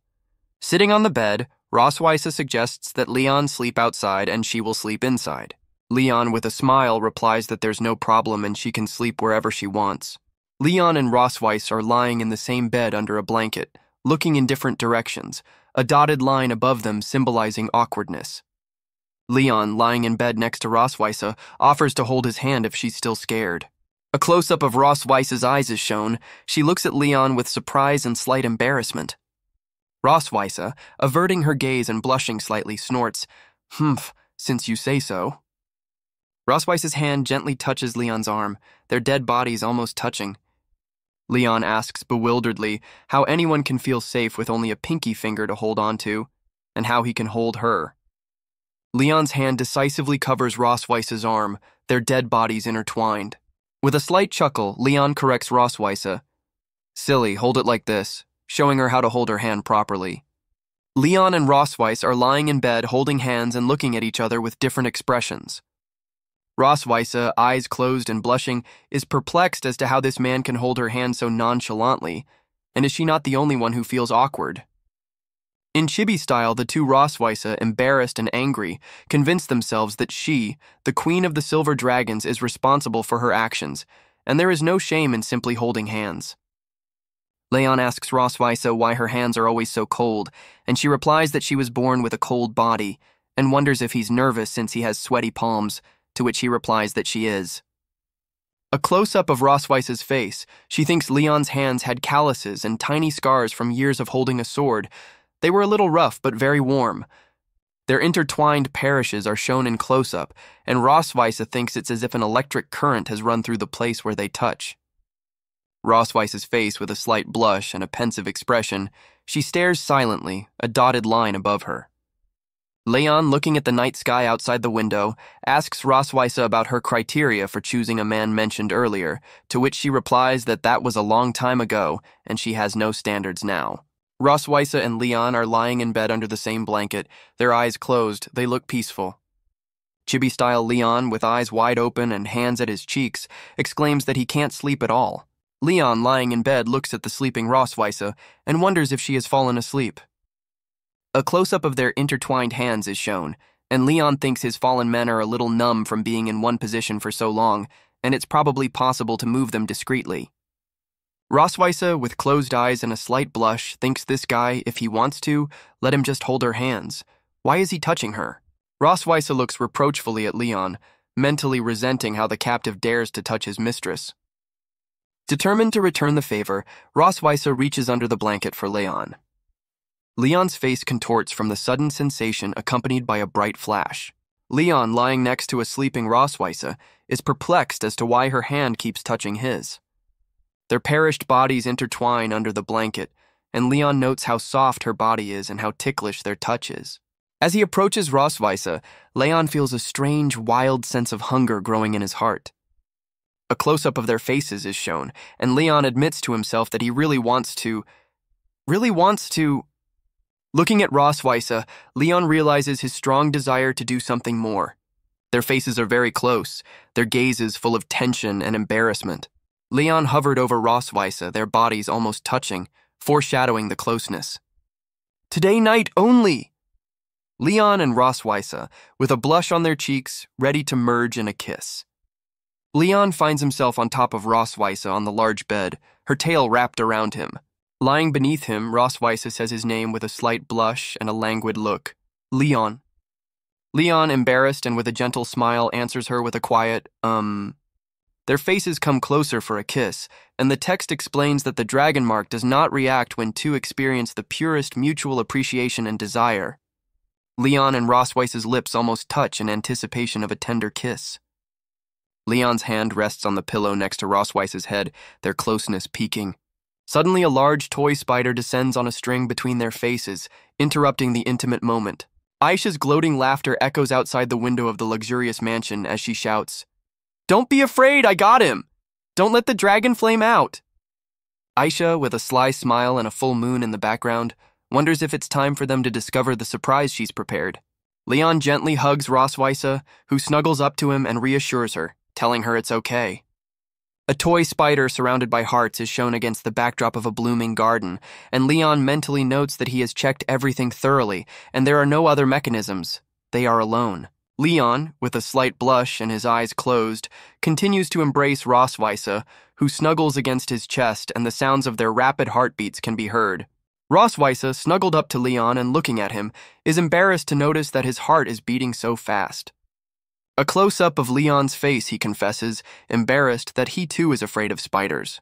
Roswitha, with eyes closed and blushing, whispers that she won't do anything like that to him again. Leon, hugging Roswitha, who snuggles up to him, asks her not to mention it after tonight, and she quietly agrees. Sunlight floods the room through a large window with red curtains, heralding morning. Roswitha, lying in bed, opens her eyes abruptly, her gaze full of surprise and an exclamation mark. Sitting on a large bed with a red canopy, Roswitha perplexedly asks herself when she fell asleep. Roswitha, waking up in bed, is perplexed as to why this guy woke up so early. Stretching, she thinks it's for the best, since her legs are slightly exposed. With a slight blush, Roswitha admits to herself that she doesn't know how to look him in the eye after last night. Getting out of bed, she notes that this is the first time she's broken her own rules, her tail curving gracefully. Dressed in her usual dress, Roswitha is embarrassed to think that she has shown her weakness to a man and fallen asleep in his arms. With a determined look, she concludes that this is so embarrassing, and she will never tell anyone about this when she opens the door. Aisha, standing in the doorway, asks Roswitha if she's awake.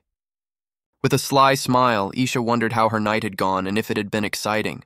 "Chibi style!" Roswitha exclaims angrily that it was very exciting, and not to let Aisha do that again while she listens with a chuckle. Aisha, covering her mouth with her hand, curiously asks if they used the toys she prepared, to which Roswitha embarrassedly replies, "No." Aisha smilingly regrets that they didn't use the toys and offers to pack them for Roswitha to practice, wondering in passing when she will have another child for her red dragon castle. Roswitha, waving away embarrassedly, takes her sister out to breakfast, asking her not to worry about such things. In the dining room of Red Dragon Castle, Leon sits at the table with Moen on his lap, who laughs merrily while Noah reads a book and a maid carries their breakfast. Leon, with a gentle smile, playfully squeezes the cheeks of a laughing Moen sitting on his lap. Moen, seeing Roswitha and Aisha enter accompanied by the maid, joyfully announces that mother and aunt have come. With a cry of, "It's time to eat!" Moen jumps off Leon's lap, rushing towards the set table. The whole family, Leon, Rosweise, Aisha, Muen, and Noah, are seated around a large dining table laden with a variety of dishes. Sitting next to each other at the table, Leon and Rosweise feel awkward, staring intently at their plates as they eat. Close-up of Leon's face, he's eating embarrassedly, contemplating how awkward the situation is. A vivid memory of the previous night pops into Leon's mind when he gave in to the atmosphere and almost kissed Rosweise and fell asleep with his arms around her, causing him great embarrassment. Leon's internal conflict is presented as an angel and a demon arguing. The angel rebukes his betrayal for getting closer to the enemy, while the demon objects that they are husband and wife and have already taken the next step. As the angel and demon continue their scuffle in the cloud above his head, Leon, taking a bite of bread, notices that it's a bit unleavened. Determined to improve the flavor, Leon reaches for the jar of peanut butter, intending to add it to his breakfast. Rosweise's hand suddenly covers Leon's arm as he reaches for the peanut butter, their dead bodies touching over the table. Leon and Rosweise, both surprised by this accidental touch, simultaneously say, "Huh?" while looking at each other.